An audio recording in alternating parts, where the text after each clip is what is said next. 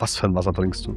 Warum ist es im Leitungswasser verboten, gewisse Stoffe, und im Flaschenwasser nicht?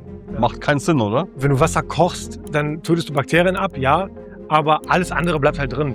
Hormone, Medikamentenrückstände, PFAS, Mikroplastik. In meiner Jugend, ja, da war ich sehr krank.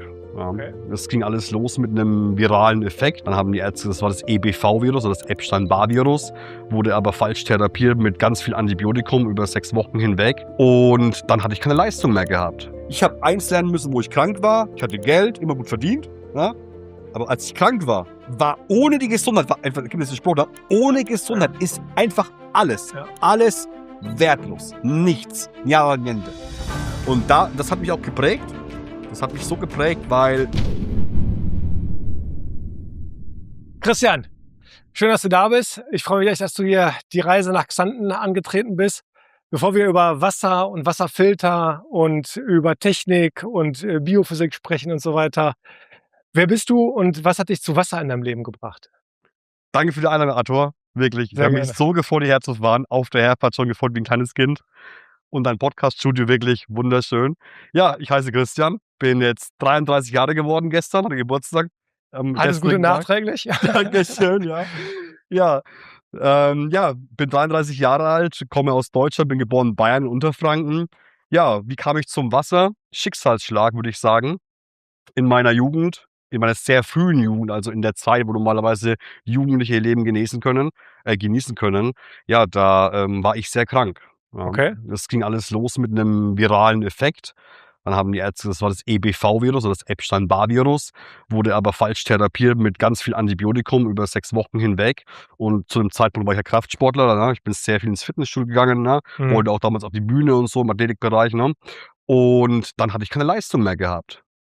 Ich habe Sport gemacht, kam nach Hause, 2 Wochen platt, Herzschlag, alles komplett erschöpft, also richtig Erschöpfung. Ja. Und ab diesem Zeitpunkt, wo ich sagte so, was ist da los? Ne? Ich habe ja vorher quasi 5-mal die Woche Sport gemacht und merkte, mein Körper kann nicht mehr. Und dann ging die Ärztereise los. Das war so schon mit 14 Jahren. Ja, mit 14 ging es los. Ah, krass. Hast du damals schon irgendwelche Supplemente genommen oder irgendwie sowas für diesen Kraftsport, wenn man schon so groß hinaus will? Oder wie sah das da aus? Ja, damals mit 14 Jahren, Whey-Protein damals noch, ne? Da wusste ich es nicht besser, ne? Ja. Jeden Tag 2, 3 Whey-Shakes, Weight Gainer, ne? Ja. Kennt man ja aus der Fitnessbranche. Heute würde ich es nicht mehr konsumieren, weil ich ein bisschen gelernt habe, dass auch das mit ausschlaggebend war für meine Krankheit. Okay. Wir gehen auch mal ein bisschen tiefer drauf ein. Aber ja, Omega-3, Zink, Vitamin D3, K2, Omega-3, diese Sachen habe ich damals schon genommen in dem Alter. Ah, damals schon? Wahnsinn, Damals schon, ja. Okay, Also mit 14 Jahren habe ich schon angefangen, mich mit Supplements zu beschäftigen. Ich war wirklich so ein bisschen, kann man ehrlich sagen, ich war damals ein Fitness-Freak. Ja. Mein Leben bestand aus Arbeiten gehen, Essen vorbereiten und dann gab es das Fitnessstudio noch. Und habe halt schnell gemerkt, dass wenn du viel trainierst, vor allem in diesem Zyklus, ja, und ich habe auch viel auf Kraftaufbau trainiert, Crossfit auch viel gemacht, ne, Kreuzheben, Kniebeugen, Bankdrücken, solche Geschichten, habe ich gemerkt, doch, also alleine Omega-3 habe ich gemerkt, ist im Fitness, im Sport ein Gamechanger gewesen. Ne? Alleine Gelenke, du fühlst dich beweglicher. Ne? Und ja, so ging die Reise los und dann durch das Epstein-Barr-Virus ging quasi die Ärztereise los. Also ich bin dann erstmal zum Hausarzt. Ne? Klar, was man so macht, ja. So, ich war 14. Ich dachte, ich gehe zum Hausarzt, der wird mir schon helfen. So, dann macht er ein großes Blutbild und dann sagt er, alles in Ordnung. So, und dann geht's Überweisung zum Internisten. Der Internist findet nichts an den Organen, ja, Herz, alle Organe gesund. Dann geht's zum Endokrinologen, zum Neurologen, dann geht's zu allen Ärzten mal durch. Ja. Und irgendwann, nach ein paar Monaten waren alle Ärzte durch, nichts gefunden. Also gar nichts? Gar nichts. Okay. Das Einzige, was gefunden wurde, mein Cortisol-Level war zu hoch. Also mein Stresslevel war extrem hoch und mein Testosteron war fast auf 0. Okay, auch ungewöhnlich. Aber habe ich nicht gemerkt als Mann, das war ganz komisch. Aber klar, ne, wenn du kein Testosteron im Körper hast als Mann, dann hast du auch keine Power. Ne? Ja. Und das war halt dann schon so ein Verzweiflungsakt, weil ich war dann zu dem Zeitpunkt noch quasi, auch Ausbildung, alles, da ging es schleichend los. Und dann war das so, dass ich halt einfach dann auch psychisch gelitten habe, ne? Weil ich wollte Sport machen. In dem Alter, ich wollte nur Sport machen. Ich wollte wieder mal Sport machen können. Ja. Das war mein Leben zu dem Zeitpunkt, als ich so jung war. Und dann ging es auf die Psyche halt, ne? Und irgendwann, es ging über Jahre hinweg, also insgesamt 5 Jahre roundabout, war ich in diesem chronischen Zeitraffer, wo ich quasi keine Leistung hatte. Mhm. Und dann war ich quasi an dem Punkt, dann wurde meine Nase operiert, ne? Ich habe immer chronische Nasenschleimhautentzündung gehabt, ne? Die ganze Nase war zu, die ganzen Nebenhöhlen bis hin zur letzten Kieferhöhle, also die, wo oben zum Gehirn ist, ne? Mhm. Und dann hatte ich da sogar Zysten in den ganzen Kieferhöhlen. Mhm. Und dann haben die irgendwann 'ne Zyste entdeckt, weil sie gesagt haben: „So, jetzt schieben wir halt den Christian mal ins MRT und scannen mal alles durch, ne? Weil wir müssen ja irgendwas finden." Ich habe Ja. darauf beruht, ne? Ich habe gesagt: „Leute, ich weiß meine Leistung vorher und ich kenne sie jetzt. Und ihr wollt mir sagen, ich habe nichts." Und ich habe gesagt: „Ich weiß, dass irgendwas nicht stimmt." Mhm. Und dann haben sie 'ne Zyste gefunden, hier oben, wo quasi schon zum Spinalkanal geht, zum Gehirn. Und dann sagen die zu mir: „Das kann keiner operieren in Deutschland." Und ich sage so: „Warum?" Und dann sagen die so: „Ja, weil's zu gefährlich ist, der Eingriff. Irgend 'nen Schweizer Arzt kann das machen für zig 10.000 € Privatleistung." Habe ich gesagt: „Du, das Geld habe ich jetzt nicht in dem jungen Alter", ne? Mhm. Und dann irgendwann war ich halt auf der Arbeit, habe ich mich immer in die Arbeit reingequengelt quasi, habe mich immer gezwungen, trotzdem arbeiten zu gehen. Und irgendwann war Schicht im Schacht, ne? Ich bin die Treppen gestiegen, ich bin fast umgefallen im Stehen, weil ich war so platt. Treppensteigen hat sich für mich angefühlt wie als Rentner. Ich habe keine Mhm. Kraft gehabt, meine ganzen Beine haben wehgetan. Also Diagnosen waren, um's mal kurz zu machen jetzt, Vorstufe Morbus Crohn, also Okay. Colitis ulcerosa, also chronische Magen-Darm-Entzündung, kurz vor Morbus Ja. Crohn. Chronische Fibromyalgie haben sie draufgeschrieben auf die Papiere bei den Ärzten, also Mhm. Gelenk, Weichteilrheuma nennt man das auch übersetzt. Dann habe ich gesagt: „Ich bin so jung, ich war vorher kerngesund, ich habe 5-mal die Woche Sport gemacht, das muss doch irgendwo herkommen." Ja. Chronische Nasennebenhöhlenentzündung, Kieferhöhle, alles voll, ne? 3-mal operiert worden hier oben, immer wieder nach 'n paar Monaten wieder entzündet, alles wieder angeschwollen. Ist ja logisch, weil der Ja. Magen-Darm-Trakt hängt mit allen Schleimhäuten zusammen. Ja, und dann, irgendwann habe ich das so als Schluss dauerkrank geschrieben. Ich kaufe mir Ernährungsbücher und lese mich in alles ein und habe dann durch Zufall, durch 'n Apotheker, eine Ärztin in Nürnberg kennengelernt, der ihr Kind Morbus Crohn hatte. Die war an der Uniklinik Erlangen und hatte quasi ihr Kind das Leben gerettet. Mhm. Ne? Die Oberchefärzte sagten zu ihr so: „Du bist doch wahnsinnig, du kannst doch nicht mit Kurkuma und so arbeiten, mit solchen alternativen Sachen." Ja. Mhm. Und dann hat die quasi gekündigt, ist raus, hat ihr Kind gehalten, hat ihre eigene Naturheilpraxis eröffnet, wirklich mit einer Vollendausstattung. Mittlerweile kommen internationale, Menschen zu ihr, um sich therapieren zu lassen. Ja, krass. Und dann hat die gesagt: „Christian, dein Darm ist kaputt." Mhm. Aber nicht nur 'n bisschen, sondern der ist Richtig komplett kaputt, ja. auf allen Ebenen. Ja. Und ich sitze so vor ihr da, ich gucke sie so an: „Ja, was mache ich jetzt?" Ja, die sagt so: „Ja, wir müssen jetzt erst mal 'n Test machen." Ich sage so: „Was für Tests? Ich habe doch alles schon gemacht." Die sagt so: „Ja, richtige Tests." Und dann sage ich so: „Hä? Ich war doch in allen Unikliniken, ich war doch überall. Ich habe doch alle Ärzte durch, alle Ja. Unikliniken." Dann sagt sie: „Ja, aber die Tests, die ich mache, die machen die normalen Ärzte nicht." Ja, krass, krass, was du da erzählst.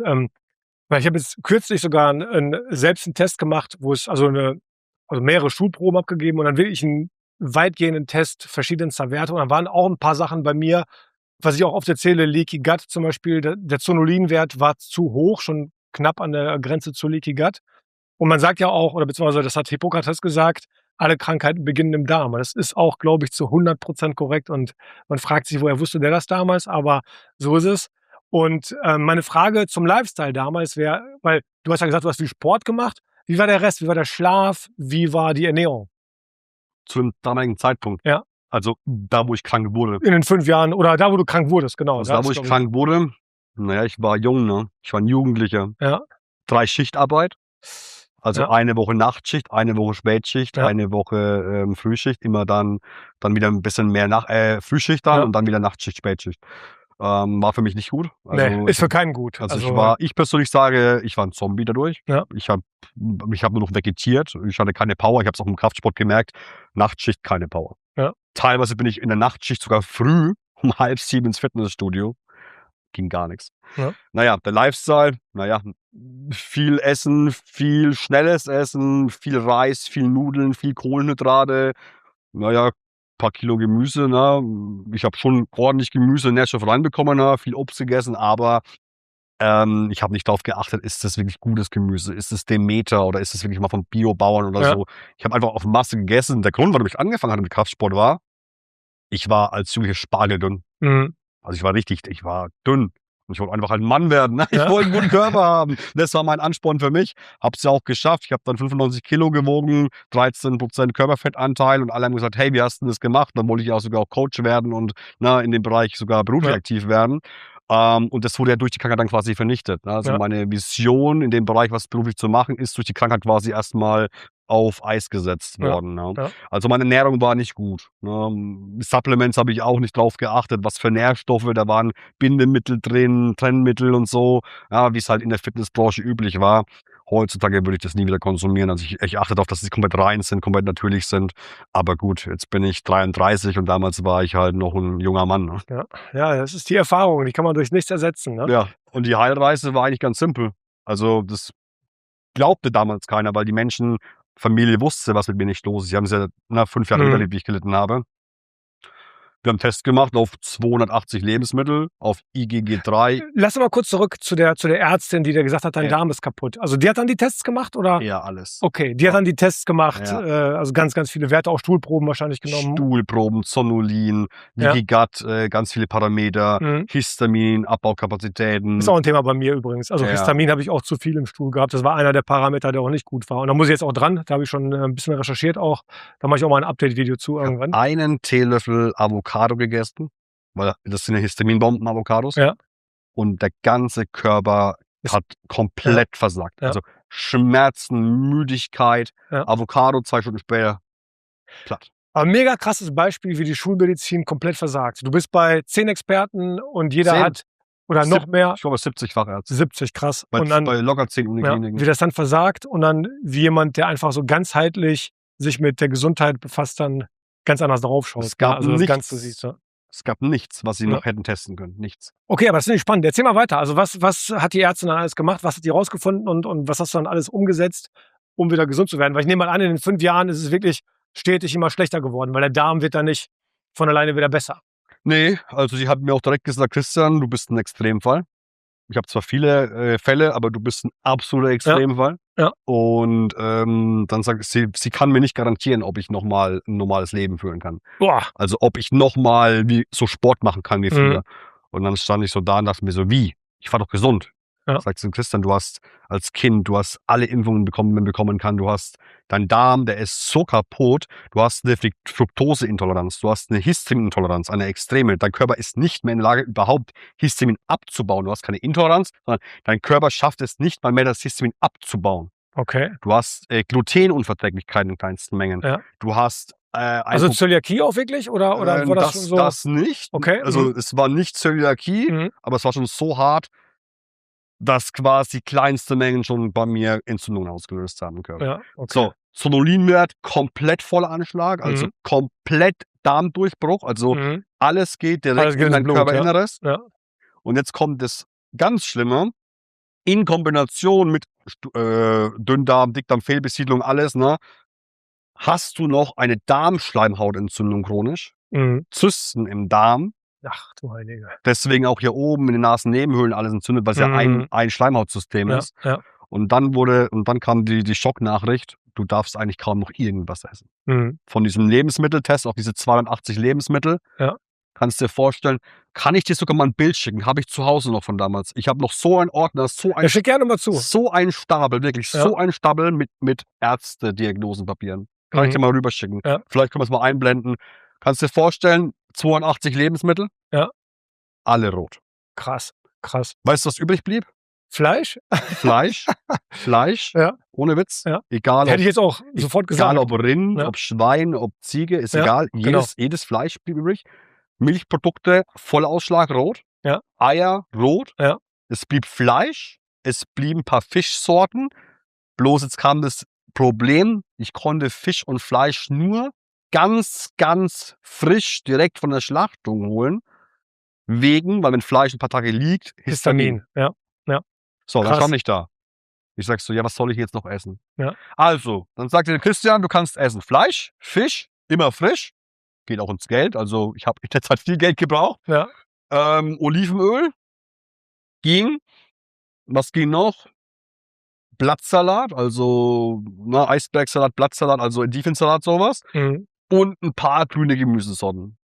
Ich konnte keine Tomaten essen, keine Paprika, keine Zitrusfrüchte. Ich habe mich ernährt, das halte ich fest, von nicht mal Reis ging, weil mein Körper hat auch auf Reis, Kohlenhydrate, also selbst Kartoffeln, Kohlenhydrate. Also Christian, das Problem ist bei dir einfach, die Kohlenhydrate, die du isst, werden wieder in Glucose und so weiter abgebaut. Ja, klar. Und die pushen wieder deine Entzündungen. Ja. Das heißt, wir müssen jetzt erstmal das Feuer, was bei dir auf Vollanschlag ist, erstmal löschen.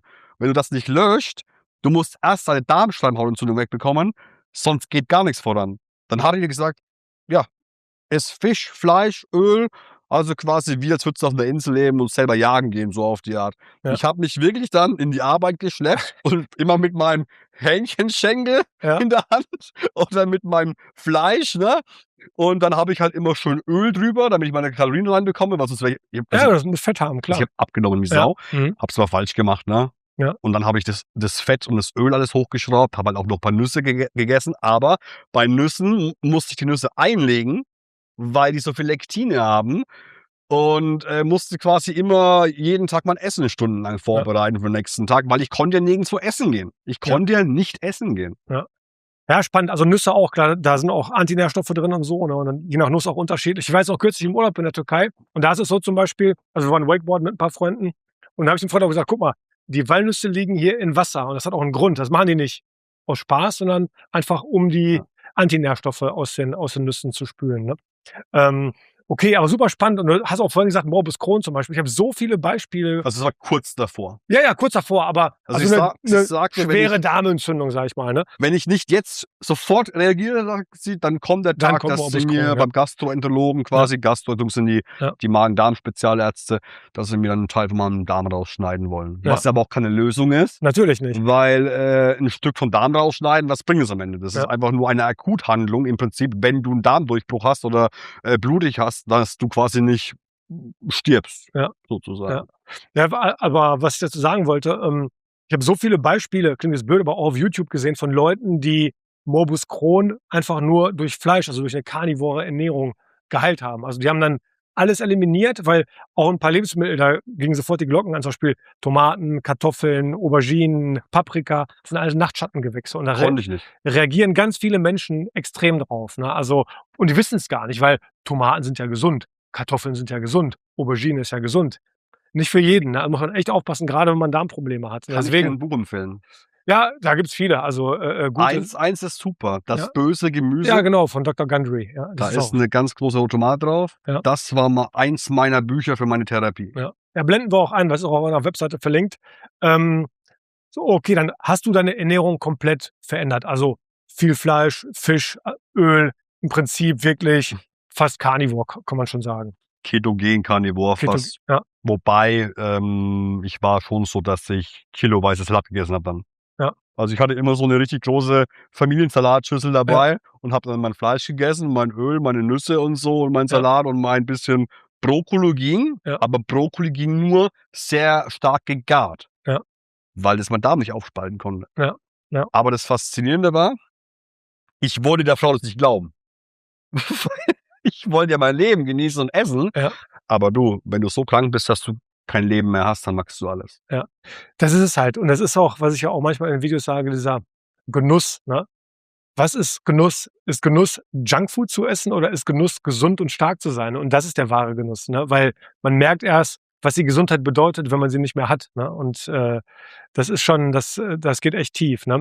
Aber weißt du, was extremst cool war? Ich war ja jahrelang krank. Jahrelang, also in so 5 Jahre. Ich stell das, also es nennt sich ja Ausschlussdiät in der Fachsprache. Ja. Und dann habe ich das probiert. Ich habe sofort gemerkt, nach 2 Wochen waren die Schmerzen weg. Dann dachte ich mir so, ich will es jetzt wissen, ne? Hab einfach mal wieder so Brötchen, einfach mal so bewusst sowas gegessen. Wieder schlecht. Und das Interessante war, das sind ja Langzeit-IgG 3-4 Antikörper, wie die heißen. Ich kann den Test schicke ich dir zu, kannst du mal mit reinpacken und meine Daten wieder rausnehmen. Blenden wir ein, Blenden wir ein. Muss ich mal im Keller suchen, in meinem Archiv. Ja, dann musst du es jetzt tun. Jetzt haben wir es gesagt. Doch, habe ich schon ausgeräumt. Also ich habe das schon gefunden letztes Mal vor ein paar Wochen. Aber das Spannende war, die Entzündungen kommen nicht sofort. Es gibt IgG 3-4 Langzeitantikörper oder IgG 5, 3, 4 oder 5, ne? Und es gibt IgE-Antikörper. Das sind die sofort allergischen Reaktionen, die man hier eine Erdnussallergie haben oder eine direkte Allergie. Du isst ein Lebensmittel, bekommst Luftnot, Atemnot und sowas, ne? Das ist IgE, aber das hat IgG 3, 4, 5 oder wie die heißen. Mhm. Dann gehe ich mit diesem Test zu meinem Facharzt, Hausarzt und dann sagt er, ich kann in den Müll schmeißen, das ist nicht schulmedizinisch wissenschaftlich anerkannt. Ja. So, dann war ich quasi verwirrt. Dachte ich mir so, die hat ja viel Geld genommen, ne? Alles Privatleistung, ein paar tausend Euro bei der Ärztin gelassen. Und jetzt sagt auf einmal mein anderer Arzt, das ist wissenschaftlicher Humbug. Jetzt bist du ein junger Mann und denkst, so wurd's jetzt abgezockt. So, dann hat die gesagt, probier's doch einfach nochmal aus, Christian. Dann habe ich nochmal so gegessen und nach 7, 8 Wochen, also wirklich 1 bis 2 Monate, habe ich wieder Sport gemacht. Mhm. Ich war zwar dünn, habe abgenommen durch die Ernährung erstmal viel. Ja. Dann gehe ich hin in den Sport, denke mir so 3, 4 Jahre keinen Sport gemacht, darfst ja gar keine Kraft haben. Klar, hast du erstmal nicht so die Kraft, wie wenn du davor jahrelang Sport gemacht hast. Ja. Und dann gehst du da in den Sport rein und ich mache Kreuzheben. Und ich denke mir so, was ist denn mit meinen Muskeln los? Die sind zwar flacher, ne? Die sind jetzt nicht so rund und so aufgebläht, ne? Durch den Glykogenspeicher, ne? Weil keine Carbs, keine Kohlenhydrate. Ja. Aber die haben Power. Ja. Ich habe innerhalb von 2, 3 Monaten meine Kraft komplett zurückgehabt, aber ich war voll ripped. Also kein Körperfett. Ja. Ja, jetzt habe ich ein bisschen mehr aktuell, ne? Das ist halt normal, ne? Ja. Aber meine Adern, da kommt jede Ader raus. Das war so krass und Kraft gehabt, ohne Kohlenhydrate. Ja. Also ich kann sagen, dieses ganze Kohlenhydrat-Thema ist zumindest für meinen Körper beim Sport, bräuchte ich nicht unbedingt welche. Ja. Also 30, 40 Gramm am Tag reicht mir. Ja. Da gibt's auch ein Video zu, können wir auch einblenden auf jeden Fall. Jetzt müssen wir den Bogen mal spannen. Die Initialfrage war ja, wie du zu Wasser auch gekommen bist, ne? Dann hat diese Ernährung dann quasi deinen Darm wieder gesunden lassen, aber wahrscheinlich gab's dann noch mehr Schritte. Ja. Wie hast du den Bogen zum Thema Wasser? Also es war so, ich war zwar wieder relativ gesund, konnte wieder Sport machen, alles, aber ich hatte immer noch andere Probleme körperlich. Also ich war ein Dauer-Physiotherapeut-Patient, habe gemerkt, die Physiotherapeuten bringen mir nicht die Welt. Ja, gehst du hin, 20 Minuten, verschreibt dir der Arzt. Ne? Ja. Ganz kurz, dann 5 Jahre waren das ja, ne? Insgesamt die Periode waren 5 Jahre. 5 Jahre. Bis ich wirklich so richtig mein Leben zurückgewonnen. Bist du wieder komplett. Wo ich sagte, jetzt bin ich wieder back wieder komplett da warst. Und du hast mit der Ernährung, wann hast du das in den 5 Jahren? War das nach 3 Jahren oder 2,5 Jahren? Also es war ein schleichender Prozess. Die ersten 2, 2,5, 3 Jahre bin ich halt nur von Arzt zu Erstmal Arzt. die Ärzte, ja. Wusste nicht, was ist los. Ja. Dann kam die Ernährung, so im 3. Jahr, das war das 3., 4. Jahr, war dann die Ernährung. Und dann, so im 4., 5. Jahr, dann kam das Wasser durch Zufall. Und zwar zum Physiotherapeuten immer gegangen, dann habe ich gemerkt, bringt nichts, dann zum Osteopathen, dann zum TCM-Mediziner, also zum traditionelle chinesische Medizin, dann so Chiropraktiker, die dich einrenken von oben bis unten, bis hin zu Schöpftherapien und so weiter. Ja, das hat was gebracht und 3 Wochen später alles wieder verspannt. Also meine Bindegewebestrukturen, also meine muskulären Strukturen, Bindegewebe, wie heißt das nochmal genau? Bindegewebe, Muskelgewebe, Faszien, ja. Genau, Faszien. Das war so verhärtet, selbst die normalen Masseure sagten, wir wissen nicht, warum das bei dir so ist. Ich wusste es auch nicht. Okay. So, und dann hatte ich immer Schmerzen hier von der Halswirbelsäule links runter bis in die Schulter, dass immer die Schulter sich entzündet hat mit so einem Knoten, wo ich wieder keinen Sport machen konnte, weil es dann Schmerzen des Todes und auch hier, diese Szene, wo hier am Trizeps hochläuft.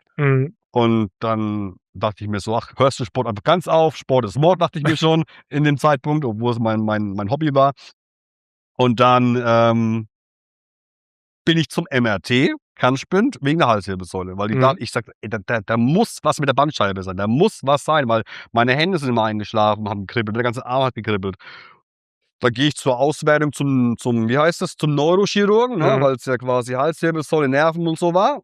Und dann sagt er zu mir so, ist alles super duper, Christian. Ist wie am ersten Tag, wie neu. Und dann sage ich so, ja, woher kommen denn die Probleme dann? Und dann fragt er mich, wie ich mich ernähre. Dann zähle ich das so auf und sagt er, Beste. Aber sag niemandem, dass ich jetzt gesagt habe, wie du dich ernährst, dass es top ist. Ja. Und dann stellt er mir wirklich die Frage, das war so, glaube ich, so 17,5 Jahre alt, so, so irgendwann kurz vor 18.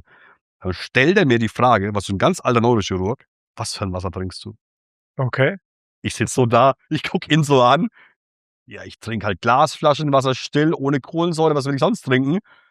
Und dann fragt er, welche Marke? Und ich sag so, Gerolsteiner. Und ich habe Gerolsteiner getrunken, weil das ist ja beworben mit sehr viel Kalzium, sehr viel Magnesium. Ja. Und ich sag so, ich brauche doch Kalzium, Magnesium. Sagt er zu mir so, ja, kriegst du aber nicht aus dem Wasser. Ja. Und ich denke mir so, also ich dachte zu dem Zeitpunkt, Wasser ist Wasser. Ich wusste, Kohlensäure ist schlecht. Ich wusste, still ist gut. Ich wusste, Glasflaschen ist wichtig. Mhm. Aber dass es dann zwischen Wasser und hunderten Wassermarken irgendwie Unterschiede gibt, war für mich unvorstellbar in dem Zeitpunkt. Ne? Ja. Und dann sagt Warum er, ist Kohlensäure schlecht? Ganz kurz. naja, also es macht dich jetzt vielleicht nicht unbedingt krank, aber es ist halt eine Kohlensäure. Ja, es konserviert ja auch Wasser, es macht Wasser haltbar. Kohlensäure, wie das Wort sagt, ist eine Säure mehr oder weniger. Ja. Man trinkt es stößt auf, man spürt es ja, man trinkt, man muss rülpsen, es kommt Ja. wieder hoch. Ja. Es ist, ob es jetzt direkt den Körper übersäuert, will ich jetzt mal wissenschaftlich jetzt nicht in den Raum stellen, aber es ist auf jeden Fall besser, das zu nehmen, was die Natur uns gibt. Die Natur gibt dir halt kein Kohlensäurewasser, sondern stilles Wasser. Ne? Ja. Ja. Na, letztendlich, wenn ich im Sommer irgendwo im Urlaub bin, 40 Grad und schwitze, trinke ich auch mal gerne ein Wasser mit Kohlensäure als Erfrischung. Ja, aber das tägliche Wasser sollte halt ein Trinkwasser sein ohne Kohlensäure. Ja, mal zwischendurch ein Glas Kohlensäure bringt niemanden um. Ja. Ja, und dann sagt er so, ja, ich habe jetzt keine Zeit mehr, na, kurz angebunden, na, Kassenarzt und sagt bloß niemanden hier in der Praxis, was ich hier erzählt habe. Und dann ich sag so, ja, hau mal raus jetzt mit der Sprache, was soll ich kaufen? Und dann sagt er mir so, Plose, Lauretaner, Black Forest. Und dann denke ich mir so, hä, was ist das für ein Wasser? Habe ich noch nie gehört vorher. Ja. Dann sagt er so, ja, geh am Rewe, Teegut, Getränkemarkt, schau dich um, google mal und trink das. Ja. So. Ich, gleich 2 Kästen mitgenommen, Plose, Lauretaner, war nicht billig, war damals schon bei 1,20 € der Liter oder 1,10 €, aber damals schon sehr teuer. Heute bei 1,50 €, 1,60 €. So, ich trinke das Wasser und denke mir so, 1 Liter? Ich habe das einfach rein. Das lief einfach runter. Ja, krass. Also es war einfach weg. 1 Liter einfach, wupp, weg. Also, das war auch meine Recherche eigentlich. Also immer wieder ist man über die 3 Wasser gestolpert. Also Black Forest, Plose und Dann Lauretana. gibt es Immer noch wieder. Lachoya. Ja. Lachoya ist gut. Hornberger Lebensquelle, Pineo ist auch noch gut. Und was hat das dann mit dir gemacht? Also das Wasser, also dann hast du wahrscheinlich Lauretana weiter getrunken oder was hat es dann mit deinem Körper gemacht? Das ist schon fast so ein bisschen Trauma da, wenn man das so zurückdenkt. Ich habe das getrunken, auf einmal wurde es mir schlecht. Okay. Schweißausbrüche bekommen. Magen-Darm-Probleme, wieder Durchfall fast schon. Überall so Rieselchen auf der Haut, vor allem im Gesichtsbereich, so Unreinheiten. Und dann habe ich mich schon gefühlt, ich trinke das Wasser und ich fühle mich, als hätte ich so einen grippalen Effekt. So Gliederschmerzen, Krass. schwach, komisch. Ich rufe direkt am nächsten Tag den Arzt an. Dann sagt er so, ja Christian, du musst halt Bindemittel nehmen. Wie Bindemittel? Der hat Spanisch gesprochen mit mir. Ja. Ich sag so, was? Du bist vergiftet, hat er gesagt. Du bist durchgeimpft, du bist vergiftet, du hast dein ganzes Leben lang als Kind, Jugendlicher wahrscheinlich auch Softdrinks getrunken, auch Fast Food in deinem jungen Alter und so weiter. Du musst dich entgiften. Und jetzt ist das reine Wasser in deinem Körper drin. Reines Wasser ist das beste Lösemittel und alles löst sich. So, und du bist halt ein bisschen mehr vergiftet wie ein normaler Mensch. Das heißt, dein Körper kommt gar nicht hinterher, die auszuscheiden. Das heißt, du bekommst eine Rücktoxifikation, deswegen hyperventilierter Körper sozusagen. Ja. Dann hat er mir Zeolit empfohlen und Chlorella und solche Sachen. Und hat gesagt, nimm das hochdosiert von früh bis abends immer wieder alle paar Stunden ein und trink das Wasser. Und wenn es nicht hilft, dann fang langsam an und steigere dich langsam vom Konsum vom Wasser. Okay. Ja. Wie ging es dann weiter? Ich meine, dann hast du mit dem Wasser angefangen, dann mit der Supplementierung auch. Und wie lange hat es gedauert, bis du entgiftet warst und dich dann wieder normal gefühlt hast danach? Und jetzt kommt der Game Changer, warum ich auch Wasser mache beruflich. Genau. Nach 2-3 Monaten, 2,5 Monaten, ich war unterwegs, vertrieblich halt, hatte mega Hunger. Es war mega spät nachts, kein normales Restaurant, nichts offen. Und ich dachte mir so, was ist denn jetzt, Und dann gehe ich zur Autobahnraststätte und hau mir halt einfach so ein fettes Baguette rein. Und wusste so, boah, Kacke, mir wird's nicht gut gehen in ein paar Tagen wieder, weil ich noch so in meinem Kopf war, weil ich noch auf dem Keto war und so, So ein richtiges Baguette mit Käse, Salami, also absolut nicht gesund. Ja. Und dann denke ich mir so, ein paar Tage später, mir geht's gut. Ich spüre gar nichts. Keine Reaktion, keine Müdigkeit, keine Schlappheit, nichts. Okay. Dann dachte ich mir so, wieso kann ich das jetzt einmal wieder essen? Ich konnte es nicht verstehen. Also ich war komplett perplex, Und dann dachte ich mir so, okay, dann probierst du mal was anderes. Dann habe ich mir eine Avocado gekauft. ich wusste ja, Avocado war für mich Histamin. das Schlimmste überhaupt, Avocado, ne? Ganz Avocado gegessen, keine Probleme. Ich dachte mir so, kann ich wieder meine Sachen essen? Kann ich wieder Fructose, Histamin, alles wieder essen? Dann habe ich gesagt, so, jetzt machen wir den Crashtest. Ich gönne mir jetzt nach jahrelanger Pause mal eine richtig fette Pizza. Ne? Teig, Gluten, Käse, Fleisch, Salami, alles gemischt. Also alles, was man falsch machen kann, auf einem Teller. Ja. Gegessen. 2, 3, 4, 5 Tage später, nichts. Arthur, ich stand da. Ich bin zu meiner Mutter, hab gesagt, Mama, ich kann wieder alles essen. Ich verstehe die Welt nicht mehr. Ja. Ich habe das noch gar nicht auf das Wasser zurückgeführt in dem Punkt. Dann rufe ich meine Heilpraktikerin an, erzähle diese ganze Story. Sagt sie, Christian, war das die den Darm quasi saniert hat mit der Ernährung und so? Okay. Die ist Heilpraktikerin, die ist Gastroenterologin, die hat alles mögliche an Ausbildung. Okay. Und ich sage so, Christian, es ist wie ein Wunder eigentlich, dass du jetzt wieder alles essen kannst. Ja. Darf man den Namen nennen? Weil vielleicht für die Zuschauer interessant. Doch, klar, doch. Die heißt Frau Dr. Susanne Schnitzer. Ich weiß jetzt nicht, ob sie heute noch dort ist, aber es war da Ecke Erlangen-Nürnberg, die Ecke, ne? Erlangen, ja. Können wir dann auch einblenden, falls sie noch aktiv ist, können wir mal googeln zeigen wir dann, ja. Sie auch mal anrufen, vielleicht freut sie sich sogar, dass ihr Katastrophenpatient, der schon aufgegeben war, jetzt wieder quicklebendig ist. Ja, und dann, Arthur, ich hatte meine Energie zurück. Ich hatte so einen Energieschub. Ich habe mich gefühlt wieder wie als Kind, wo du wirklich Bäume ausreißen kannst, den ganzen Tag draußen auf dem Spielplatz bist. Du bist ja 33 aber. Ja, aber wenn du so lange krank warst und 5 Jahre kein Leben mehr hattest, du hast wieder deine Power zurück. Und dann hat die gesagt, Christian, du musst, weil die war ja auch keine Wasserexpertin. Und dann habe ich mir das erste Buch über Wasser gekauft. Okay. Und ich lese dieses Buch. Das heißt, was für ein Buch war das? Wasser und Salz, Urquelle des Lebens. Ja. Ist das von Peter Ferreira? Dr. Oder? Nee. Peter Ferreira in Kombination mit der Frau Dr. Barbara Henn, glaube ich, ist das, ne? Blenden wir auch mal ein. Ja, genau. Und ich lese dieses Buch.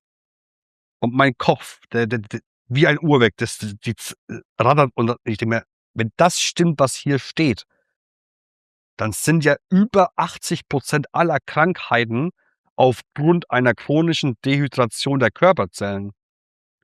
Ich konnte es nicht glauben, weil ich war ein Kopfmensch früher noch. Also ich war immer so ein Kopfmensch. Ja. Dann kaufe ich mir das nächste Buch, Dr. Gerald Pollack. Das nächste Buch, ja, du bist nicht krank, du bist durstig, von Dr. Med Batman-Delic. Das nächste Buch. Irgendwann habe ich 15 Wasserbücher gehabt. Ja. Und dann habe ich mir gedacht, das kann ja nicht sein, dass unterschiedliche Wissenschaftler, Ärzte, Doktoren, Biophysiker alle im Prinzip den gleichen Grundkonsens haben. Ja. Klar, der hat ein bisschen die Ansichten, aber am Ende der Grundtenor ist der gleiche gewesen. Und ich habe dann direkt auch angefangen, in meinem bekannten Freundeskreis, Familienkreis auch zu sagen, switcht euer Wasser. Und dann kamen da auch auf einmal wie Art, man darf jetzt nicht Heilung sagen, ne? Aber es sind faszinierende Dinge passiert, die man sich nicht erklären kann. Ja, gut, dass du das sagst. Wir wollen jetzt hier nicht sagen, Wasser heilt alles oder sonst irgendwas. Nee. Wir machen hier keine Heilversprechen oder sonst irgendwas. Wir erzählen dir deine Story und die ist halt super interessant. Ne? Einfach meine Geschichte. Und mache ja jetzt auch seit 15 Jahren das beruflich quasi in der Branche. Warte, nicht so schnell. Also du hast das Wasser dann getrunken, über welchen Zeitraum und wie schnell hast du gemerkt, dass es dir wieder gut geht, dass du wieder Pizza essen kannst? Es waren wirklich 2,5 bis 3 Monate und ich angefangen, Gutes zu trinken und dann 2,5, 3 Monate und ab diesem Zeitpunkt bin ich bis heute so, dass ich wirklich auch manche nennen es Clean Eating, auch mal nicht so clean essen kann. Hast du ein bisschen zugenommen auch, ne? Ja, ein bisschen, ja. Aber der Sport, Arthur, lass mal Sport machen. Ja. Nee, alles cool. Okay, jetzt zum Wasser. Dann hast du das ja zu deiner Passion, also ich habe jetzt fast gesagt Beruf, oder ist ja deine Berufung? Also zu dem Zeitpunkt, wo ich dann gesund wurde, war ich ja noch als Elektrotechniker in der Großindustrie. Ja, ich war quasi Maschinentechniker, Maschinenreparatur, Wartung, Programmierung, Fehleranalyse, sowas. Wie alt warst du dann da? Wo ich gesund wurde? Ja, wo du gesund wurdest und noch da als so 18 rum, 18 rum. Okay. 18,5, 18 so, ja. Also hast du eine Ausbildung in dem Bereich gemacht quasi? Na, ich war immer so ein junger Bursche, das heißt, ich war immer der Jüngste, weil ich im Schuljahr quasi immer kurz vorm Wechseljahr war. Okay. Das heißt, ich war schon mit also Ende Ausbildung fertig schon, da war ich halt 18. Okay. So, ich war immer der Jüngste, egal ob in der Schule, in der Grundschule, in der Realschule, in der Ausbildung, ich war immer der Jüngste. Ja, und dann, wurde ich da wieder gesund, ne? Und dann stand ich so irgendwann, der Job hat mir Spaß gemacht. Also, ich habe das gerne gemacht, ich habe da auch gut verdient. Ich habe nie den Gedanken gehabt, irgendwie was anderes machen zu wollen damals, ne? Aber ich stand dann irgendwann vor so, das war so großen Drehbohrfräszentren, ne? Ich war im Fluglagerbereich, also wir haben Fluglagerungen für die Triebwerke von Flugzeugen hergestellt, also Airbus und so sind so unsere Hauptabnehmer, also eigentlich Rolls-Royce, die dann quasi die Triebwerke auch bauen und so weiter. Und dann stand ich so vor dieser Maschine und gucke so in diesen Schaltschrank rein, ne? Und dann, weiß ich nicht, ich stehe so da, frage mich: „Was machst du hier eigentlich? Wieso reparierst du Maschinen? Du könntest doch eigentlich jetzt helfen, also wortwörtlich Menschen zu reparieren, anstatt Maschinen." Ich habe einfach aus dem Nichts in dem Job, den ich eigentlich gerne gemacht habe, keine Sinnhaftigkeit mehr gesehen. Ja. Ja, und dann ging's auch ziemlich flott. Da habe ich als Quereinsteiger halt, im Bereich Wasserfiltration was gemacht und irgendwann dann halt direkt gesagt so: „Ne, ich muss hier raus. Ich muss meine komplette Lebenszeit diesem Thema widmen, weil sonst kann ich da nicht aufblühen." Ja. Und jetzt zeigt man den Schnelldurchlauf, beziehungsweise ziemlich interessant, weil ich bin ja auch Informatiker, also Techniker, habe 'n Leben lang mit Servern und Netzwerken gearbeitet und so und, habe immer gesagt, ich will nicht mit Menschen arbeiten. Also, das war immer Wollte ich nie. Genau. Ich habe mich gewehrt. Ich wollte nie mit Menschen arbeiten früher. Ja. Ich wollte immer so was Technisches machen, wo ich meinen Tunnel habe, so, ne, meine Sachen so, ne? Komisch, krass. Also, und dann irgendwann das, was ich jetzt mache, quasi über YouTube so viele Menschen erreichen, dann so viele Menschen geben mir auch Feedback, dass sie durch die Ernährungsumstellung 30, 40, 50 Kilo abgenommen haben, auf einmal wieder fitter sind und den Rollator losgeworden sind oder was auch immer. Das gibt mir so viel Freude, ne? Also, viel mehr als jeder Server. Das hat mir auch viel Freude gemacht, nicht falsch verstehen, aber jetzt, das ist wirklich so wie 'ne Berufung auch, ne? Also, das war so meine ganze Laufbahn war wie 'ne Ausbildung, zu dem, was ich jetzt mache. So habe ich das Gefühl, ne? Aber jetzt Also, noch vielleicht fühle ich genauso. Also, wenn du's so sagst, ist es genau das, was mein Herz mir auch sagt. Es ist wirklich, das ist so ein Gefühl von, du dienst den Menschen, du stehst im Dienst für den Menschen, du hilfst den Menschen, du schaffst Menschen eine bessere Lebensqualität und das ist diese Dankbarkeit, die du dann quasi von dem Mensch zurückbekommst, das kannst du nicht mit Geld bezahlen oder was auch immer, ne? Also, kannst du nicht aufwiegen, weil da kannst du mir 'n paar Millionen geben, wäre mir egal. Das ist viel mehr wert, so was. Und ich glaube auch mittlerweile wirklich, dass jeder 'ne Berufung hat, nur die meisten haben sie leider nicht gefunden oder identifiziert, ne? Aber weil man die Menschen in das System reinprogrammiert, in dem wir leben, ne? Und man sich eigentlich gar nicht entfalten kann, ne? Die Kinder sollen schön Bankkaufmann oder Kauffrau werden und dann, irgendwie bis 67 arbeiten, ne? Ich wollte ja auch studieren und machen und dies und das und vielleicht irgendwie was mit Immobilien und bla bla bla, ne? Ja. Aber Berufung, das ist 'n gutes Wort. Ich habe immer gesagt Berufung, ich sage mittlerweile Aufgabe. Das Wort Aufgabe kommt von Gabe und viele Menschen erkennen gar nicht, welche Gaben sie haben, wo sie eigentlich hin sollen, was sie tun sollen. Ja, absolut. Das ist, 'n Riesenthema. Aber jetzt vielleicht noch, weil wir noch immer in der Vorstellung sind, Schnelldurchlauf zu deinem Wasserwerdegang, ne? Dann auch vielleicht mit der provokativen Frage: Der Typ erzählt mir doch jetzt hier von seiner Krankheit und wie der gesund geworden ist, der will mir doch nur 'n Wasserfilter verkaufen. So, erzähl mal, wie du dann über das Wasserthema zu dem Thema Wasserfilter gekommen bist und wie deine Laufbahn dann war. Bis zu dem, weil du hast ja jetzt selbst 'n System entwickelt und auf den Markt gebracht und, die Laufbahn quasi Dann bis machen wir heute. die Story mal short. Ja, genau, short. Machen wir die Story mal short. Ist eigentlich ganz simpel. Ich habe mir dieses Laurentana, Plose, Black Forest, all diese Marken, durchprobiert und alle gerne getrunken. Also, ich habe alle gemocht, ne? Haben auch alle fast den gleichen Effekt. Frisch nach der Lehre und so, ne, verdienst jetzt auch nicht so viel Geld. Und ich bin halt 'n Mensch mit Sport, mit allem, 4 Liter Wasser am Tag, ne? Also Minimum 3. Mit 'n bisschen Supplement so einnehmen, ne, Pulver einnehmen, ne, warst du schnell bei 3, 4 Liter so. Dann bist du am Tag bei 5 €. Dann bist du im Monat bei 150 €. Und irgendwann war bei mir so 'n Ekelfaktor: Jetzt trinkst du Gutes, dein Kaffee, Tee, alles magst du auch mit gutem Wasser, aber jetzt wäschst du dein Gemüse und dein Nudelwasser kochst du auch mit schlechtem Wasser. Ja. Und alleine schon, ich bin ja so ein Mensch, ich denke gerne in Finanzen und wie kann ich mein Geld investieren und aus dem Geld mehr Geld machen, um das Geld für mich arbeiten zu lassen und nicht mehr Geld, zu verbrennen. Und dann auch dieses Wasserkisten schleppen und dieses Leergut zurückbringen. Ja. Ey, ich war jedes Mal so, da muss es doch jetzt mal 'ne Lösung geben. Dann bin ich ins Internet und habe angefangen zu googeln. Wasserfilter, Wasseraufbereitung, Osmose, Aktivkohle, ne? Warst du völlig verwirrt. Also, da denkst du dir so: „Was sollst du eigentlich kaufen? Da blickt doch kein normaler Mensch durch." Ja.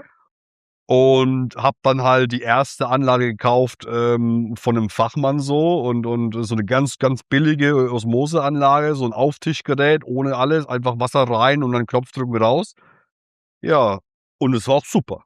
Also, ich war happy damit. Mhm. Das war ähnlich wie Laurentana, hat schon 'n bisschen nach Filterwasser geschmeckt und so 'n bisschen nicht frisch, nicht lebendig. Mhm. Ja, und dann war ich erst mal happy, ne? 500 € bezahlt damals und war glücklich. Irgendwann nach 'nem halben, dreiviertel Jahr bekomme ich Darmprobleme. Ich dachte mir: „Was ist 'n jetzt los, ne?" Ja. Mit Laurentana Plus hatte ich das ja nicht, ne? Ich war Mhm. wieder kein gesund. Jetzt auf einmal ging's los. Kennst du das, wenn der Stuhlgang so etwas breiiger ist und einfach du voll viel Klopapier brauchst und du einfach das Gefühl hast, dein Darm funktioniert wieder nicht mehr? Ja. Und ich dachte mir so: „Was ist denn jetzt los? Hast du's jetzt wieder übertrieben mit nicht so clean ernähren, Ja. ne?" Weil dann Zu viel Pizza gegessen. ne, das nicht, aber, schon halt alles halt wieder gegessen, ne? Avocado und Tomaten, Ja, Paprika, ja, ne? klar. Mhm. Zucchini, ne, Abocchini, wie du gesagt hast, habe ich alles gegessen. Und, dann sagt 'n Kollege zu mir: „Ey, vielleicht liegt's ja an deinem Filter, an deinem Wasserfilter." Und ich gucke ihn so an: „Wieso was soll da dran liegen? Der filtert doch mein Wasser." Mhm. Und dann sagt er so: „Ja, was weiß denn ich?" Und ich sage so: „Ich weiß es ja auch nicht. Ich war ja zu dem Zeitpunkt noch kein Fachmann und kein Experte für das." Ja. Habe dann einfach random einfach mir im Internet so 'n Online-Labor rausgesucht, ne, für, was weiß ich, 200 € Wasseranalyse, so die Basics, Schwermetalle und 'n paar so Legionellen, E. coli und, ne, Mikrobiologie. Bekomme das Ergebnis zurück und dann steht da mega fett rot: „Nicht zum Verzehr geeignet." Komplett verkeimt. Das Ding war komplett verkeimt. Oh, krass. Also, ich habe quasi wie Tanksystem auch wahrscheinlich, ne? ha? Also 'n Tank System mit Tank dann, ja. Tanksystem, kein Mhm. Festanschluss mit Innenspeichertank. Mhm. Und, dann sagten die so, ich rufe da das Labor an und sage so: „Ja, was kann ich tun?" Ja, so: „Ja, ist sehr schwer, das jetzt zu desinfizieren, weil das komplett rauszubekommen, Biofilme und so weiter. Viel Spaß dabei", ne? Ich, wie ich bin, ne, komme ja vom Dorf, ne, bin ja so 'n bisschen so 'n Bäuerlein, schmeiß das Ding einfach weg. So, dann gehe ich ins Internet, direkt gegoogelt, Osmose, Filteranlagen, Mikrobiologie, Verkeimung, worauf achten und habe dann alles durchgescannt und habe mir dann ein Direktflusssystem geholt ohne Tank, was quasi ohne Tank das im Durchflussverfahren direkt durchpumpt. Mhm. So. Und dadurch, dass das erste System quasi mir geschädigt hat und ich ja eh so 'n bisschen technisch versiert bin und ich auch so 'n bisschen perfektionistisch bin, war ich eigentlich erst mal in dem Modus, ich wollte für mich ein perfektes System finden, damit ich für mich kein Laurentana kaufen muss, dass ich Mhm. ein perfektes Wasser habe, weil ich nicht wieder krank werden wollte. Mhm. So ging's los. Okay. Und wie hast du das dann zu deinem Beruf gemacht? Weil den Bogen haben wir auch noch nicht gespannt. Also, du hast ja gesagt, du warst Elektrotechniker und hast dann irgendwann verstanden, dass du Menschen helfen möchtest. Ja. Also, wie hast du das dann zum Beruf gemacht? Na, mehr oder weniger habe ich schon neben meinem Job dann schon nebenberuflich auch Gesundheitsberatungen gemacht und so weiter, weil ich Mhm. wirklich schon in dem Modus war, ich will Menschen helfen. Also, kannst dir vorstellen, ich bin wie so 'n bunter Bogen durch die Welt gerannt und wollte jeden belehren über Ernährung und Gesundheit Ja, so wie und ich. ne, von, Bluthochdruck bis hin zu Morbus Crohn, Colitis ulcerosa, MS, also Multiple Sklerose, Entzündungskrankheiten, Rheuma, Diabetes. Ich wusste, dass das alles innerhalb von kurzer Zeit, wenn man auf Körper, Geist und Seele-Ebene arbeitet, mit Ernährung, mit allem drum und dran, mit Entgiftung, mit Supplementierung und so weiter, dass fast jeder Mensch zumindest, ich möchte nicht sagen, sich heilen kann, aber zumindest wieder ein normales Leben führen kann. Weil manche Krankheiten sind halt nun mal wirklich Klar. teilweise im Endstadium, Ja. die kann man aber so besänftigen, dass du auch wieder eine Lebensqualität bekommst. Ja. Und das ist machbar. Ja. Das ist definitiv machbar. Und dann bin ich durch dieses Desaster mit der ersten Wasserfilteranlage quasi dann doch in dieses Wasserfilterding reingerutscht und habe dann gemerkt so: „Boah, im Internet wird ja so viel angeboten, aber da ist ja so viel Humbug, was du mit bestem Gewissen gar nicht eigentlich nutzen darfst." Was ja nicht mal von der Verbraucherschutzzentrale abgesegelt werden würde, aber trotzdem Handel ist, weil es da anscheinend wenig Regulierung gibt. Ne? Okay. Und dann bin ich quasi von der Gesundheitsberatung komplett weg, habe meinen Hauptjob gekündigt und habe mich komplett dem Vertrieb gewidmet für Wasserfilteranlagen. Ja. Da bin ich voll rein. Okay. Davor muss man noch sagen, habe ich als Quereinsteiger noch so ein bisschen Vertrieb ausprobiert, ne? Immobilien, Versicherungen und alles Mögliche und habe gemerkt, nee, Wasserfilter, das ist es. Wasserfilteranlagen, das ist es. Und dann habe ich für die erste Firma als Handelsvertreter quasi damals dann gestartet. Ja. Wann war das und wie lange hast du als Vertriebler von Wasserfiltern gearbeitet? Also es ging los schon mit nebenberuflich, neben dem Hauptjob quasi, ne? Also also einfach freiberuflich auf Provisionsbasis war das quasi, ne? Kann man ehrlich sagen. So mit 18,5, 19 ging's los. Okay. Wo ich dann den Vertrieb quasi nebenberuflich gestartet habe und davor halt schon dann mich damit beschäftigt habe. Also insgesamt beschäftige ich seit dem 18. Lebensjahr mit dem Thema und so mit Anfang 19 Anfang 19, ging's los nebenberuflich und dann 1, 2 Jahre später dann komplett Vollzeit. Ja, cool. Also so 13, 14, 15 Jahre kann man sagen. Aber immer auf selbstständiger Basis dann. Ja. Okay, spannend. Gut, zum Thema Wasserfilter kommen wir noch. Jetzt gehen wir gleich zum Thema Leitungswasser. Man sagt ja, das ist am strengsten kontrollierte Lebensmittel in Deutschland. Wie siehst du das? Ich habe auch in meinem alten Wasservideo, das neue Video wird, wenn der Podcast oder wenn das Interview online kommt, wird das Wasservideo auch schon online sein. In meinem ersten Wasservideo habe ich gesagt, dass das unbedenklich ist eigentlich und da dachte ich auch noch so. Hast du gesagt? Ja. Und da fing es ja an, als ich das Video gemacht habe, habe ich so viele Reaktionen bekommen. Wie kannst du denn sagen, dass Leitungswasser okay ist? Und viel Feedback. Ich habe ja mich mit dir getroffen, auch mit anderen Herstellern, mit anderen Vertrieblern, mit anderen Fachleuten beim Thema Wasser. Und da hat mir auch jemand einfach einen SWR3-Beitrag, den können wir auch mir einblenden, zugespielt. Der ist auf YouTube auch. Den kann man sich ansehen. Das ist einfach ein Interview mit einem Fachmann vom Klärwerk und der erklärt, welche Probleme die haben und so weiter. Aber lange Rede, kurzer Sinn. Wie siehst du Leitungswasser? Also dieser Spruch, das Leitungswasser in Deutschland ist das bestkontrollierte Lebensmittel.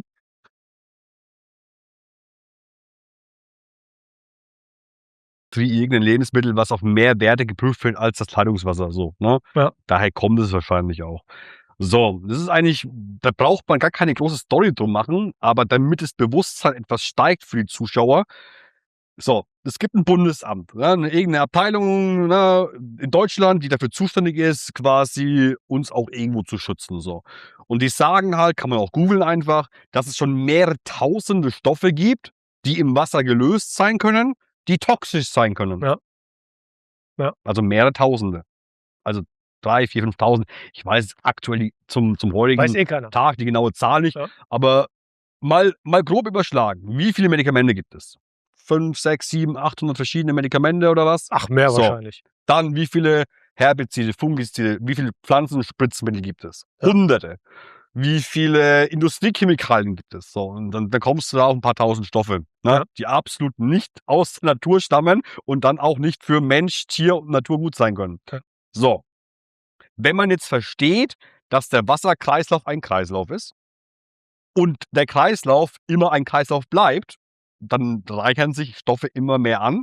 Ja? So, jetzt kommt der Knackpunkt. Jetzt gehen wir mal von 5.000 Stoffen aus.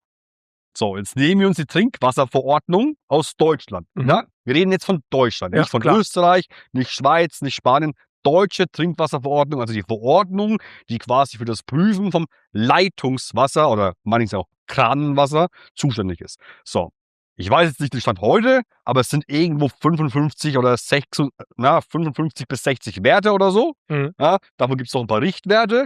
So, wenn ich jetzt, übertreiben müssen wir mal. Lass es 100 sein, auch wenn es nicht so viel wären. 100 Werte werden geprüft im Vergleich zu 5.000. Ja. Dann ist da aber ein großer Anteil, der gar nicht geprüft wird. Da gibt es auch so einen schönen Beitrag, auch von ZDF oder irgendwo, da ist so ein älterer Herr, der sagt so, ja, was nicht gesucht wird, das kann auch nicht gefunden werden. Ja. Passt ja auch zur aktuellen Lage. Vor 2 Jahren ging es los mit dem PFAS. Ewigkeitschemikalie. Ja.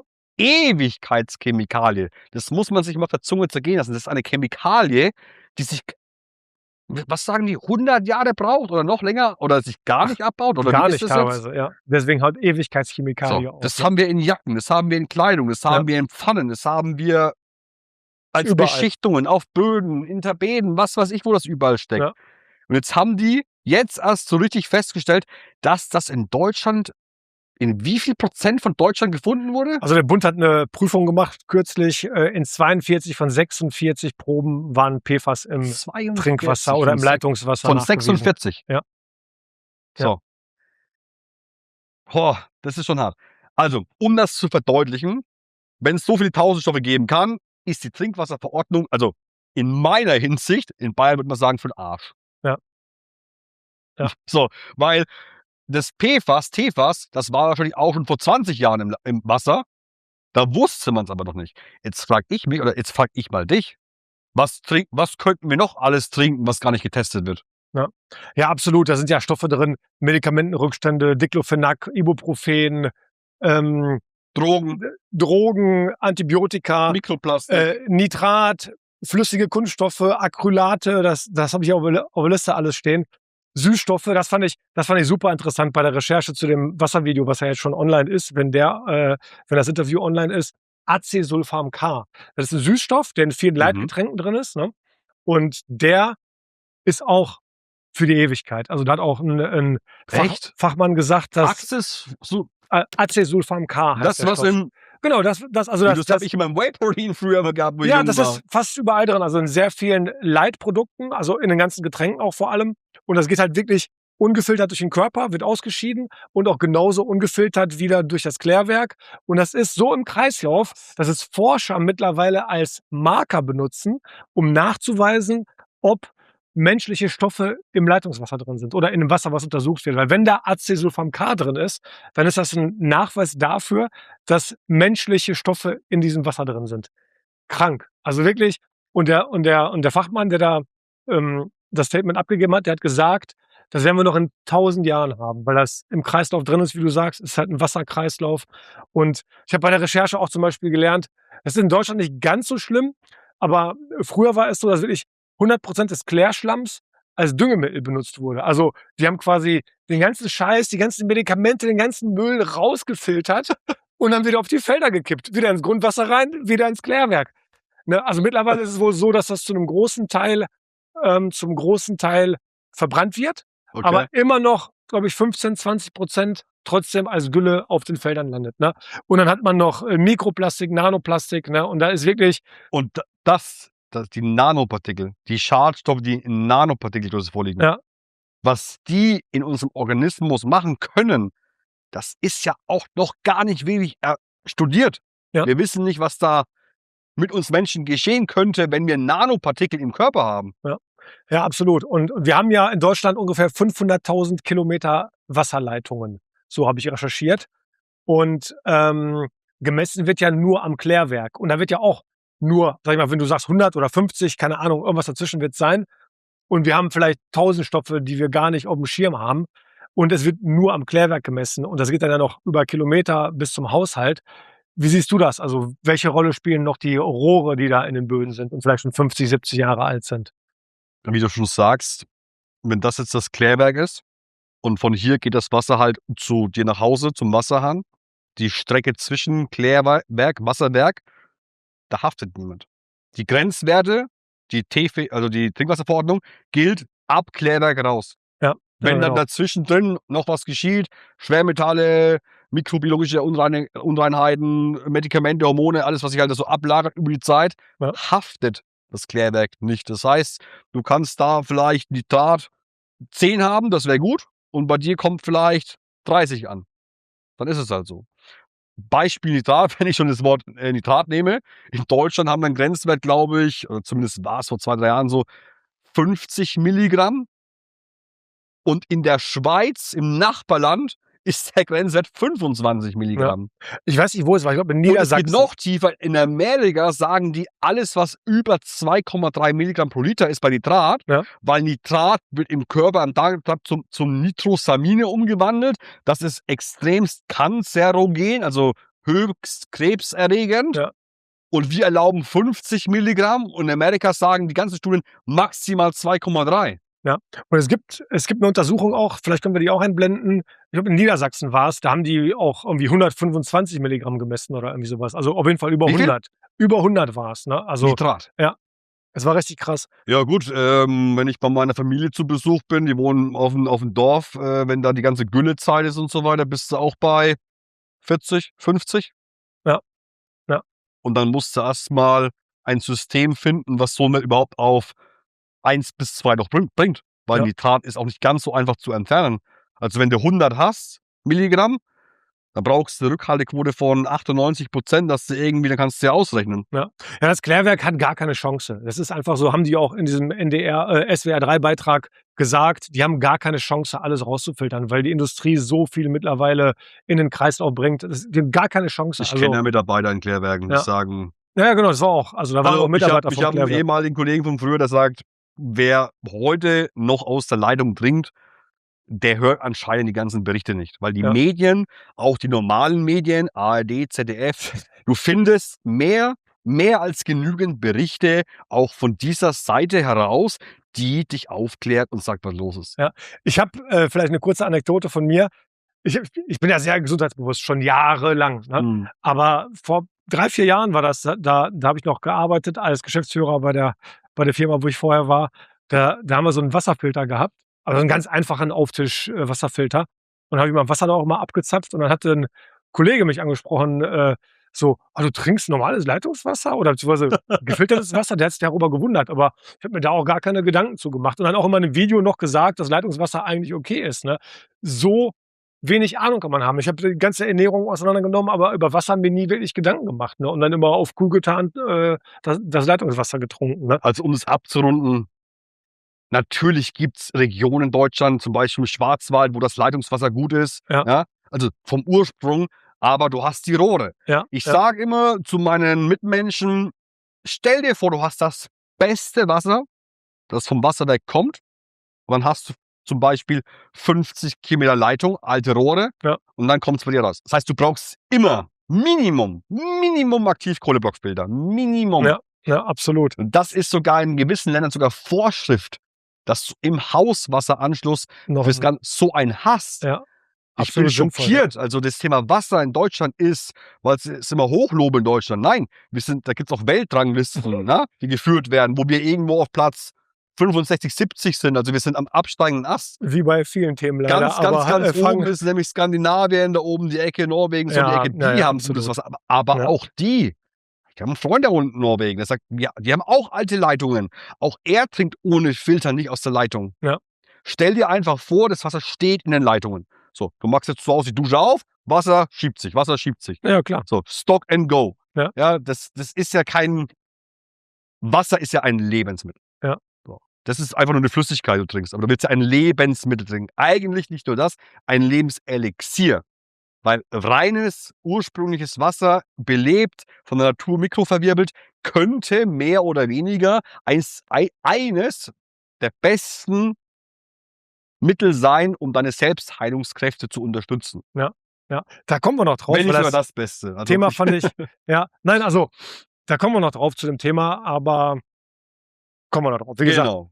Also Leitungswasser, No-Go. No-Go, aber noch eine Frage zum Leitungswasser. Das ist ja in Deutschland nicht das Riesenthema, weil meines Wissens nach wir kein Chlor zuführen. Das ist zum Beispiel in Spanien anders, weil die einfach Sehr Chlor wenig. brauchen, um zu desinfizieren.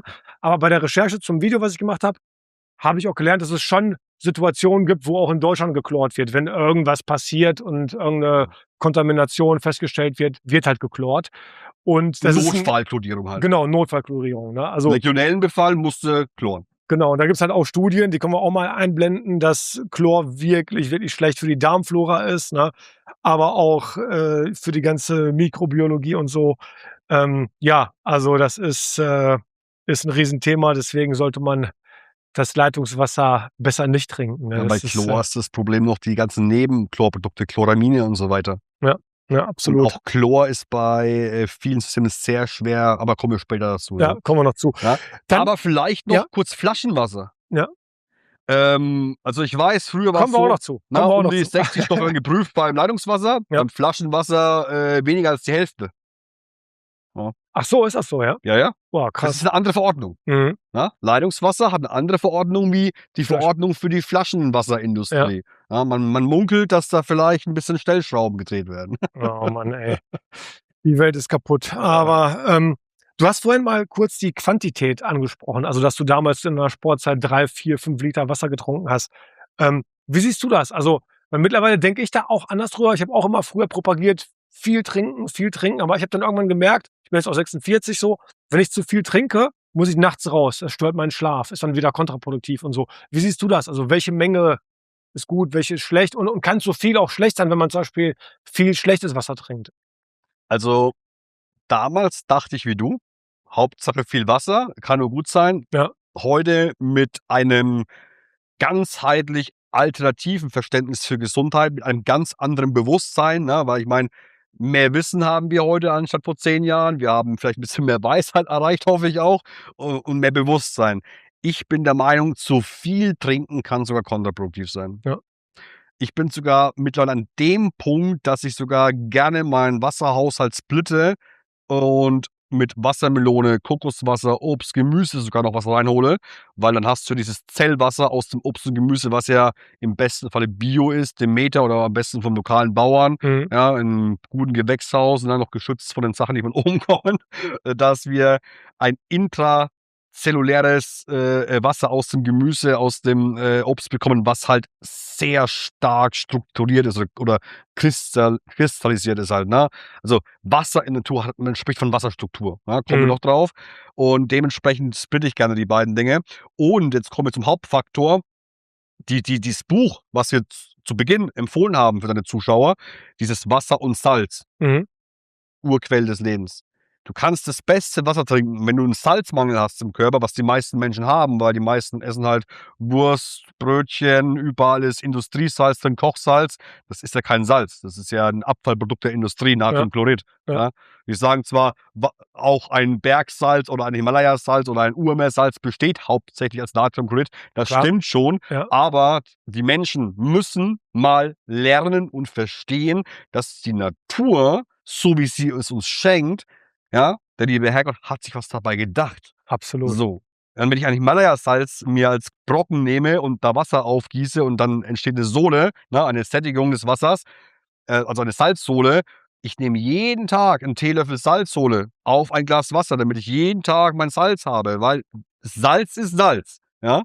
Und Elektrolyte aus anderen Sachen sind andere Elektrolyte, aber Salz ist erst mal Salz und ich brauche mein Salz. Warum? Weil du kannst so viel Wasser trinken, wie du willst. Wenn du nicht genügend natürliches Salz wie Bergsalz oder Urmeersalz, Himalayas, kann im Körper dieser osmotische Druckausgleich nicht stattfinden Ja. und der Wasseraustausch zwischen den Zellverbänden funktioniert nicht. Das heißt, du trinkst Wasser, super rein, super cool, aber du dehydrierst trotzdem, weil dein Körper es nicht in den Zellen halten kann. Ja. Ja, vielleicht kurz zur Erklärung. Das ist der osmotische Druck ist im Prinzip, wenn 2 Flüssigkeiten unterschiedliche Salzgehalte haben, dass die sich dann ausgleichen über Genau. so 'n Diffusionsdruck. Das weiß ich noch Genau. aus'm Biounterricht, da bin So ich funktioniert der ganz stolz. genau, aber auch nur so, funktioniert die Natur. Ja. Die Menschen oder bevor ich sage die Menschen, ich habe mich selbst immer gefragt: „Wie kommt eigentlich, wenn du so 'n 15 Meter hohen Baum hast, wie kommt eigentlich das Wasser von unten in die Nach Blätter oben. da ganz oben?“ Ja. Das muss ja auch da hoch, Ja. weil die brauchen ja auch Wasser, die Blätter da oben, sonst verdursten die da oben ja, ne? Ja. Und im Prinzip basiert alles auf dieses osmotische Naturgesetz auch. Ja. Ja, Ja, Wahnsinn. spannend, ne? Du hast grad schon mit Flaschenwasser angefangen. Kommen wir zum Themenabschnitt Flaschenwasser und einfache Filter.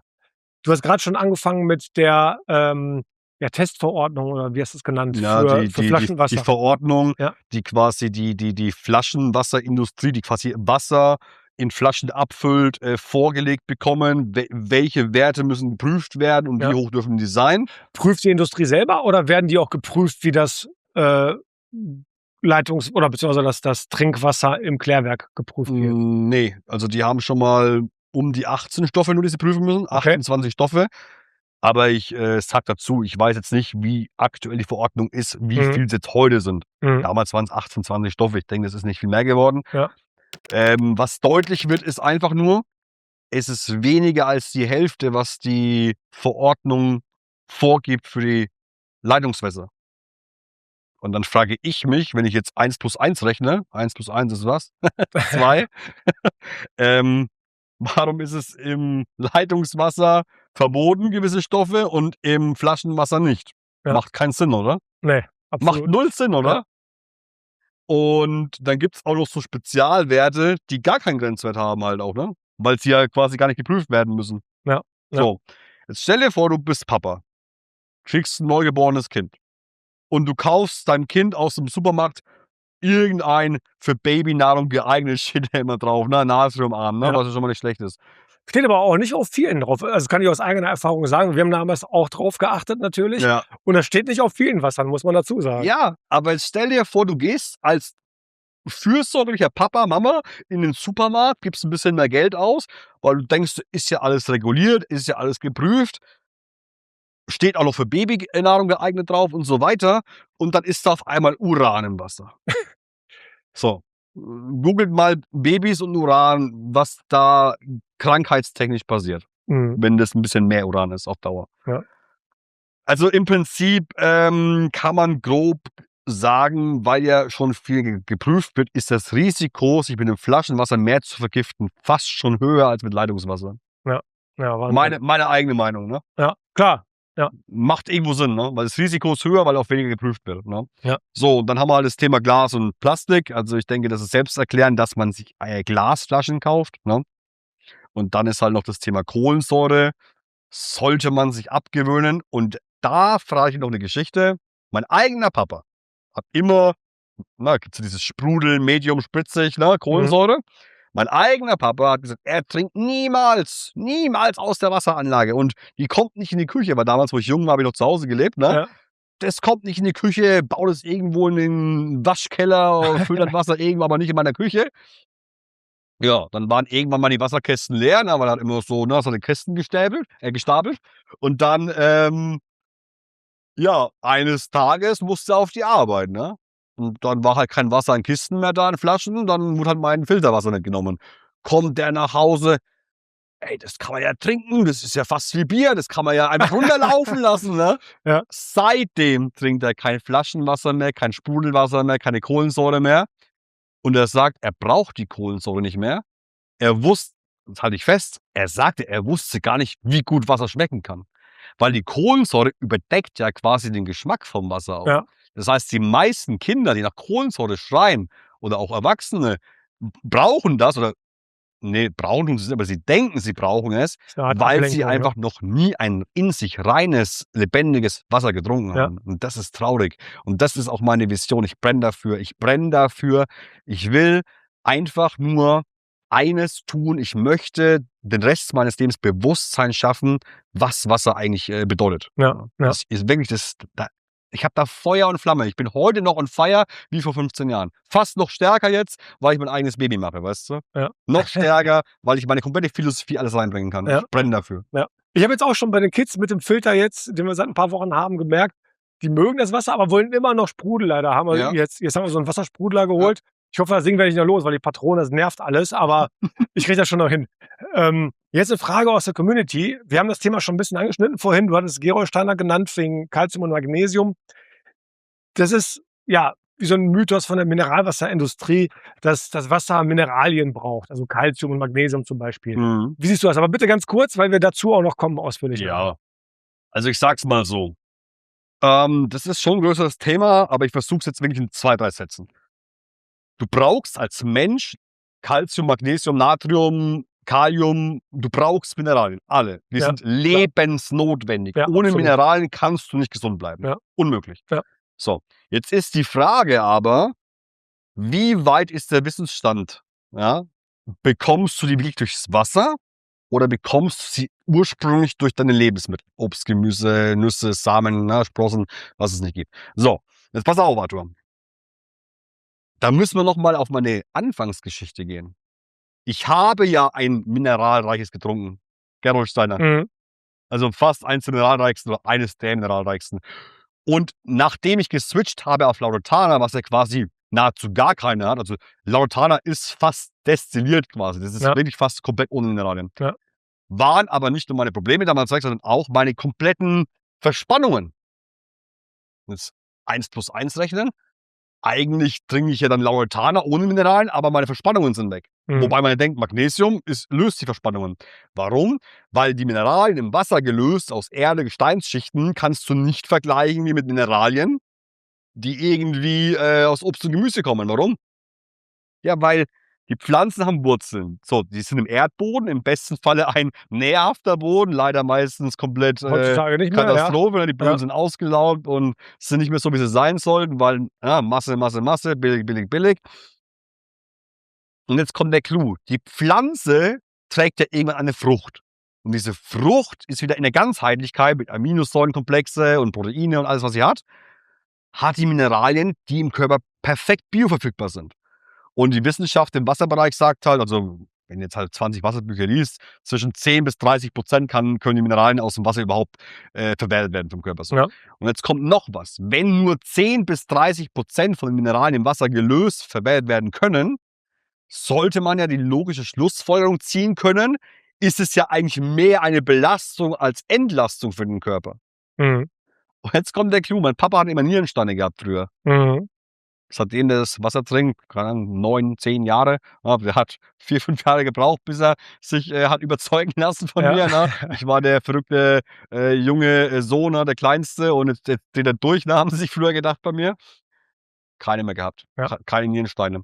Und die alten Nierensteine haben sich im Wasser, die hat er aufgehoben, im Wasser eingelegt. Die haben sich einfach aufgelöst. Ich persönlich sage, das sind Kalksteine. Ja. Ich habe mit einem anderen Handelsvertreter auch von einer Wasserfirma, hatte ich ja erzählt, schon vor Monaten telefoniert und auch den Kontakt zu dir hergestellt. Und er hatte mir einen super Gedanken mitgegeben, weil ich hätte dann auch gesagt, so dass Mineralien von Natur aus im Wasser sind, zum Beispiel in Quellwasser, wenn das über Steine fließt und so weiter und so fort. Aber er hat mir dann den Gedanken gegeben, ja, es gibt aber auch Regionen, wo halt keine Berge sind und keine Quellen und was auch immer. Richtig. Und da ist das Wasser einfach das Regenwasser. Und das Regenwasser ist ja nichts anderes im Prinzip als destilliertes Wasser. Ne? Also es ist halt sehr sauberes, leeres Wasser ohne Mineralien. Wäre es. Heute ist Wäre es, wenn wir nicht den sauren Regen und PFAS und den ganzen Scheiß der Industrie hätten.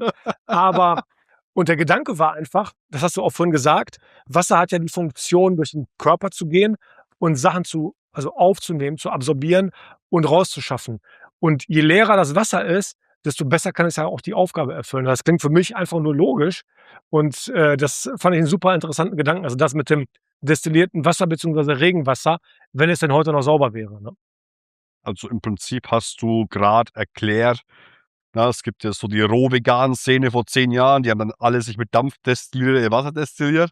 Ja. Und die Natur macht quasi genau das. Die Sonne erwärmt quasi Oberflächenwasser etc. Wasser verdampft kontinuierlich, irgendwas Wolkenbildung und es kommt als Regenwasser runter, destilliertes Wasser. Destilliertes Wasser quasi zurück. Das ist natürliche. Und das ist ja das Schöne, die Natur würde sich selbst reinigen, wenn wir mal aufhören würden, immer die Natur wieder zu vermüllen. Ja, weißt du, was ich meine? Das ist leider wie überall. Also Regenwasser, wenn du heute misst, hat vielleicht bei uns 10 ppm. Also fast. Kurz erklären, ppm, also damit der Zuschauer versteht, was ppm ist. Also ppm ist eine Maßeinheit, also ppm bedeutet Parts per Million. Ne? Und ist im Prinzip eine Messeinheit für die elektrische Leitfähigkeit von Wasser. Ne? Und elektrische Leitfähigkeit, ich bin Elektriker oder Elektrotechniker, wie man es nennen mag, bedeutet quasi, wie gut kann das Wasser Strom leiten, weil wenn ein destilliertes Wasser 0 ppm hat, oder Mikrosiemens kann man auch sagen, ein Mikrosiemens ist 0,5 ppm, also 1 ppm, 2 Mikrosiemens ungefähr ist der Faktor von der Umrechnung. Jetzt stell dir vor, du legst dich in die Badewanne, jeder kennt es von diesen Filmen, Föhn fällt in die Badewanne, bekommst du einen Stromschlag.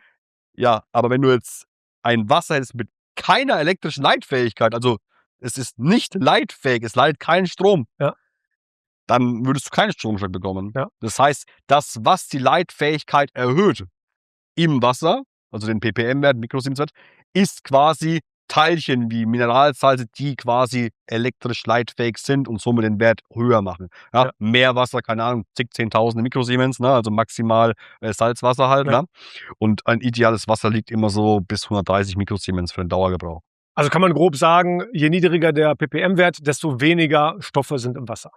Leitfähige Stoffe sind im Wasser, okay. Ich kann mich sogar noch also du kannst jetzt nicht sagen Schadstoffe, sondern nur die leitfähigen Stoffe. Ja, das können auch Metalle sein, aber meistens sind es Mineralsalze, Metallionen, irgendwelche ionischen Verbindungen, weil auch ionische Verbindungen können irgendwo stromleitfähig sein, aber du kannst jetzt nicht den Wert messen und sagen, oh, das sind 500 ppm, das Wasser ist voll verseucht. Ja. Warum? Weil ich kann eins mit 0 nehmen und kann ein bisschen Salz reinbröseln und dann geht der Wert auf 1000 hoch. Ja, ich kann mich noch an Versuche in der Schule erinnern, irgendwann im, keine Ahnung, 8., 9. Schuljahr oder so. Da haben wir einen Versuch gemacht mit einer Batterie, 2 Drähten, destilliertem Wasser und so einer Leuchtdiode. Und die ist dann dunkel geblieben und hat man Salz ins Wasser getan, kam die Leitfähigkeit des Wassers und die Diode ist angegangen. Ne? Also das spiegelt es ganz gut wider. Ja, aber vielleicht noch so eine Randnotiz, wie heißt der? Dr. Louis Claude Vichon, irgendein Franzose, ich habe es nicht so mit der Aussprache, aber blenden wir ein, suche ich dir raus, Dr. Louis Claude Vichon, der wurde mal von der französischen Regierung beauftragt, alle, wie bei uns die Bundesländer, zu erforschen, warum in verschiedenen Regionen die Krankheitsquoten höher und niedriger sind. Mhm. Und er hat herausgefunden, in den Regionen, wo Wasser getrunken wurde mit einem niedrigen Leitwert, war das allgemeine Gesundheitsthema besser. Okay. Suche ich dir raus. Super spannend. Ja. Aber wenn du das hier ankündigst, dann musst du es auch machen, sonst gibt es Ärger von der Community. Ja, klar. Jetzt vielleicht noch abschließend, das ist auch keine Frage.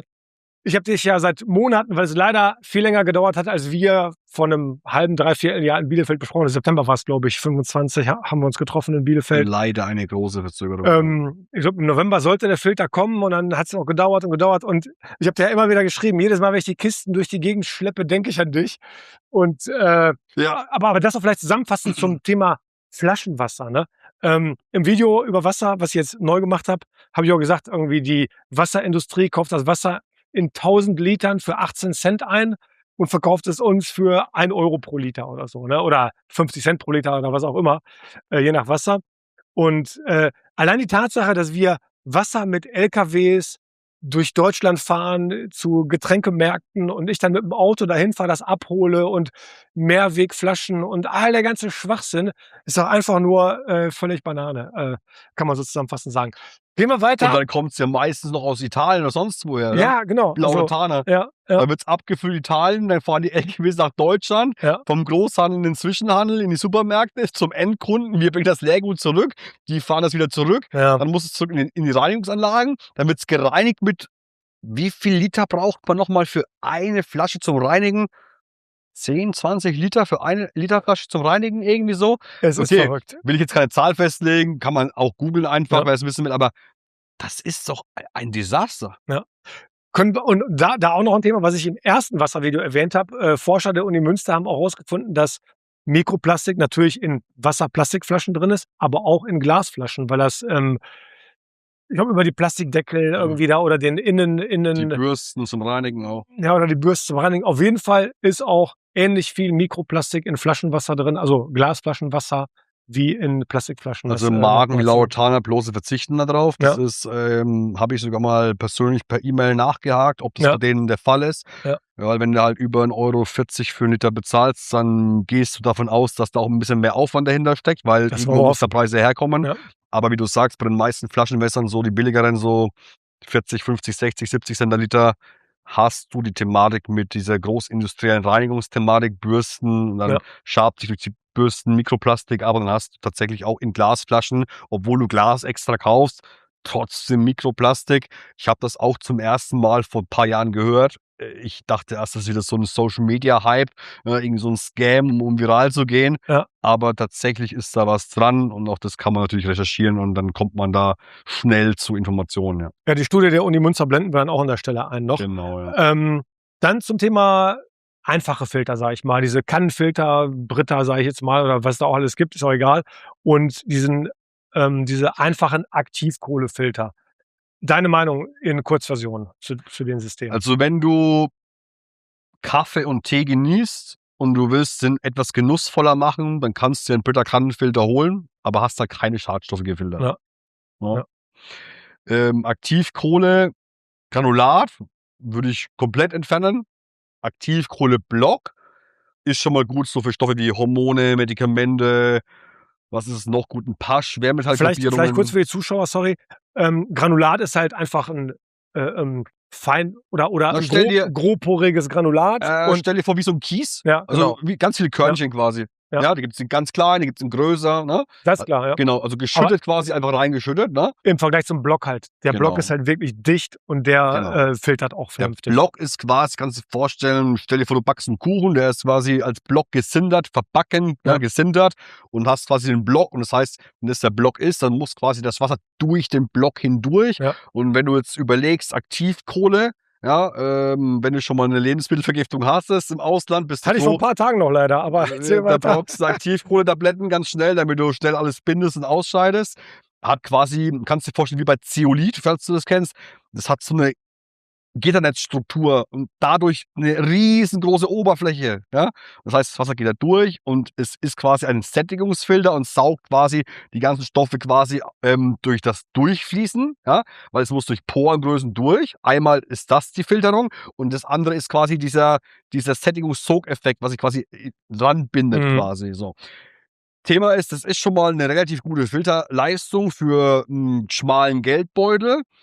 Aber es gibt unglaublich viele andere Stoffgruppen, die halt nicht entfernt werden und viele Stoffgruppen auch nur 50, 70, 80%, manche auch bis zu 98%, aber nur wenige. Ja. Das heißt, um's abzuflachen, es gibt viele Stoffgruppen, die einen Aktivkohleblock einfach nicht zu Ja, also 99% Mikroplastik, filtern. Nanoplastik, PFAS wahrscheinlich. Mikroplastik geht noch einigermaßen, Ja. aber Nanoplastik, PFAS und so, geht auch einigermaßen, aber halt, es gibt ja auch PFAS-Gruppen in Hunderte. Ja, ja, Ja. ja. Das heißt, wenn man sagt, man will was aufwerten, okay, wenn man sagt, man will auf der sicheren Seite sein, möchte ein schadstofffreies Wasser, das heißt 99, irgendwas Prozent, weil 100% ist technisch einfach nicht möglich. Mhm. Ja. Du siehst zwar viele Webseiten, wo steht 100%, aber das ist nicht möglich, ne? Mhm. Also ein guter Filter sollte 99, irgendwas Prozent können. Das kann der aber meist auch nicht auf alle Tausende von Schadstoffgruppen, Mhm. ja? Aber das ist halt das Thema bei Aktivkohleblock. Warum wird's gut verkauft? Weil er nimmt auch Geruchs und Geschmacksstoffe aus dem Wasser. Mhm. So, stell dir vor, du hast 'n Wasser mit ganz vielen Schadstoffgruppen, wo der nicht filtern kann oder nur suboptimal, reduzieren kann, aber es schmeckt trotzdem gutes Wasser. Jetzt trinkst du es, weil du denkst, es schmeckt gut, ja, es ist Mhm. lecker, es trinkt sich gut. Du hast 'n Filter, aber hast Schadstoffe drin. Ja. Und deswegen, das ist jetzt das, wo wir tiefer einsteigen müssen für die Zuschauer, Ja. weil da ist wirklich viel Humbug und viel Schmuh, weil das sind viele Werbeaussagen, die einfach, fachlich komplett falsch sind. Ja.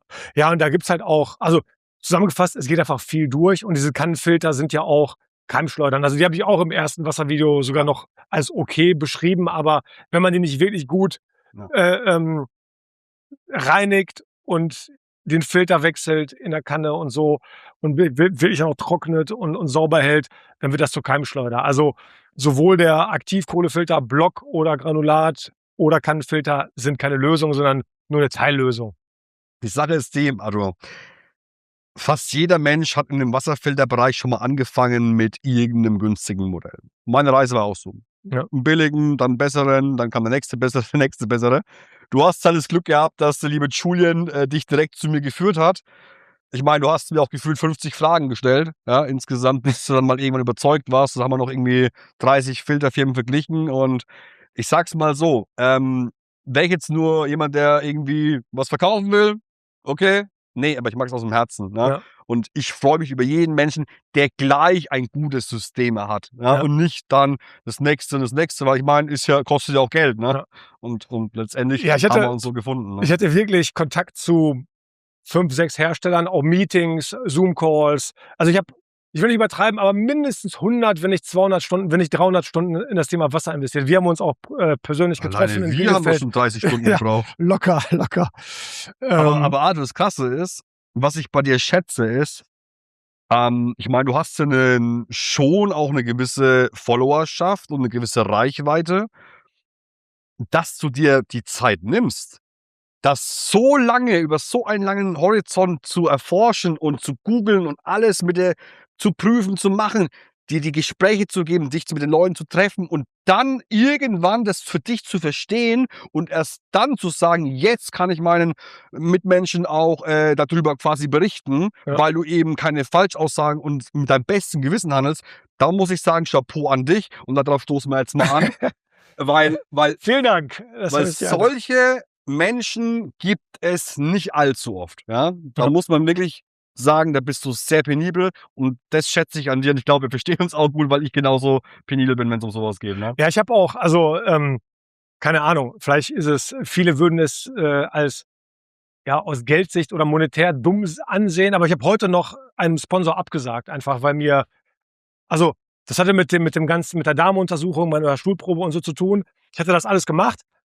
War auch alles gut. Also die Auswertung war gut, da gibt es eine App und alles. Ich will jetzt auch keine Namen nennen. Aber der ganze Prozess war mir zu holprig. Und ich habe mir gedacht, das ist zwar gut, ich habe ein paar Findings, ich weiß jetzt, was ich angehen muss. Und das ist sinnvoll, das zu machen. Aber der Prozess, die Kundenerfahrung war nicht so, dass ich sagen kann, ich kann das empfehlen. Deswegen habe ich das einfach abgesagt, obwohl ich hätte vielleicht viel Geld damit verdienen können. Aber das mache ich einfach aus Überzeugung, um den Leuten keinen Scheiß zu verkaufen. Ne? Und das liebe ich an dir, weil ich bin ja auch so, ich habe ja sogar alles, was ich in dem Bereich gemacht habe, immer für mich gemacht. Erstmal, weil ich wollte für mich das beste Wasser haben. Ja. Und nur was ich für mich nutzen möchte, nur wo ich sage, das ist jetzt wirklich absolut genial. Na, da ist Begeisterung dahinter, Emotionen dahinter, da ist wirklich Begeisterung dahinter. Wenn du begeistert bist von etwas, dann sprichst du ja auch automatisch davon. Ja, wenn ich begeistert bin von dem Italiener XY und sage, Arthur, da gibt es die besten Lasagnen, die besten Pizzen. Blödes Beispiel. Blödes Beispiel. Wobei, ich hatte vor 3 Tagen das Thema mit meinem Kollegen, in Italien ist die Lasagne und die Pizza nicht so ungesund wie bei uns meistens, weil die noch den Teig gären lassen, Sauerteig, dann baut sie das Gluten ab, wenig Gluten. Ja. Die haben da eine ganz andere Kultur. Fermentation. Das heißt nicht, Pizza ist automatisch ungesund. Du kannst auch Pizza gesund produzieren und herstellen. Ne? Ja. Oder weniger ungesund, sagen wir mal. Oder weniger ungesund. Vollkommen richtig, aber auch da wieder die Natur und die alten Bräuche, auch wie bei Brot, Sauerteigbrot, 48 Stunden ruhen lassen, Fermentation, dann werden die Antinährstoffe abgebaut und so weiter. Und das Problem ist aber auch, wollen wir nicht das Fass wieder aufmachen, das Getreide heutzutage ist ja auch gezüchtet und optimiert auf industrielle Verarbeitung, hat viel mehr Gluten, als das Urgetreide hatte und. Deswegen habe ich ja auch ein Video, wo ich Brot als Gift bezeichne und auch ein Interview mit einem Diabetologen, können wir ja auch einblenden, wo er auch sagt, Brot bringt Tod. Ne? Und das heißt nicht, dass Brot dich sofort umbringt, aber das Brot, was wir heute essen, ist einfach Mist und es gibt kaum mehr vernünftiges Brot. Ne? Das ist einfach so. Ja, und du hast das mit gentechnisch gesagt. Ist es jetzt nicht sogar durch EU-weit, dass sie es nicht mehr deklarieren müssen? Ja, das weiß ich gar nicht. Aber auch ohne Gentechnik ist es ja schon einfach gezüchtet, verändert auf mehr Gluten, weil zum Beispiel Getreide, ich will jetzt keine Quatsch erzählen, aber auf jeden Fall ist es so optimiert, dass es mit mehr Hitze verarbeitet werden kann. Und ich glaube, dafür, sorgt das Gluten auch unter anderem, also der höhere Glutengehalt, damit die das in der Backstraße noch schneller durchjagen können, um es halt noch schneller zu produzieren, also kostengünstiger. Alles auf, wie ich immer sage, es gibt 3 Prioritäten in jedem Business: Marge, Marge und Marge. So, aber lass uns nicht hier abschweifen. Ja. Schließen wir das Thema Flaschenwasser und einfache Filter ab. Also keine Lösung. Wir haben noch eine Community-Frage von Daniela. Ich beabsichtige, ein Wasserdestilliergerät zu verwenden. Aus dem Wasser alles herausdestillieren und anschließend mit neuen Informationen, Kristalle, Symbole anreichern. Was sagt der Experte dazu? Also ein Wasserdestilliergerät, Dampfdestillieren, ist quasi so, wenn es jetzt um den Aspekt geht, das zu reinigen, ist es schon mal ein super gutes Gerät. Problem, du willst damit kochen, Gemüse waschen, trinken, hast vielleicht auch Kinder, Familie. Das Ding braucht sehr viel Energie, sehr viel Strom, braucht sehr lange Zeit, bis das verdampft, bis das quasi abtropft als Destillat. Und es ist halt nicht wirtschaftlich. Ja. Es wird sehr teuer werden und wesentlich teurer als die gute Anlage sich zu kaufen. Ja. Vom Aspekt der Reinheit, Schadstoffentfernung super. Das einzigste Problem bei diesen Dampfdestillen ist quasi diese flüchtigen Stoffe wie Benzole und so weiter, die quasi mit aufsteigen. Kriegst du nicht ganz raus. Die steigen mit auf und tropfen wieder mit ab. Ja. Das wäre halt so eine Stoffgruppierung, wo man sagt, nicht ideal. Aber sonst grundlegend nicht schlecht. Ist dann halt komplett totes Wasser, komplett entmineralisiert. Schmeckt auch nicht so super lecker wie ein frisches Quellwasser. Ich würde es halt noch zum Beispiel mit ein paar Salztropfen oder mit einer Mineralisierung nachmineralisieren, mit Pulver, Salz, was auch immer. Ja.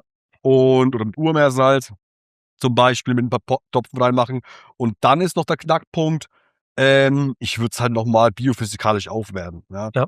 Letztendlich, du kannst Wasser mit Symbolen, mit Liebe beschriften.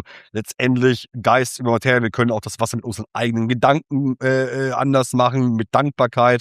Ja, ich würde es auf jeden Fall nochmal biophysikalisch aufbereiten und leicht mineralisieren. Ja. Dann kann sie das Gerät behalten. Ja. Wenn sie aber langfristig sagt, sie will damit kochen, Gemüse waschen und will nicht immer stundenlang das Gerät laufen lassen und diesen Strom verpratzen, dann würde ich sie oder würde ich ihr anraten, dass sie sich mal mit dem Thema Multimembrananlagen beschäftigt, weil das kommt kostengünstiger langfristig. Ja.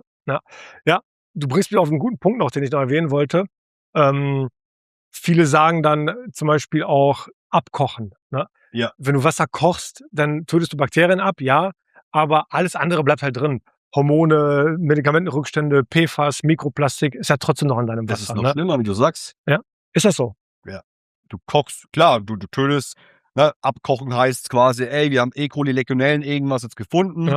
Ja, dann kommt eine Warnmeldung raus. Ist ja auch schön und gut, dass es rausgeht. Ne? Ja. Sonst haben alle Menschen ein Problem und dann landen irgendwie mit Durchfall im Krankenhaus. Oder noch schlimmer, kann ja auch lebensgefährlich werden. Ne? Legionellen. Ich habe selber mal auf Zypern gelebt und habe eine Legionellenvergiftung gehabt. Also ich dachte wirklich, ich kollabiere. Ne? Also ich war durchgehend auf dem Topf und habe mir die ganze Nacht alles rausgeschwitzt und war kein Mensch mehr und war nach 10 Kilo leichter. Jetzt mal ungelogen. Boah. Ja, abkochen schön und gut, tötet halt dann Bakterien, Keime und so ab oder macht sie unschädlich, dass sie sich nicht mehr krank machen können. So, was passiert? Wasser verdampft beim Kochen, es wird weniger Wasser somit auch ein bisschen und somit konzentriert sich auch die Schadstoffe mehr. Ja. Weil du ja weniger hast. Ja, absolut. Aber es gibt Menschen, die denken, abkochen Reicht schon. ist Schadstoffe weg. Nee, es ist leider nicht so. Ja. Und noch ein wichtiger Punkt, der mir dabei auch eingefallen ist, also zusammengefasst, destillieren gut, aber teuer und wenn man viel Menge braucht. Ja, die Geräte kosten nicht viel Geld. Nee, also teuer ist es langfristig. Die Energie, die man da reinstecken muss, wenn man es erhitzen muss, es muss verdampfen, bla bla bla.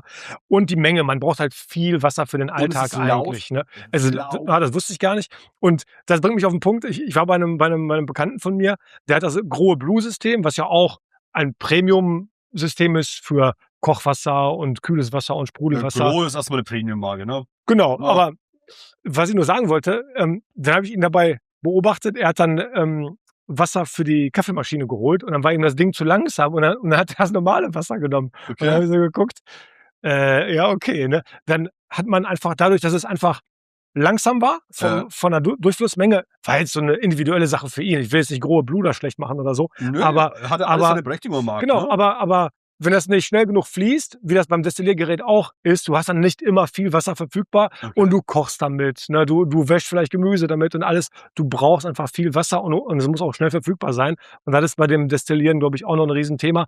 Und man vergisst halt dieses Kochen auch immer ganz schnell. Ne?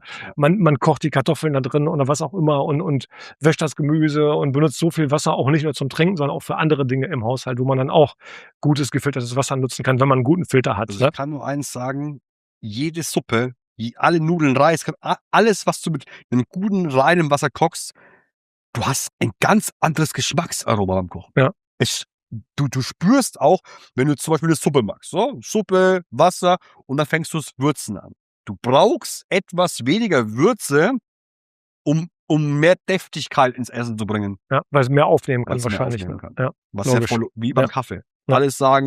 Alle sagen, Kaffee mit gutem Wasser, viel deftiger, aromatischer. Ist ja logisch, weil es ja das Kaffee, das sich viel besser im Wasser lösen kann, weil es viel lösungsfähiger ist, als wenn es übersättigt ist. Ne? Ja.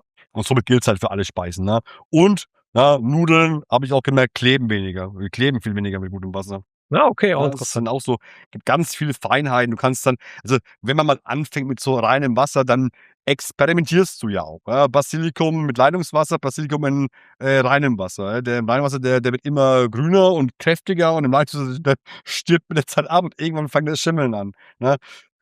Ist jetzt nicht überall so, in jedem Gebiet, aber halt in einem Gebiet, wo das Leitungswasser schon nicht so gut ist. Ne? Ja. Und dann merkt man schon, wenn die Pflanze stirbt, dann ist es vielleicht auch nicht für den Körper gut. Ja, absolut. So, jetzt hatten wir ja gerade das Thema destilliertes Wasser und du sagtest Mineralisierung, also ein bisschen Salz rein oder was auch immer.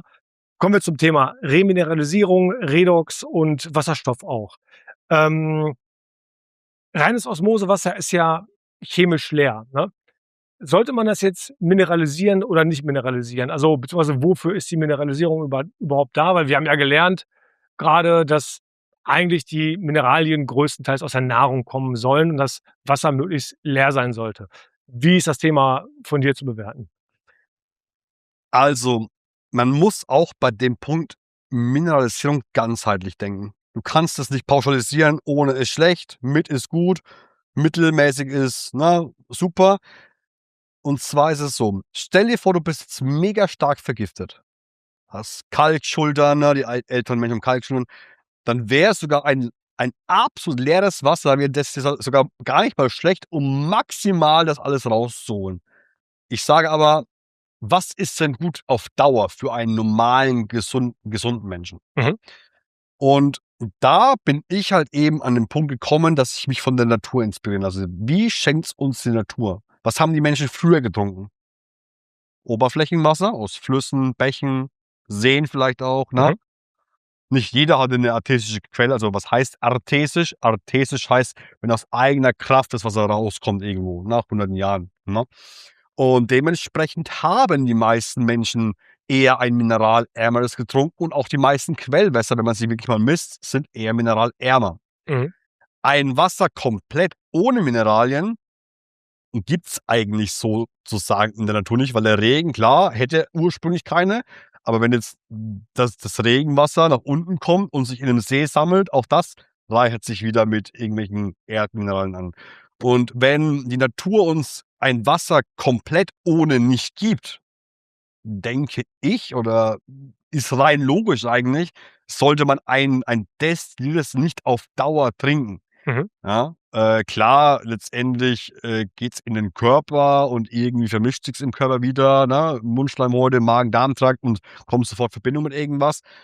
Aber es geht noch viel tiefer rein. Und zwar vor allem, wenn wir von Wasseraufbereitung sprechen und jetzt auf die Osmosetechnik gehen.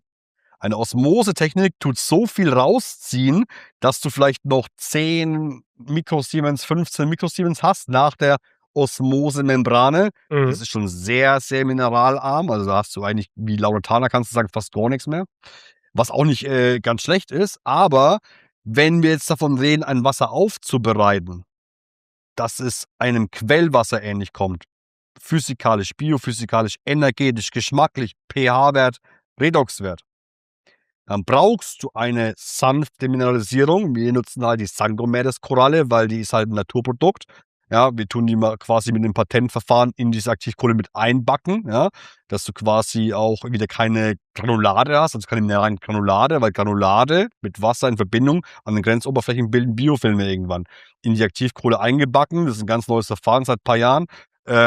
Die Vorteile sind, also die Mineralien werden kontrolliert abgegeben.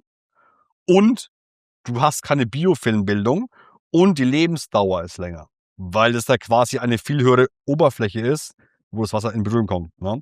Und die Granulate halt, diese Kartuschen mit Mineralienkartuschen, mit Gestein drin oder irgendwas, das sind halt Keimschleuder, ne? Also die würde ich niemals mehr nutzen. Habe ich selbst probiert natürlich auch, ne? Mhm. Selbst gelernt, ne? Man muss selber erst mal am eigenen Körper spüren.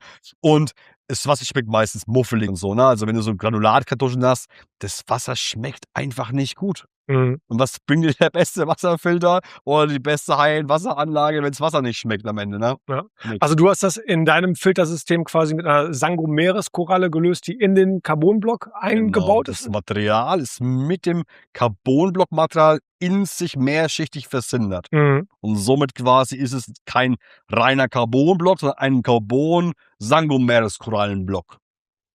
Ja, ja. Ja. Und Okay. was macht die Mineralisierung am Ende?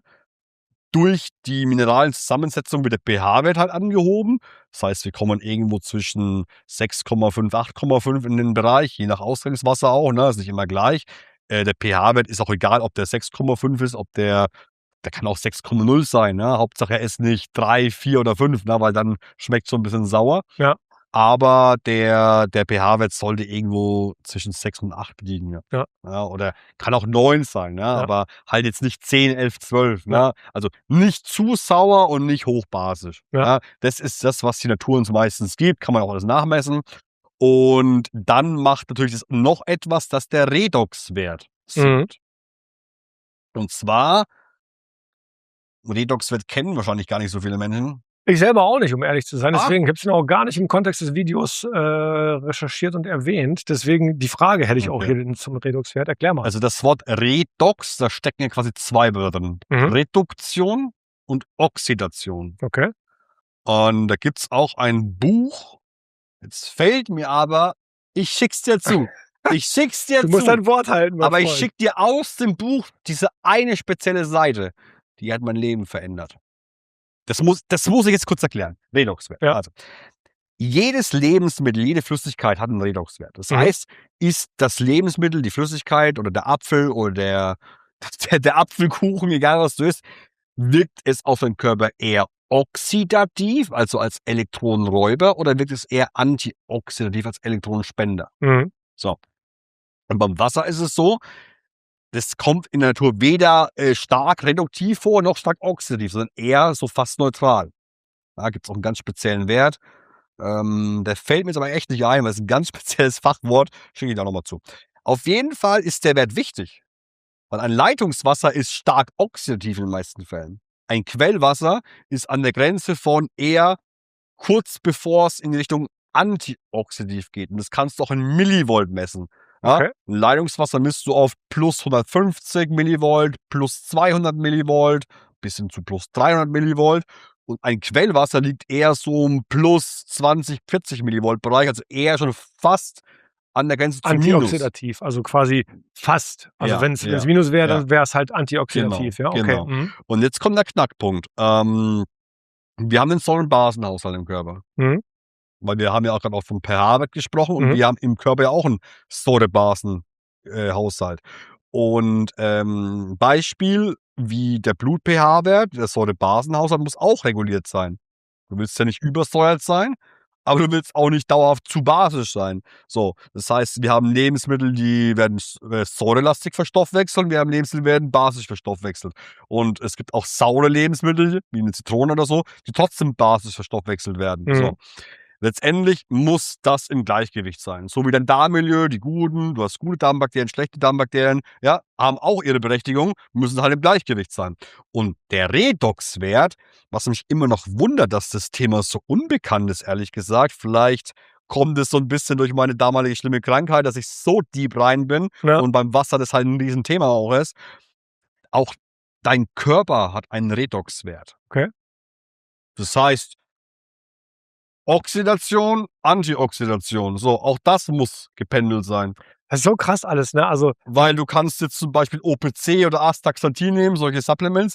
Ja? Astaxanthin, eines der stärksten Antioxidantien überhaupt, ja? Wirkt auch als natürlicher Sonnenschutz.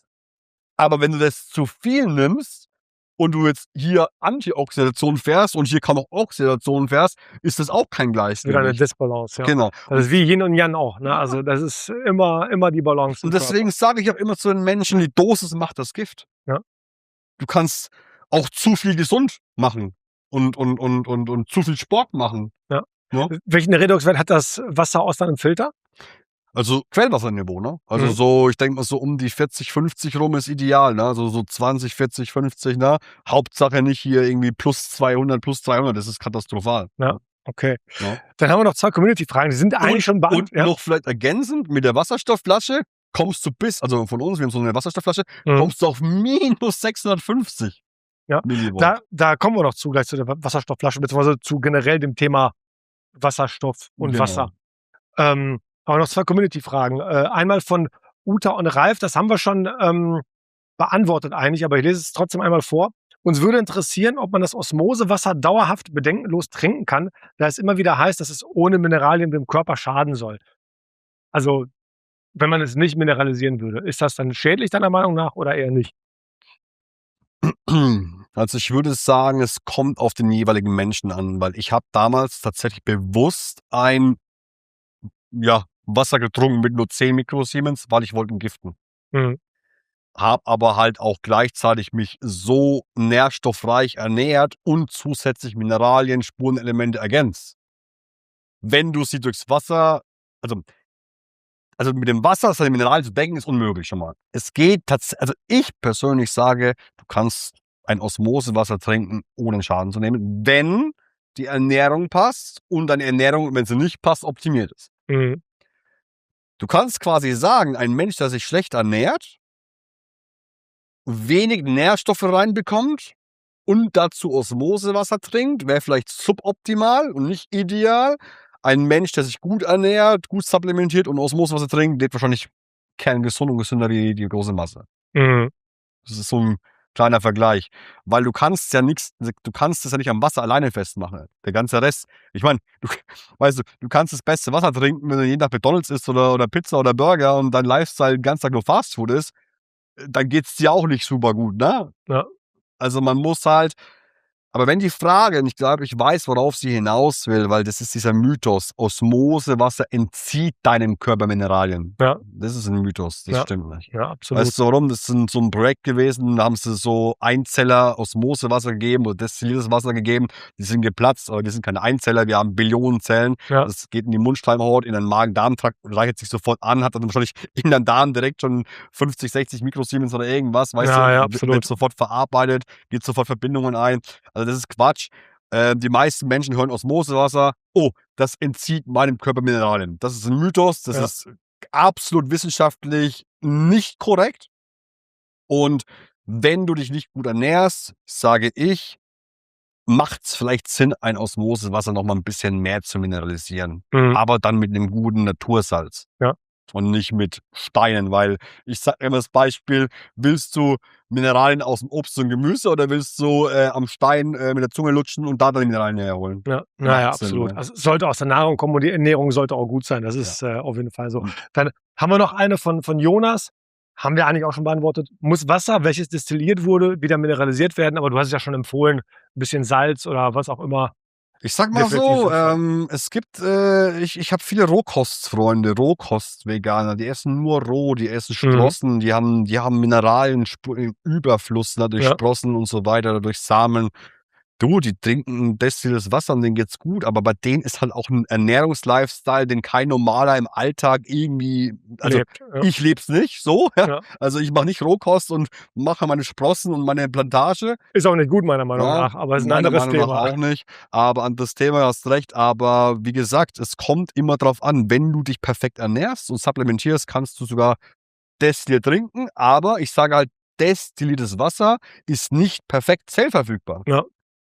Es hat keine Resonanzgrundlage. Ja. Mineralien im Wasser gelöst dienen als Resonanzgrundlage, dass das Wasser sich quasi über seine bipolaren Strukturen strukturieren, kristallisieren kann, dass es quasi überhaupt erstmal in diese Form zurückkommt, dass es in die Zellen gehen kann. Ne? Lehre nach Dr. Pollack. Ja. Er lehrt eigentlich, Wasser ist nicht H2O, sondern sogar H3O2. Mhm. Ja. Ein anderer Aggregatzustand von Wasser. Ja. Dementsprechend, wenn es dir um Energie, Lebendigkeit und wenn es darum geht, das Wasser als Lebenselixier zu betrachten, dann würde ich niemals im Leben das Wasser trinken ohne Nachbearbeitung. Ja. Zum Okay. Reinigen ja, aber es fehlen noch ein paar Schritte. Ja, absolut. Okay, dann kommen wir zum Thema Wasserstoff. Da hast du ja auch ein Produkt, die Wasserstoffflasche, gibt es ja auch von anderen Herstellern, sage ich mal. Aber das Thema, wenn ich es jetzt richtig verstanden habe, der Wasserstoff reduziert den Redoxwert ins Negative, sodass das Wasser dann antioxidativ wird. Ist das korrekt? Das Oder? ist ein Punkt, ja. Okay, dann erklär mal. Also das ganze Thema Wasserstoff im Wasser als Trinkwasser. Ja. Also es gibt ja verschiedenste Geräte. Ne? Es gibt auch hunderte Geräte am Markt. Es gibt 2 Verfahren. Durchlaufverfahren, wo quasi im Durchfluss Wasserstoff angereichert wird. Mhm. Problem ist aber, stell dir vor, das Wasser fließt und während dem Durchfließen produziert es Wasserstoff, bis es am Hahn rauskommt, und im Durchflussverfahren kannst du sehr geringe Mengen anreichern. Funktioniert, kann man machen. Ob dann die Dosierung wirklich therapeutisch wirksam ist, ist eine Frage für sich. Ich sage nein. Ja, also es ist eher so ein Spielzeug, beziehungsweise es schmeckt nochmal weicher durch den Wasserstoff, aber es ist eigentlich kein therapeutischer Nutzen dahinter.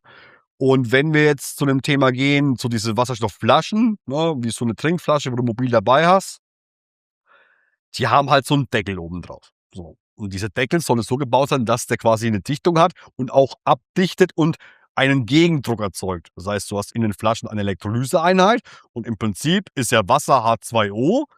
Und jetzt fragen sich ja viele so, ja, wenn doch H2O ja eh schon Wasserstoff im Wasser ist, was ist denn dann jetzt freier Wasserstoff oder frei molekularer Wasserstoff? Und das ist ganz simpel erklärt. Durch diese Elektrolyse, du hast eine Anode und eine Kathode, also Plus- und Minuspol. Idealerweise ein gutes Produkt, wo die aus 100% Titan und Platin bestehen. Und zwischendrin eine Trennmembrane, weil bei einer Elektrolyse entsteht immer was, Ozon, Chlorin und so weiter. Und das wollen wir nicht im Wasser haben, oben, sondern wir wollen es nach unten abtrennen und ausgasen. So. Und jetzt kommt der Knackpunkt. Im Prinzip macht dieser Prozess nur ein was, dass du Wasserstoff vom Sauerstoff trennst und dieser dann im Wasser in einem höheren Anteil vorliegt, kannst du ein ppm, wieder Parts per Million, oder ppb, Parts per Billion messen. Mhm. 2 Einheiten, nur ein anderer Faktor. So, und dann hast du quasi freien Wasserstoff nur als H2, nicht mehr an Sauerstoff gebunden. Mhm. Und jetzt kommt der Gamechanger. Das ist halt in Amerika, Japan, Korea, Russland ist das Thema schon teilweise so gehypt, dass es schon die Medizin erreicht hat vor Jahren schon. Okay. In Deutschland spricht leider immer noch niemand darüber, weil in Deutschland ist mal wieder hinten dran. ja, weil in Amerika gibt es ja diese riesengroße Biohacking-Szene, wo Wasserstoff Standard geworden ist. Mhm. Ich kenne es seit 12 Jahren jetzt, also ich habe es damals schon auch sehr früh kennengelernt, so 3 Jahre nach Beginn meiner Wasserfilter-Karriere oder nicht Karriere, Laufbahn, ne? Und ich sag's dir, wie es ist, ich will es nicht messen, ne? Also Wasserstoffwasser ist für mich ist das beste Wasser, was du deinem Körper zuführen kannst. Ja, ja. Und Genau, warum ist es so ein Gamechanger? Bevor ich's vergesse, Periodensystem. Kennst du das noch? das kenne ich noch, aber nicht gut. In Chemie war ich nie gut. Ich auch nicht. Ich habe auch nicht gemocht den Unterricht. Das ist so. Im Periodensystem ist ganz oben links der Wasserstoff. Das ist das kleinste Element im Periodensystem. Und dieses Element hat eine Eigenschaft, es spendet ein freies Elektron. Also es nimmt im Körper quasi Oxidation weg. Also es dient als Antioxidant, aber jetzt nicht wie ein Astaxanthin und OPC, sondern es ist ein selektives Antioxidant.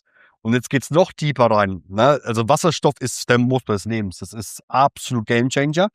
Und zwar, du baust freie Radikale ab im Körper mit Wasserstoff. Und es ist aktuell, also laut meinem Wissensstand, korrigiert mich, wenn es falsch ist, aber ist das eines der stärksten selektiven Antioxidantien. Was heißt das? Wenn du jetzt freie Radikale abbaust im Körper mit OPC oder Astaxanthin oder Vitaminen, entsteht immer ein abgeschwächteres Hydroxylradikal. Mhm. Und bei Wasserstoff ist es so, dass einfach das Abbauprodukt wieder Wasser ist, H2O. Und jetzt geht's noch tiefer, weil das wirkt auf mehreren Ebenen. Es baut freie Radikale ab, wirkt als selektives Antioxidant, hat eine negative Ladung, das Wasser, ja, also mal negativ geladen, ist auch gut für die Zellspannung im Körper und so weiter. Und es ist das kleinste Element und du trinkst es, also Deckel auf Flasche und dann sofort trinken und es geht sofort überall hin, auch über die Blut-Hirn-Schranke, also über die Blut-Hirn-Schranke hinauf. Und jetzt kommt das Krasseste, was also ich habe einen Privatarzt und es ist mein Arzt meines Vertrauens, müssen wir mal einladen hier bald. Ja, also ich vertraue echt nur ihm. Wenn ich K.O. bin, dann ist er mein Lebensretter. Es geht sofort in die Zellen rein und es kurbelt die ATP-Produktion an. Mhm. Und ATP ist die Energiewährung für alles, für das Verdauungssystem, also für alle Systeme. Ja? Jeder Prozess braucht Energie. Das heißt, jede Krankheit, die auf Energiemangel beruht, wo du mehr Energie brauchst, muss nicht, kann helfen. Mhm. Erfahrungsgemäß tut es das bei vielen Menschen auch. Okay, super spannend. Die Ja. Studienlage ist halt noch nicht so ganz so mega krass, ne? Wo wir jetzt sagen, die haben hier Doppelblindstudie mit 1000 Menschengruppierungen getestet, wird mal Zeit. Und noch krasser wird's, man kann es sogar inhalieren. Aber nicht mit diesen Flaschen, weil bei diesen Flaschen werden oft so Inhalierkits verkauft. Aber bei den Flaschen ist die Durchflussmenge viel zu gering. Da musst du richtige so Wasserstoff-Inhaliergeräte kaufen und kannst mit Nasenkit, Mundkit inhalieren. Hilft übrigens, Geheimtipp am Rande, gibt es auch bei Heilpraktiker in Deutschland. Raucher mit Raucherlunge, wo die Lunge schon komplett COPD oder wie heißt COPD heißt das. COPD. Wasserstoff inhalieren, sucht euch euren Heilpraktiker des Vertrauens, der so einen Wasserstoffinhalierer hat, oder kommt auf mich zu und ich sage euch, wo ihr es kaufen könnt, ist bei dieser Thematik aufgrund von Rauchen ein Gamechanger. Okay, also kann man da wieder die Lunge reinigen ein bisschen, oder? Super gut, ja. Ja? Super Wow. gut. Super gut. Das ist ein Geheimtipp. Mhm. Gibt kaum Therapeuten, die darüber Bescheid wissen. Kann ich meiner Mutter gleich sagen, weil die hat nämlich so eine Kauft dir das Ding privat für die Mutti, Ja. 2.000 € Wahnsinn. ungefähr, und häng sie jeden Tag 2, 3-mal dahin, abends vom Schlafen, beim Fernsehen, und atme einfach Wasserstoff ein. Das macht die Lunge frei. Wahnsinn. Also, ich will jetzt nicht sagen, dass die Lunge, die über Jahre hinweg verraucht wurde, dann sofort ganz wird, aber es löst viel ab und die Lunge regeneriert sich wieder. Mhm. Ne? Natürlich sollten wir gar nicht rauchen. Ne? Das Ne? weiß Also, aber jeder zum ne? Glück. Das ist Aber- unstrittig. Aber leider ist es halt eine Gewohnheit bei manchen Menschen und sie kommen dann nicht weg. Und ich sage nur eins, das kann das Leben wirklich verlängern, wenn man dieses COPD hat. Super interessant auch. Und vielleicht noch, wir haben ja über den Redoxwert gesprochen. Also dann ist das Wasserstoffwasser, hat einen niedrigeren Redoxwert dann auch? Also wenn man das misst, also nachdem es mit Wasserstoff angereichert wurde? Genau. Wie niedrig ist er dann, wenn dann zum Beispiel aus dem Filter der Wert 40 ist? Und Also stell dir vor, du hast Leitungswasser, mal grob gesagt, mit plus 100, Mhm. plus 200, dann geht der Wert, je nach Ionenzusammensetzung, kann bis auf minus 700 gehen, liegt meistens so bei minus 550 rum. Wow. Und manchmal halt je nach Wasser, weil es auch auf die Ionenzusammensetzung ankommt, kann es bis auf minus 650, minus 700 gehen. Ja. Millivolt, ne? Ja. Millivolt. Ja. Da auch aus reinem Interesse, weil du sagst ja immer, zeitnah trinken. Also wenn der Prozess passiert ist mit der Wasserstoffanreicherung, zeitnah trinken. Aber wenn der Deckel drauf ist, bleibt es drin oder verfliegt das trotzdem auch? Es hält sich ganz gut, Ja, aber Wasserstoff ist so klein, das kleinste ja, Element, das geht überall durch. Ne? dass es überall seinen Weg sucht. Ja. Deswegen, ich sage immer so, wenn ich weiß, ey, jetzt in 5 Minuten habe ich Durst, dann mache ich jetzt den Knopf an, 5-Minuten-Modus, dann piept es, und wenn es piept, ein paar Sekunden, ich mache auf, trinke. Okay. Weil ich ja auch den maximalen Effekt haben will. Ne? Ja. Wenn ich jetzt anschalte und dann steht es eine halbe Stunde, ist immer noch Druck drauf, aber natürlich hat sich auch Wasserstoff schon ein bisschen abgebaut, minimal. Ne? Ja, Also ja. das baut sich schon auch dann ab. Ne? Deswegen, wenn man ehrlich ist, manche sagen sogar, das hält sich irgendwie 12 Stunden. Ja, aber wie viel hast du da noch? Ja, ja. Weil Also du brauchst anreichern, zeitnah trinken. ja, es gibt auch so eine Richtlinie, ne? Also es gibt tatsächlich viel Wissen darüber, ne? Kann man auch mal googeln oder kann man auch einen Link raussuchen. Hydrogen Institute America und so, da gibt es Studien ohne Ende, auch viele Tierstudien natürlich auch, ne? Aber man sagt, ein gesunder Mensch, wo wirklich einen Effekt spüren will, solle zwischen 1 Milligramm und 3 Milligramm Wasserstoff trinken am Tag. Mhm. So, und wenn du jetzt schwer krank bist, Krebs oder so entzündliche, schlimme Krankheiten, 5 bis 7 Milligramm, und bei richtig schlimmen Krankheiten kannst du bis auf 10 bis 12 Milligramm hochgehen. Letztendlich gibt es aktuell keinen Nachweis, dass du es irgendwie überdosieren kannst, aber wie wir wissen, wir brauchen verschiedene Wasserstoffdosierungen für verschiedenste Krankheiten, dass es überhaupt dann einen Nutzen hat. Also diesen Anhaltspunkt, diese gibt es wissenschaftlich mittlerweile. Ja, okay. Und in Amerika ist das Ding halt schon auch medizinisch auch schon mittlerweile im Einsatz. Ne? Das ist jetzt nicht irgendwie Hokuspokus, sondern es kommt ursprünglich eigentlich die Ingenieure aus Korea, Japan, die Ecke. Ja. Und da leben die komischerweise auch ganz schön lange. Und da ist Wasserstoff Standard. Da kannst du selbst im Supermarkt Wasserstoff in eingepressten Druckdosen kaufen. Ja, und kannst überall Wasserstoffwasser im Supermarkt Herstellen selber dann, oder? Okay, verstanden. Kann ich auch vielleicht mal recherchieren und falls ich eine finde, eine Studie einblenden im Video dann. Ja, ich kann auch mal raussuchen. Ja. Okay, dann kommen wir zum nächsten Themenbereich und das ist jetzt betreten wir einen Bereich, der wird als Pseudowissenschaft angesehen Mhm. und das ist die Lebendigkeit und die Struktur des Wassers. Du hast ja auch schon ein paar Mal Dr. Gerhard Pollack angesprochen, der quasi auch den 4. Aggregatzustand des Wassers beschrieben hat. Ich habe mir auch schon viele Dinge über Wasser in der Recherche angeschaut, dass Wasser alle Informationen aus der Umgebung aufnimmt, also negative Informationen, positive Informationen. Kannst du das mal für den Zuschauer zusammenfassen, was das alles ist, warum Pseudowissenschaft? Also meine Einstellung dazu ist, haben ist besser als brauchen und ich glaube an die Natur, aber ich würde gern von dir zusammengefasst haben, was ist das Thema überhaupt? Weil man hört auch andere Influencer darüber sprechen, strukturiertes Wasser und das klingt so, ja, wie so Esoterik oder ich weiß nicht, ne? Also eine Pseudowissenschaft, so wird es ja auch bezeichnet und so wird ja auch der Dr. Gerhard Pollack bezeichnet, dass das keine wirkliche Wissenschaft ist, was er da nachgewiesen hat oder nicht. Wie stehst du zu dem Thema und erklär das Thema mal generell, wie das alles zusammenhängt, auch mit diesem 4. Aggregatzustand ist ja nach Dr. Gerhard Pollack, der nennt das ja EZ-Wasser. Wie hängt das alles zusammen und hältst du das für sinnvoll? Und wenn ja, was macht dein Filtersystem? Das ist ein Riesenthema. Ja, Wie viel Zeit gibst du mir für das Thema? wenig, weil wir haben schon viel verbraucht. Okay. Ja, weil, okay. Lass mich kurz überlegen, wie ich das erklären kann, weil das Thema ist groß. Ja. Also was ich zum Beispiel super spannend finde.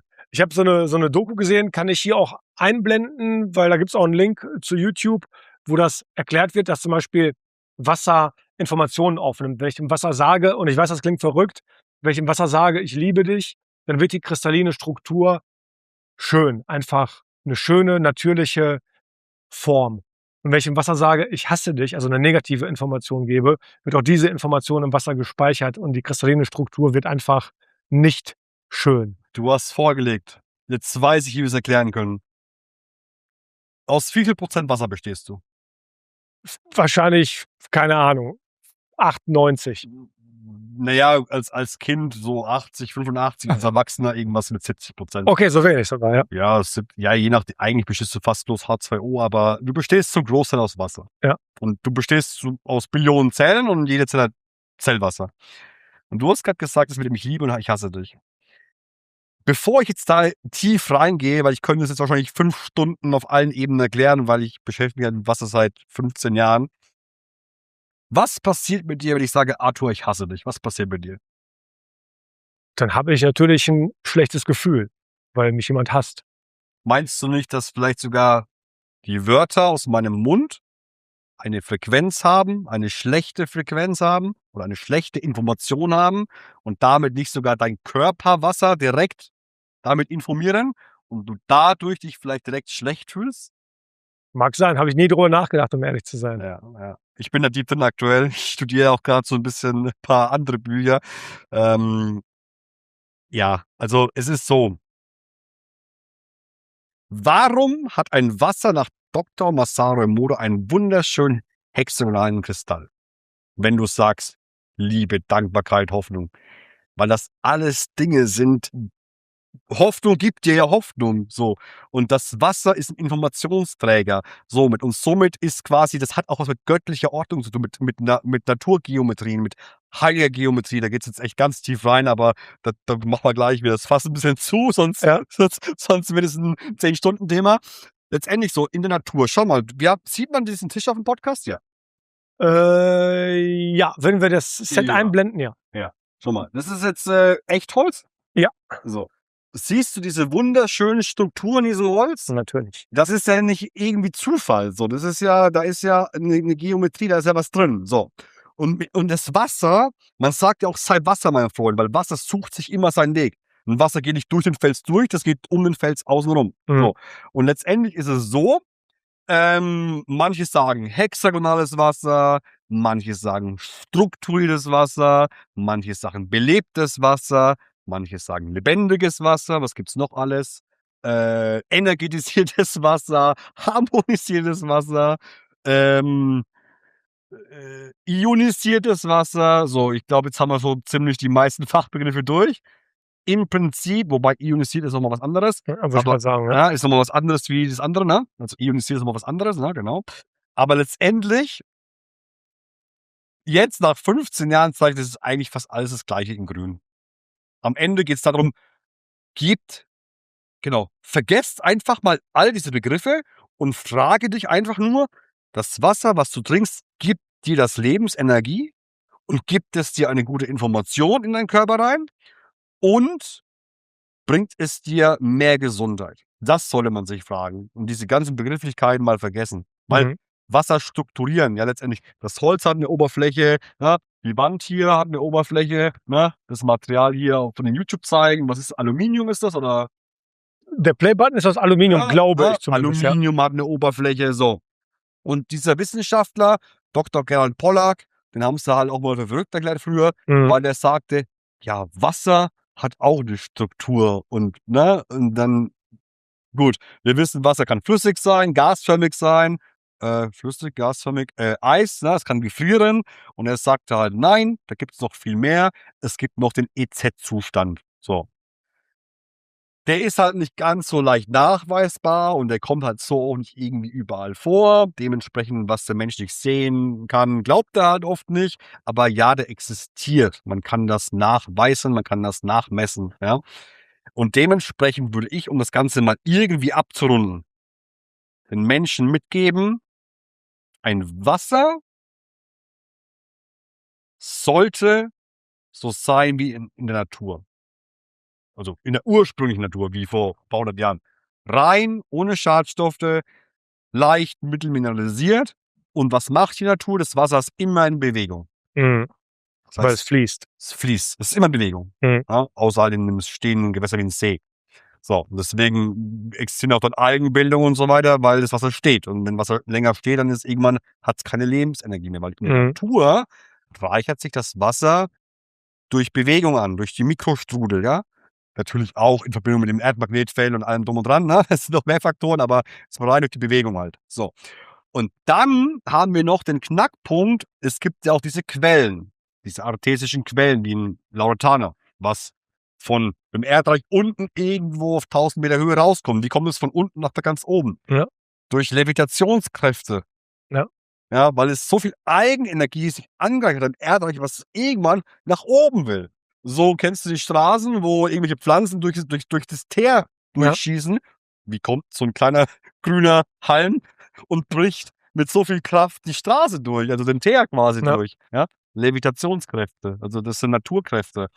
Und dementsprechend, der eine nennt es hexagonal, der eine sagt strukturiert und ich sage diese ganzen Begrifflichkeiten sagen am Ende einfach nur aus, ist das Wasser so, dass es gut in die Zellen gehen kann.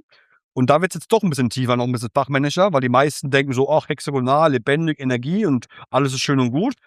Nee, wenn du bei Wasseraufbau und Wasser Schadstoffe entfernst, das ist schön und gut, aber dann sind die Schadstofffrequenzmuster der Schadstoffe immer noch in den Wasserclustern gespeichert. Und zwar Wassercluster, das ist auch wissenschaftlich, das ist kein Humbug. Das Wasser hat Clusterstrukturen, weil wenn du auf Wasser Druck gibst, zum Beispiel vom Klärwerk zu dir nach Hause, dann kannst du dir vorstellen, werden die Wassercluster groß. Und stell dir vor, du hast deine Zellmembran im Körper, in den Zellen, und jetzt kommt's, das kennen auch die meisten Menschen nicht, Aquaporine. Das sind Proteine, das sind so ganz feine Kanälchen, wo quasi die Wassercluster durch müssen, um in die Zelle zu gehen. Wenn die Wassercluster aber groß sind und nicht kleinclustrig sind, dann kommen die halt weniger gut durch. Das heißt, es ist nicht so ganz so gut hydrierend. So. Wenn du jetzt aber ein Wasser hast, rein, mikrolevitiert, so wie die Levitation aus der Natur, dadurch werden die Wassercluster aufgebrochen. Das Wasser kann sich wieder schön strukturieren von selbst in der Eigendynamik durch diese Bipolarität. Dann hast du ein kleinclusteriges Wasser, durch die Levitation, durch die biophysikalische Bewegung automatisch auch eine Energie im Wasser und auch einen Sauerstoffeinzug. Und dann hast du im Prinzip ein Wasser rein, ohne Schadstofffrequenzen, kleinclusterig. Es tut sich selbst durch die Bipolarität strukturieren und kristallisieren. Ja, du kannst doch diese hexagonalen Flocken quasi nach Emoto fotografieren. Ja, wie läuft es ab? Du hast einen Petrischal, topfst überall Wassertropfen rein und mit Glück hast du von 100 halt mal 5-mal so ein schönes Bild. Na? Die beste Variante, oder nicht die beste, weil das Beste gibt es nie, oder eine sehr gute Variante ist die spalgyrische Wasserdiagnostik. Da haben wir auch Bilder, weil unser Levitationsmodulhersteller ist ein deutscher Hersteller, der seit knapp 25 Jahren oder 30 Jahren nichts anderes macht wie Wildmodule. Und der macht auch diese spalgyrischen Kristallbilder. Und die könnten wir sogar auch mal einblenden, würde ich sagen, weil da sieht man wirklich diese innere Energie im Wasser, wirklich was für Energiezentren überall im Wasser sind.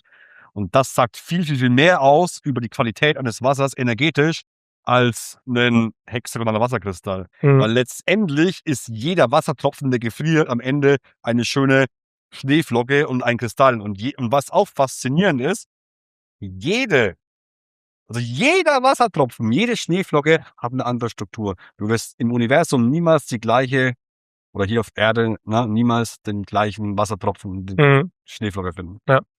Ja, super spannendes Thema. Ich könnte noch weiterreden, aber ich glaube, das wird zu much sonst. Ja. Super spannendes Thema auf jeden Fall. Und ich habe da ja auch in meinem neuen Video zu gesprochen, über dieses EZ-Wasser nach Dr. Gerald Pollack. Und er hat es auch ganz schön beschrieben, das fand ich ziemlich eingehend, dass dieser 4. Aggregatzustand, also das Herz im menschlichen Körper, manche Gefäße, weil die so klein sind, dass der Druck gar nicht ausreichen würde, um Blut da reinzupumpen. Deswegen muss Wasser in diesen 4. Aggregatzustand gehen, um da reinzukommen. Und die Frage ist unser Herz eine Pumpe? Ist es wirklich eine Pumpe? Soll es angeblich sein. Ich bin kein Kardiologe und kein Herzexperte. Also lassen wir das Thema mal geschlossen. Ja, lassen wir das mal. Ja. Okay, dann war das. Aber die Frage, die wir nicht beantwortet haben, ist natürlich, was macht dann Filter? Also du hast Levitation, Verwirbelung genannt. Was macht dann Filter, um das Wasser zu strukturieren, zu beleben oder was auch immer, wie wir es auch immer nennen wollen? Was macht dann Filter, um das optimale Wasser zu bekommen? Ob man das jetzt als Pseudowissenschaft oder nicht, Also egal. Willst du jetzt alle Stufen durchgehen oder nur diese Belebung? Nur die Belebung, also die Levitation. Genau. Also genau. Wir haben uns entschieden für einen deutschen Partner, die diese V4A Edelstahlmodule, also V4A bedeutet, das ist ein Edelstahl, das ist eine Legierungsform. Es gibt V2A, V4A und noch viele andere. Ja. Ist halt so für diesen sehr reinen Wasserbereich eine der idealsten Materialien, weil es nicht rosten kann. In der Legierung selber quasi die Metalle so in sich legiert sind, dass sie quasi nicht abgegeben werden. Also sie sind sehr stabil. Klar, da ist auch Nickel drin und so weiter, keine Frage, aber es ist nachgewiesen, dass nichts abgegeben wird, weil auch die Kontaktzeit viel zu kurz ist. Ja. Wenn du jetzt sehr viel Edelstahl hättest und das Wasser würde zum Beispiel in Schläuchen und so weiter, Edelstahlschläuchen, lange stehen, dann wäre die Gefahr schon da, dass sich auch was absondert und auch das Wasser leicht metallisch schmecken kann. Jetzt zum Modul selber, dieses biophysikalische, wir nennen es Mikrolevitationsmodul, weil der Hersteller auch wirklich sagt, das ist eine Mikrolevitation. Also die haben quasi, es gibt einen Naturforscher namens Viktor Schauberger und der hatte eine Erkenntnis. Da fangen wir jetzt nochmal ganz kurz an, und zwar die Erkenntnis, der hat damals beobachtet in der Natur, es gab ja mal irgendwann die Industrialisierung, es wurden Flüsse auch, die so liefen, gerade gemacht für die Schifffahrt und so weiter, weil so will kein Schiff fahren. Ne? Ja. Und dann ist ihm aufgefallen, wenn die Flüsse begradigt wurden, dann waren die Fischbestände weniger, dann war die Pflanzenvielfalt weniger, also die ganze Naturvielfalt hat abgenommen. Ja. So, wenn man jetzt sie wieder irgendwie krumm gemacht hat, also oder auch Steine, Brocken, Felsen reingesetzt hat, wo das Wasser wieder quasi diese Mikrowirbel bildet quasi, dann kam wieder Leben zurück oder mehr Leben zurück. Und jetzt kommt das Spannende. So. Seine Lehre wurde ja von seinem Sohn, vom Walter Schauberger, weitergeführt. Und die Firma, mit denen wir arbeiten, die produziert, wie gesagt, das in Deutschland in einer Dreherei. Die haben, ich glaube, es sind jetzt 25 Jahre oder sogar fast 30 Jahre, die sich damit beschäftigen. Das waren mehrere Menschen, manche haben aufgehört, manche haben es weitergeführt, und ich habe Gott sei Dank den Menschen gefunden, der es weiterführt, und der quasi für uns diese Sachen produziert. Das Schöne an der ganzen Geschichte ist, er hat die Lehre von Viktor Schauberger erweitert. Weil, du kannst dir vorstellen, das Wasser fließt in diese Wirbelkammer rein, also oben geht's rein, und dann zweigt sich das quasi in 2 Ströme, und du hast links eine Kammer, einen Eingang und rechts einen Eingang. So, dann geht das Wasser rein, das wird so schnell beschleunigt mit so einem starken Strudel, den hörst du auch, das macht wirklich, das zischt richtig laut. Die Kammer muss natürlich ausgelegt sein auf den Durchfluss der Anlage, aber jetzt kommt das Spannende. Das wirbelt. Und dann schießt es quasi so rein, und dann geht es nach oben, und dann entsteht ein Strudel, und der Strudel erzeugt einen Sog. Ein Sogprinzip. Das heißt, Sauerstoff zieht sich rein. Und nur das ist eine richtige Mikrolevitation, weil du könntest, obwohl Wasser austritt aus dem Modul, von so einer ganz normalen Plastikflasche so einen Plastikdeckel nehmen, den unten hin tun. Jeder würde denken, hey, Wasser strömt raus, also drückt es den Deckel weg. Aber den Deckel drückt es nicht weg, den zieht es hin. So viel Sauerstoffeinzug entsteht da. Wow. Ja, und das ist halt in der Nische ist halt leider so, es gibt hunderte Belebungsmodule, hunderte Wirbelmodule, dann sagen sie V4 Edelstahl, dann ist innen ist Plastik, außen ist ein bisschen Edelstahl. Nein, das ist komplett voll Edelstahlmaterial, innen, außen, alles, ne? Ja. Und das macht jetzt eines nochmal vielleicht zum Verständnis, es bricht die Wasserclusterstrukturen auf und durch das Aufbrechen der alten Wassercluster ist es quasi so, dass in den Clustern die Informationen der Schadstoffe gespeichert sind, ne, weil Materie ist also jede Materie hat Informationen, also Zink, Nitrat, Glyphosat, alles hat eine materielle Ebene, somit auch eine Frequenzinformationsebene und die wird quasi gelöscht und das Wasser kann sich wieder neu restrukturieren. Und das Modul ist auch gleichzeitig noch mit einer harmonischen Information geprägt mit dem Spezialverfahren, was auch nochmal im Durchlaufen aufgeprägt wird. Aber letztendlich kannst du auch mit deinen Gedanken dein Wasser informieren. Und weil viele immer sagen so, oh, das Wasser muss informiert sein. Da sage ich zu den Menschen immer so, hey, du bist ein Wasserlebewesen, du bestehst zum Großteil aus Wasser. Programmier du dich mal mit deinen Gedanken und mit deinem Kopf und hab positive Gedanken, dann programmierst du dich auch selber, ne? Ja, weil wenn du dein Wasser mit Liebe bestrahlst und mit Liebe beredest, aber den ganzen Tag negativ denkst, dann bringt dir das beste Wasser auch nichts. Ne? Mhm. Ja. Ja. Ja, super interessantes Thema. Und wir können das mal zeigen, auch als wir den Filter bei mir eingebaut haben mit dem Levitationsmodul, wie sich das auch verwirbelt. Ja, quasi, wo können wir wir das, gerne einblenden, ja, wie stark das, dieser Strudel ist ja, das und wie Video haben wir. fein das auch wird. Also viele sagen, damit ist es noch weicher, noch feiner. Und ich hatte sogar eine Patientin früher mal gehabt, also das war nicht meine Patientin, aber sie war quasi, ich habe sie mitbetreut, ein bisschen Support quasi. Und die hatte schon gutes Wasser getrunken und dann mit dieser Mikrolevitation noch mal mehr entgiftet, was ja auch irgendwo Sinn macht, wenn du ein sensibler Mensch bist, dass, wenn es noch besser in die Zellen geht, dass bei sensiblen Menschen oder feinfühligen Menschen noch mal vielleicht noch mal so Detox-Erscheinungen kommen, ne? Ich Ja, bin ja können wir auch da mehr feinfühlig. absorbieren, da Ja. reingehen. Ich Ja. bin ja auch feinfühlig, ne? Ich Mhm. habe von Anlage zu Anlage zu Anlage immer mehr geupgradet damals Mhm. und immer mal noch mal so ein bisschen mehr gemerkt, das tut noch mal was. Ja. Ja, da kann ich sagen, Gott sei Dank ist es bei mir so, weil dadurch ist auch das System quasi, also, wenn es besser geht, nächstes Jahr mache ich es besser. Ja. Wenn es in 2 Jahren besser geht, mache ich es wieder besser. Ich kann jetzt zum Glück sagen, war ja auch ein langer Kampf, ne? Wir hatten ja auch so ein bisschen, ne, paar, ja, Menschen, die uns nicht so gerne sehen aktuell. Ja. Ja, belassen wir's auch dabei, muss man nicht so einsteigen in die Tiefe, aber dadurch haben wir halt das Glück, wir konnten das System jetzt rein technisch auf den Stand 2026 bringen. Und wenn es im neuen Jahr technologisch noch besser ist, dann machen wir es wieder besser. Ja, weil ich mag halt Apple und so andere Marken so, die halt mit der Zeit gehen, wobei du magst kein Apple, gell? Nein, also nicht falsch verstehen. Ich bin nur eher Ne. der Android-Fan, weil ich eher den Open-Source-Gedanken und so weiter Ja. Also ich bin feiere. da schon sehr perfektionistisch und ich sage immer, man muss, wenn es besser geht, sofort handeln und sofort technologisch, wenn es innovative Möglichkeiten gibt, sofort wieder upgraden. Ja? Das heißt, nicht stehen bleiben. Und wir haben das System auch so gemacht, dass du upgraden kannst, ohne ein Neugerät kaufen zu Ja, müssen. durch das Filtersystem. Ja. Ja. Das ist eine super Überleitung zum nächsten Themenbereich, und zwar die mikrobiologische Sicherheit. Also jetzt gehen wir durch die ganzen Filterstufen, beziehungsweise Anforderungen, die ich wirklich über die Monate zusammengetragen habe und dich auch damit konfrontiert und befragt und so weiter, weil ich wirklich über Monate dazugelernt habe, was ist sinnvoll, was ist nicht sinnvoll. Ich habe mir eine Matrix mit Wasserfiltern angelegt und dann verglichen, welcher Filter kann was. Die habe ich dir ja selber auch geschickt sogar. Und fangen wir an mit den, ja, sag euch. Was hast du damit Ich gemacht? habe deine Wasserfilter-Matrix gesehen. Weißt du, was ich mir gedacht habe, Arthur? Freak. Ich dachte mir, was ist das für ein Freak, ey? Ja, Und ich muss, dachte mir im nächsten Zug so, der baut mir irgendwann mal so einen automatisierten Chatbot, dass ich nicht immer jedem Interessenten jeden Wasserfilter-Unterschied erklären muss. Müssen wir mal drüber quatschen. ja, ich gebe zu, ich bin ein Monk, deswegen das zur Matrix. Hammer, ey. Fangen wir an mit den Filterstufen. Eingangskeimsperre. Aber lass uns wirklich kurz auf jede Stufe eingehen, warum sinnvoll, was sie macht, und dann geht's weiter. Ja. Dann fangen wir vorne an. Was ist denn die erste Stufe? Eingangskeimsperre. Nee, das ist die 4. Stufe.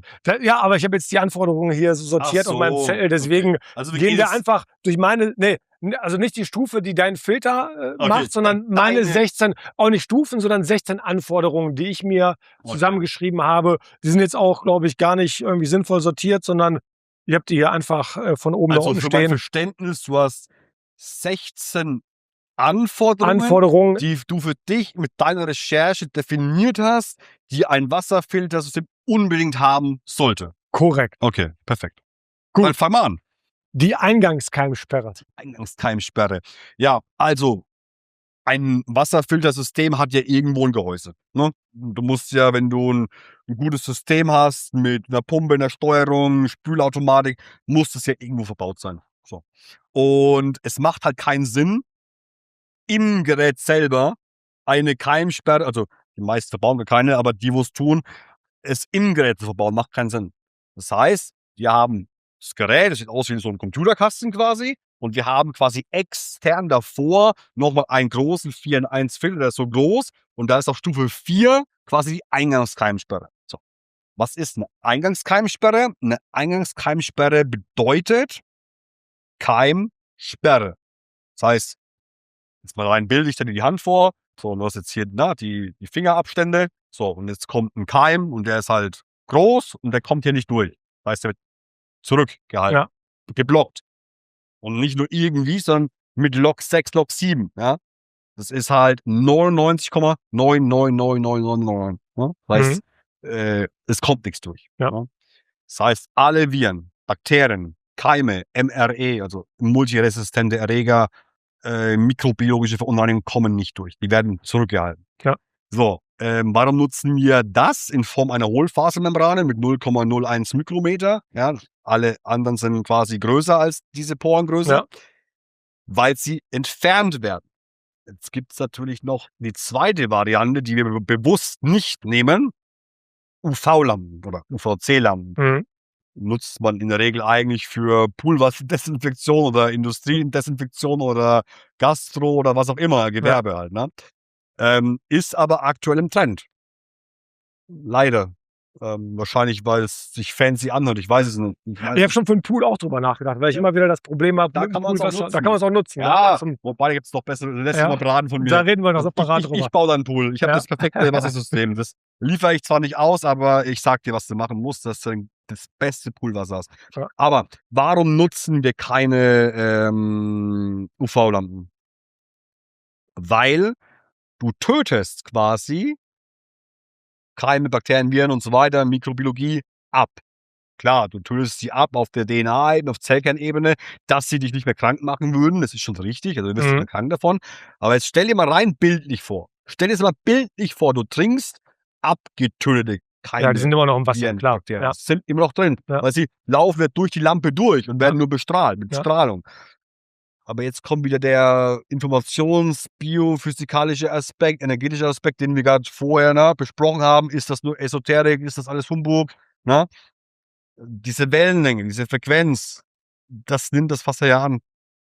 Und es gibt halt auch, ich kann dir einen Link schicken über das Thema, können wir auch mit reinfügen. Mehrwert, ne? Maximal Mehrwert.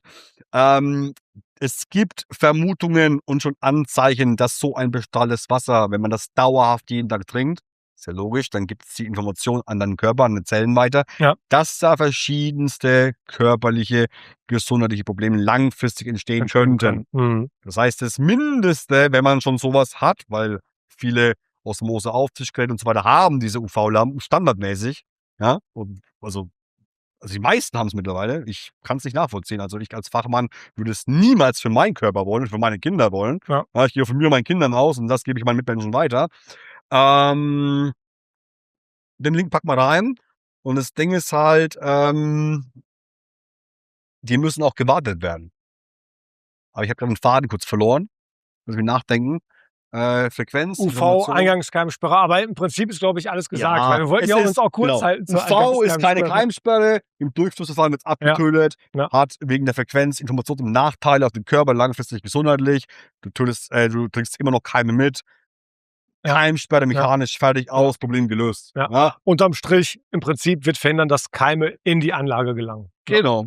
Warum? Dass es quasi in den ersten Filterkopfverbindung nicht reinkommt, nicht in den Pumpenkreislauf, in den Ventilationskreislauf, weil es sich überall reinsetzt. Biofilmbildung und somit hast du schon von Anfang an alles abgesaved. Dass, wenn aus dem Leitungsnetzwerk kommen, keine ins System kommen. Weil wenn was kommt, dann ist es im System. Und wenn was kommt, dann ist es wieder Keimsperre raus. Genau. Okay. Dann Kalkschutz. Ja, war kurz knapp. Ja, ja, jedes Haushaltsgerät, Kaffeemaschine, Geschirrspüler, Waschmaschine geht kaputt durch Kalk. So. Und bei der Wasseranlage ist es noch viel schlimmer, weil die läuft ja jeden Tag, keine Ahnung, 10, 15, 20 Liter raus und somit Kalkschutz. Das heißt, der Kalk wird jetzt nicht entfernt, sondern er wird durch ein Verfahren auskristallisiert. Also er kann kein Kalkstein mehr bilden. Okay. In der ersten Kalkstufe ungefähr 89, 88%. Wir haben noch eine zweite Kalkstufe vor der Membrane, kommen wir so auf 96, 97%. Das heißt, stell dir vor, der Kalk, der normalerweise an deiner Duschwand klebt und richtig rein sich frisst, ist wie ein Pulver. Das heißt, er kann sich an Oberflächen nicht anhaften, keinen Kalkstein bilden. Somit, ja, wir wollen halt Kunden, die zufrieden sind, lange Lebensdauer, wenig Verschleiß. Und nicht hier irgendwie alle paar Jahre muss was tauschen. Ja. Ne? Einfach um das Gerät wartungsärmer zu machen, die Langlebigkeit zu erhöhen. Und deswegen machen wir das. Heißt dann aber auch, das Wasser, also das Osmosewasser aus der Anlage, was in den Wasserkocher geht zum Beispiel, der Wasserkocher verkalkt dann auch deutlich weniger oder fast gar nicht mehr. Korrekt? Nach der Anlage hast du gar keinen Kalk mehr. Ja, genau. Also ist auch ein Riesenvorteil, will ich nur damit ausdrücken. Aber der weil Kalk wird quasi durch die Membrane, durch die Osmosemembrane entfernt. Ja. Durch die, oder Molekularmembrane. Okay, also der Kalkschutz ist im Prinzip für die Anlage selbst. Ist ein Geräteschutz für die Anlage selbst. Okay. Aber er nimmt den Kalk nicht raus. Der Kalk wird wir haben ja 13 Stufen und auf Stufe 1, 2, 3, 4, 5, 6, 7, auf Stufe 8 wird der Kalk quasi wirklich entfernt. Verstanden. Ja. Dann die dritte Anforderung, mindestens 2 Aktivkohlestufen. Warum 2? Minimum. Ja.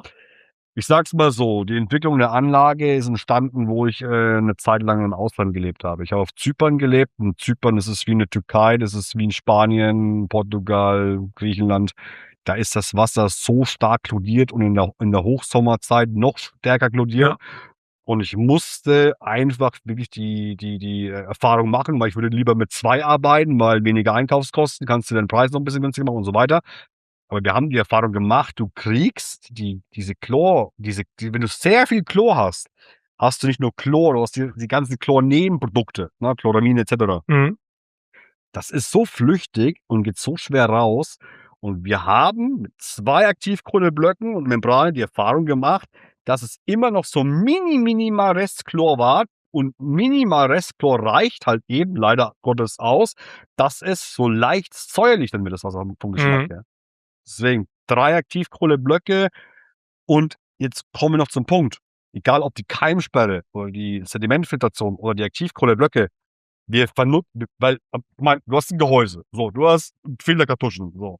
Ja, du kannst da Aktivkohleblöcke reinbauen für $3, du kannst dich für mehr reinbauen, so. Ja, wir nutzen ausschließlich Magenprodukte, ja. Magenprodukte von wichtigen Weltmarktführern, die auch international vernetzt sind, ja, die haben in Asien ihre Produktionen, die haben in Europa Produktionsstätten, überall. Es macht keinen Sinn, dort Geld zu sparen, weil am Ende macht der Geschmack und die Rückhaltequote auch die Qualität der Aktivkohle aus, wie sie verarbeitet wurde, wie sie gepresst wird, mit einem guten Verfahren, schlechten Verfahren. Und vor allem ist das Problem aber leider Gottes, dass wenn du die Aktivkohleblöcke jetzt einen billigen und teuren nebeneinander legen würdest, als Nicht-Fachmann erstmal überhaupt keinen Unterschied siehst. Ja.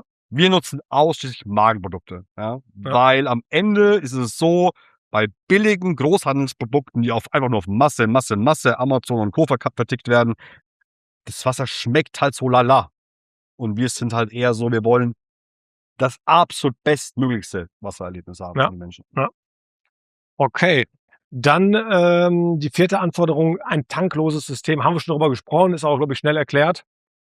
Stell dir vor, du hast einen Wasserspeichertank, Wasser wird in den Tank produziert, es steht immer, wird entleert. Beim Entleeren entleert sich's nie. Ja, wenn jetzt der Tank ist und das ist unten, das ist oben, entleert sich bis hier, nie ganz, hast immer so ein bisschen Restwasser, dann kommt reines Wasser nach, es vermischt sich immer wieder. Im Tank, was passiert, es stehendes Wasser, Verkeimungsgefahr, entstehen Keime, dann gehen die Keimkurve, geht dann so, langsam hoch und dann bumm, exponentiell, auch innerhalb von 1, 2 Tagen, es geht ratzfatz. Ja, ratzfatz ist das Ding aufgekeimt. Und beim Direktflusssystem ist das so kein Tank, Hochdruckpumpe, am besten kombiniert mit einem intelligenten Spülsystem.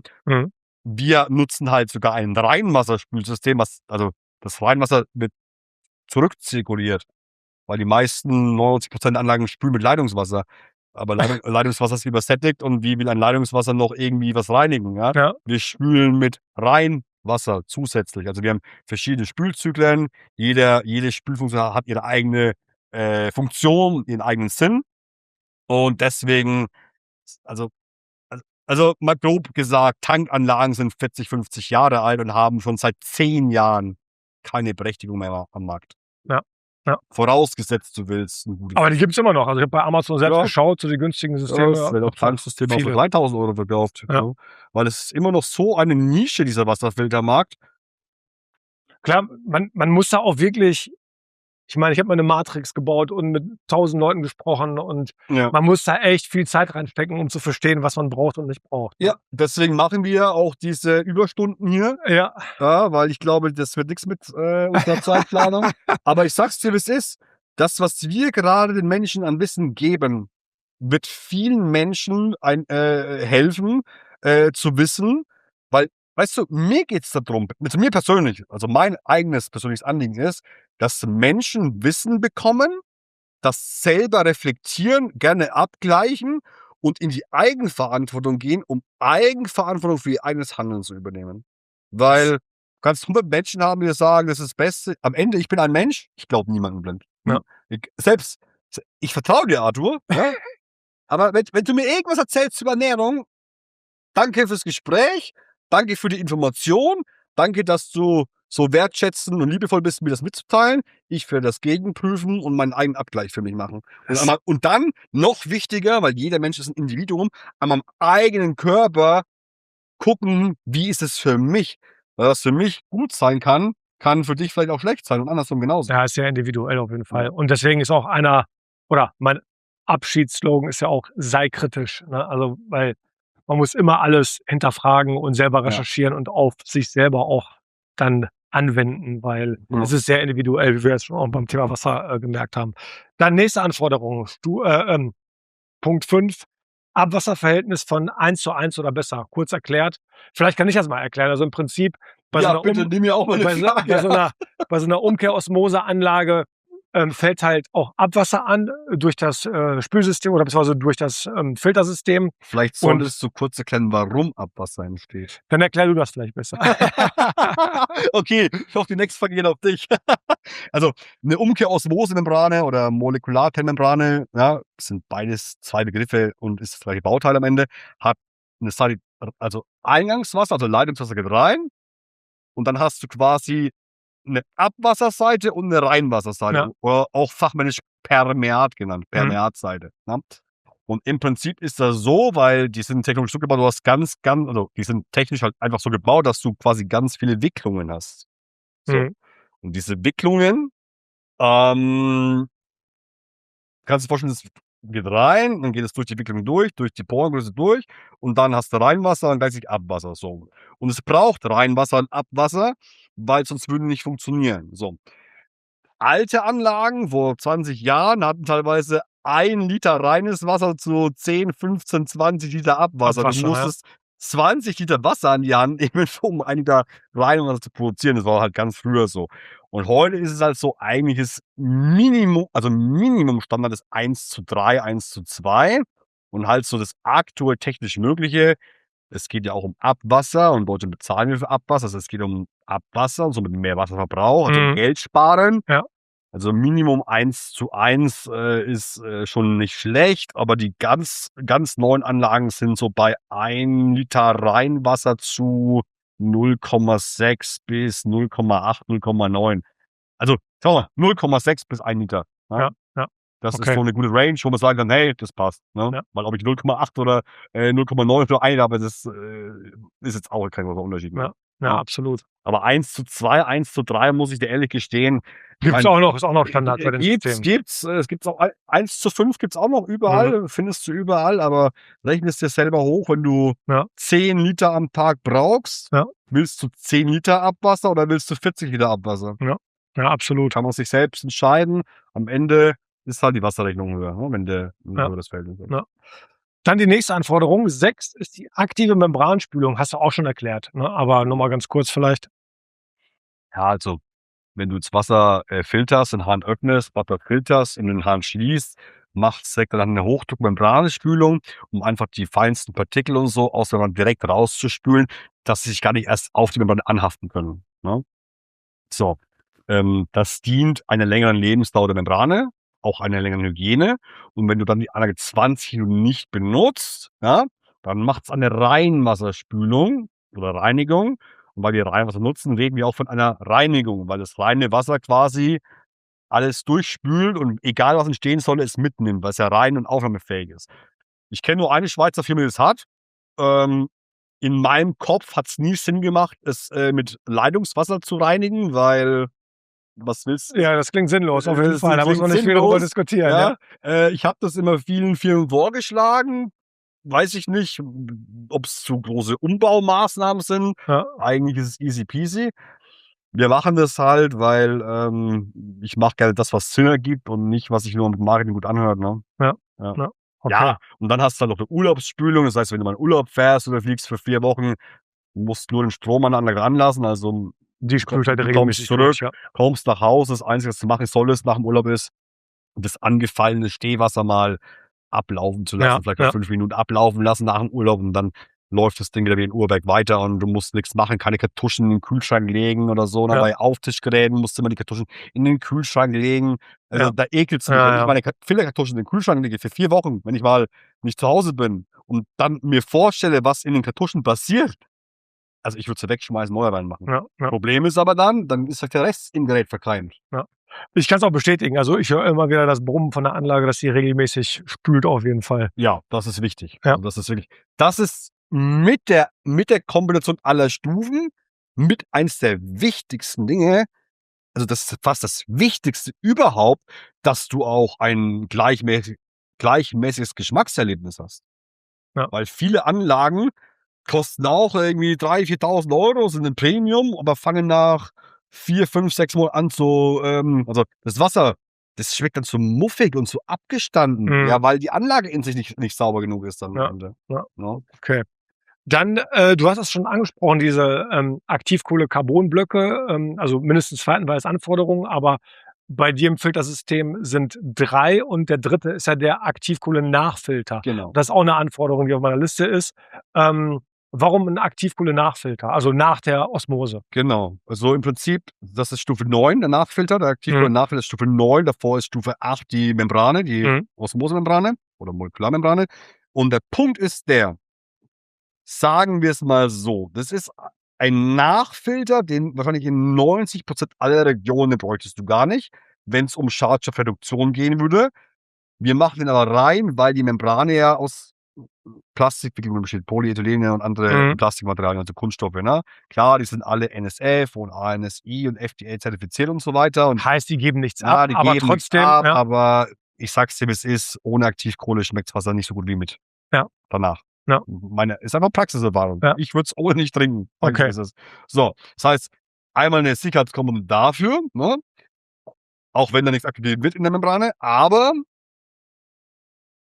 Wasser ist ja Informationsträger.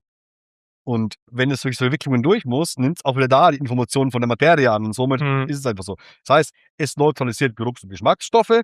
Und in so Regionen wie jetzt Zypern, Spanien mit viel Chlor, ist es halt auch eine maximale Sicherheit gegen Chlor. Ja, Das ja. ist nochmal Also komplett noch mal eine 3. absolut, Stufe. na, vom Feinsten ist dann. Und natürlich auch in Deutschland ein Riesenthema Glyphosat. Ja.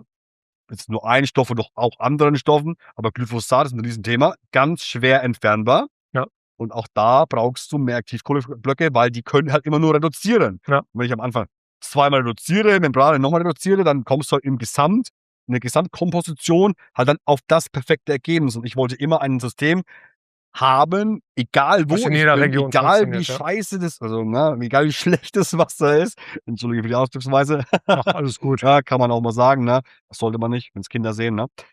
Nee, aber man sollte einfach, egal wo man ist, ein System haben, was perfektes Bergquellwasser macht. Ja. Du hast mir ja auch erzählt, du hast ja ein Filtersystem auch auf Mallorca installiert bei Genau. einer Bekannten und da war der ppm-Wert bei über 2000 und bei mir in Xanten am Niederrhein war der bei 240, 250. Ne? Da sieht man mal, wie krass die Unterschiede Also sind. bei was da ihr alles war's so grenzwertig. Es war echt, also ich bin da rübergeflogen, nehme das alles mit, baue das ein und dann denke ich mir so: „Was geht denn hier eigentlich ab?“ Ich mache seit 15 Jahren nix anderes und habe so einen Wert noch nirgendwo auf der Welt gemessen. Ja. Also wirklich nirgendwo. Das Schlimmste war Würzburg in Deutschland. Würzburg, wirklich? Würzburg, Wow. ja, mit Okay. 1400, ja. Aber 2500 bis 3000 ist schon heftig. Ja. Ja. Aber, Was ist bei rumgekommen? Wenn aber die das Frage ist. Krasse ist, wir haben was voll Zoll gehabt, weil jetzt kommt die Story dahinter. Müssen wir es vielleicht auch mal markieren an der Stelle, ha? Nee, sie dachte erst, das Wasser ist zu schlecht für die Anlage. Und sie hat's getrunken und sagte, boah, schmeckt mega lecker wie Lauretana, nur frischer und mega geil.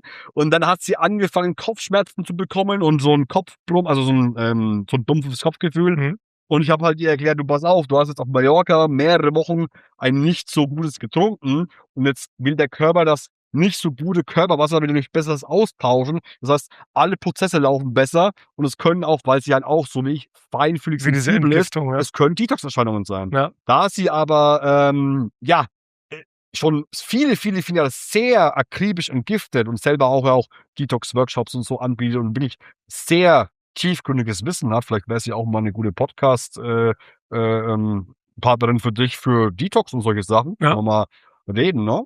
Auf jeden Fall konnte sie es gar nicht glauben, dass sie noch mehr entgiften kann, weil sie ja schon so, Ja. weil ich mache keine Leberreinigungs- und Sachen so. Ja, aber Wasser extrem, ne? vergisst man einfach oft. Ne? Ja, Das ist, und dann habe ich halt versucht, ihr zu erklären, so, hey, das geht in jede Zelle rein, das ist so fein, das löst alles raus und das kann sein. Ja. Und am Ende war es auch so. Nach ein paar Tagen hat sich reguliert, alles gut. alles gut. Und sie sagt, boah, dass aus so einem schlechten Wasser so ein gutes Wasser entsteht. Und es war für mich vielleicht nochmal so eine Prüfung, so, hey, Ja. hält Der das- Endgegner. Der Endgegner, also hält es auch im absoluten Härtefall so, ne? Ja. Und ich war so, boah, erleichtert, ne? Ja. Mega. Okay, dann machen wir weiter mit der Ausgangskeimsperre. Ja.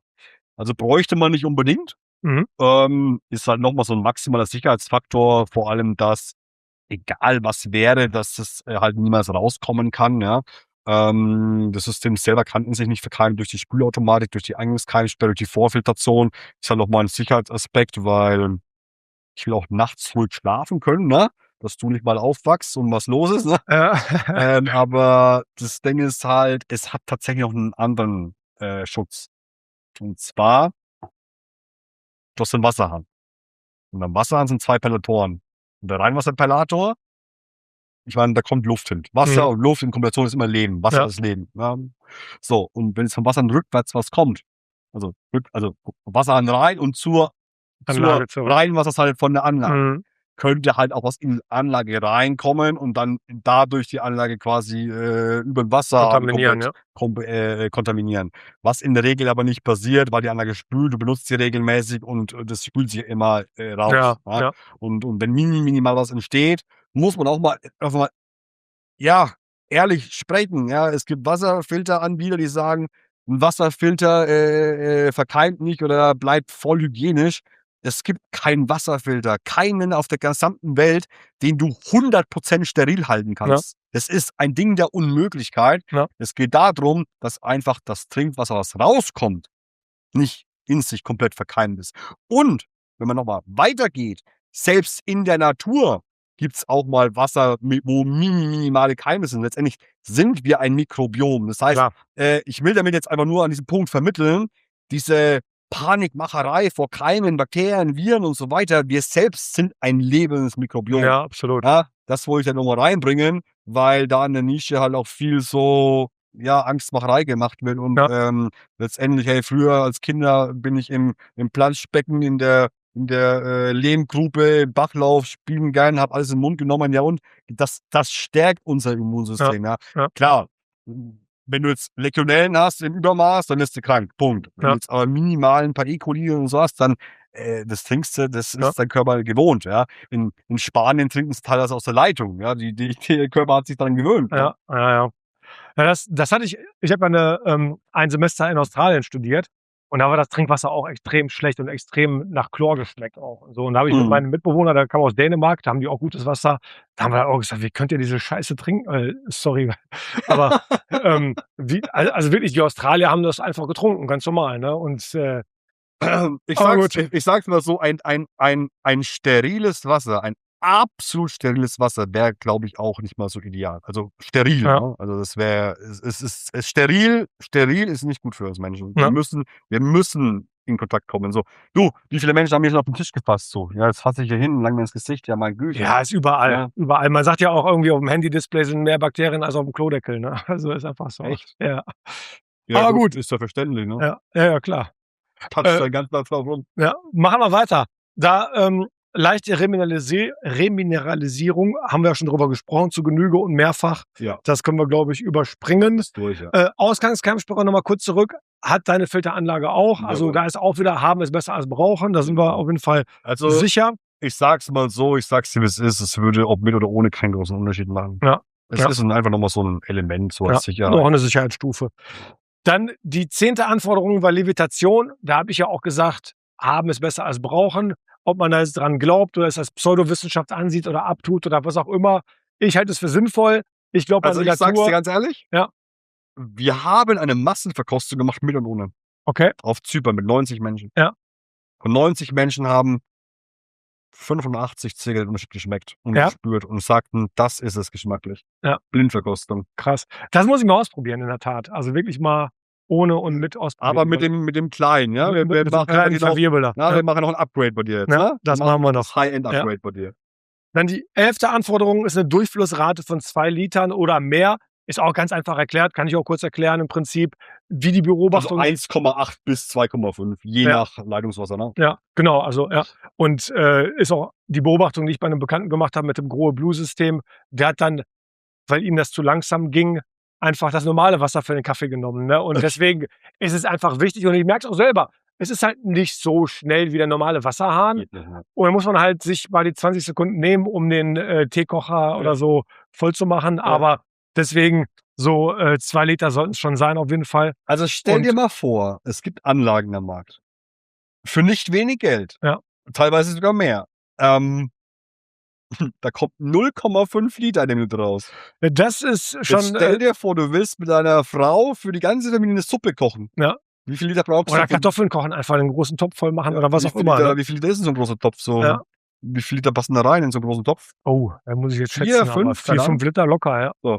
Jetzt hast du 0,5 Liter in der Minute. Dann brauchst du einen großen Kochtopf 10 Minuten. 10 Minuten, ja, das ist zu lang. Und mit unserer Anlage dann bei 2 Liter im Schnitt pro Minute, also 1,8 bis 2,5, also meistens so bei 2 Liter pro Minute ungefähr, bis dann bei, ratzfatz 2 Minuten ist das Ding voll. So. Ja. Ich habe mir mittlerweile angewöhnt, ich fahre den Hahn einfach rüber, auf die Arbeitsplatte, Topf drunter stellen, anmachen und dann dauert es halt und dann gucke ich kurz weg und dann ist er auch voll, ne? Also alles gut. Aber das ist Standard, ne? Aber 2 Liter sollte der Standard sein. Also, und darunter brauchst du nicht mehr anzufangen. Ne? Ja. Dann die 3. Anforderung ist eine 3-Wege-Armatur. Ich meine, muss man nicht unbedingt haben, man kann auch einen separaten Hahn haben, aber der versperrt dann wieder eine Ecke auf der Arbeitsplatte. Deswegen, ich finde es besser, wenn es eine 3-Wege-Armatur ist, sodass man quasi Heißwasser, Kaltwasser und das Osmosewasser hat aus einem Hahn. Ist ja bei uns Standard. Genau, ja.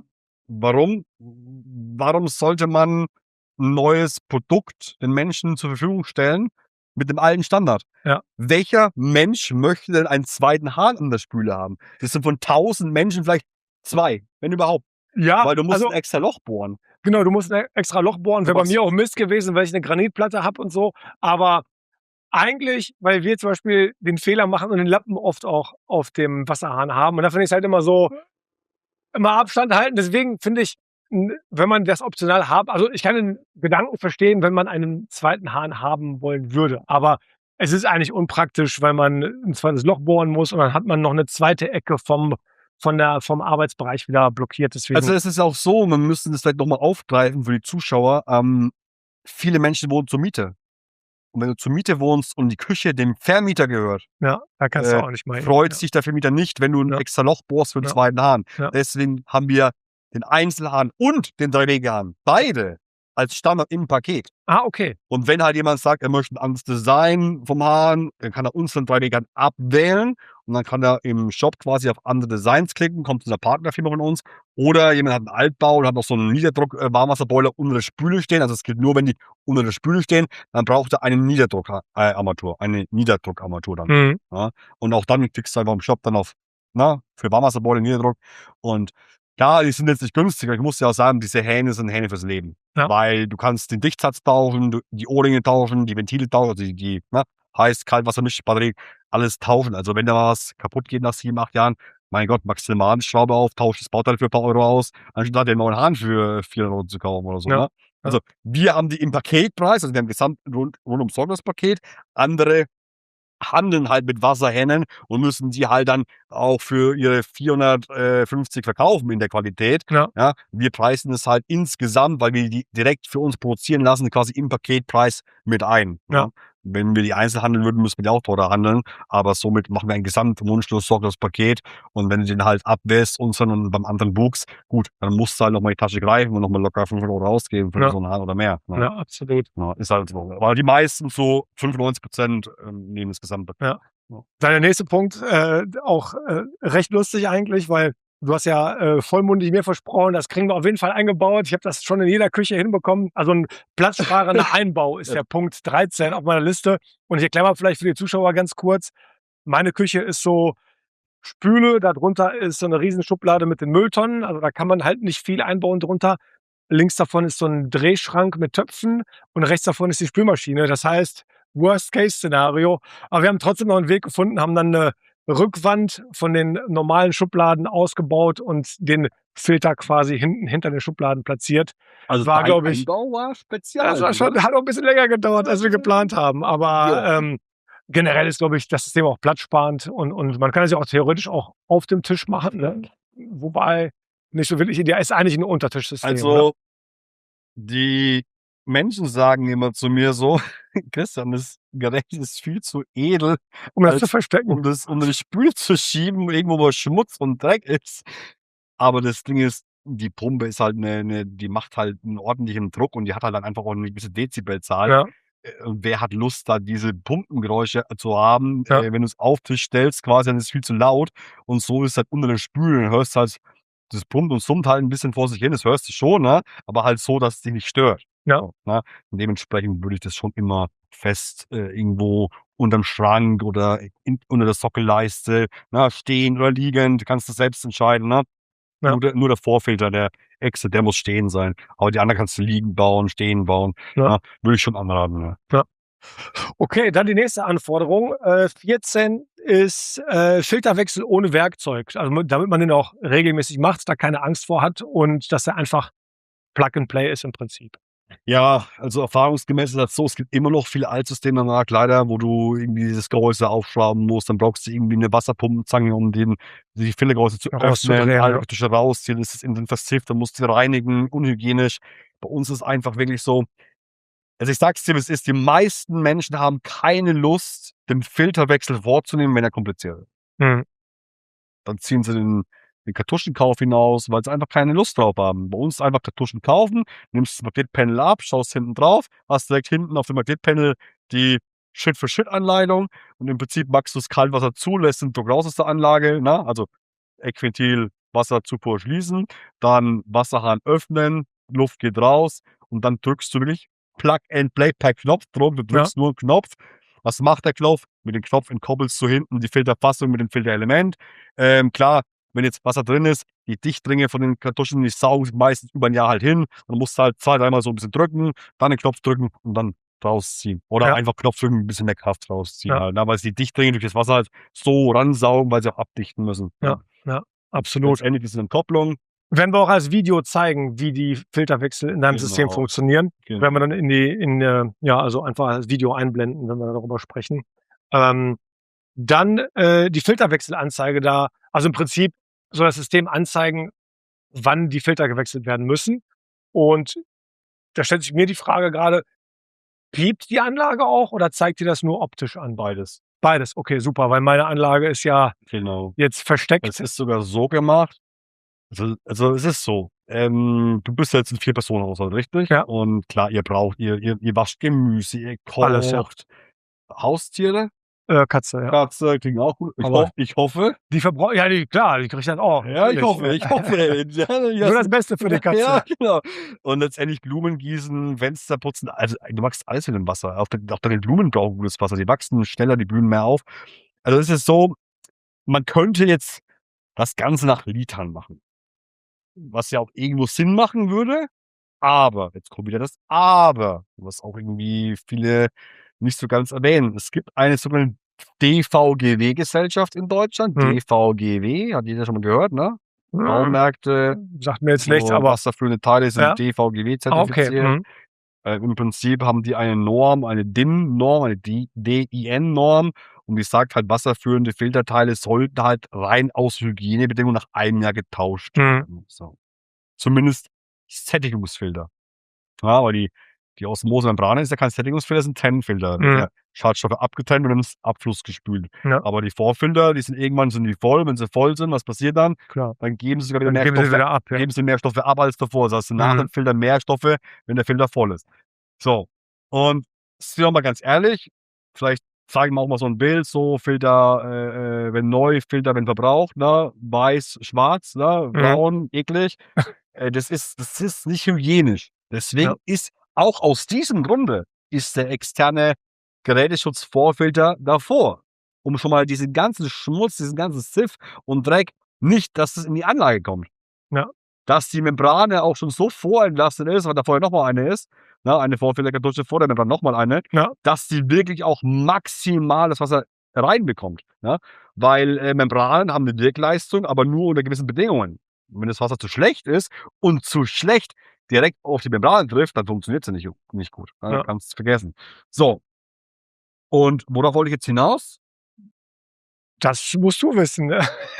Wo sind wir? Welchen Punkt sind wir? Wir waren gerade bei der Filterwechselanzeige und Ach so, ich habe gefragt, genau. die auch piept. Ja, man könnte jetzt ein Durchflussmesser einbauen und sagen, so ab so und so viel Liter und talala und talala. Ja, wenn du eine Person bist, brauchst du nie so viel Liter wie 3 Personen. Letztendlich, wir richten uns nach der Hygienevorschrift der DVGW, nach der DIN-Norm. Das heißt, wie bei einem Auto, wir haben eingestellt, die Anlage nach 11 Monaten wirst du schon optisch erinnert, dass du in 4 Wochen eigentlich tauschen musst. Und wenn du wie bei dir die Anlage eingebaut hast, dass du es quasi gar nicht sehen kannst, dann ist es so, du öffnest den Hahn und die ersten 10 Sekunden macht's piep, piep, piep, piep, piep und dann geht's wieder raus. Ja, du willst ja nicht, dass Dauer piept, ne? Ja. Dass du es einfach auch quasi optisch, akustisch hörst. Ja. Weil nicht jeder schaut da irgendwie drunter, manche haben es unter der Sockelleiste, du hinten im Schrank, manche haben ihren ganzen Mülleimer oben drauf und ne? Man muss ja irgendwie gucken, wenn man klarkommt. Ne? Ja, absolut. Dementsprechend ist das ein Hinweis, hey, ab jetzt in 4 Wochen ist der 12. Monat vorbei, wäre es angebracht, die zu tauschen. Natürlich müssen wir auch irgendwas vorgeben, deswegen sagen wir einmal im Jahr den externen, den ersten und dritten in der Anlage und alle 2 Jahre dann kommen die Membran dazu. Ja. So.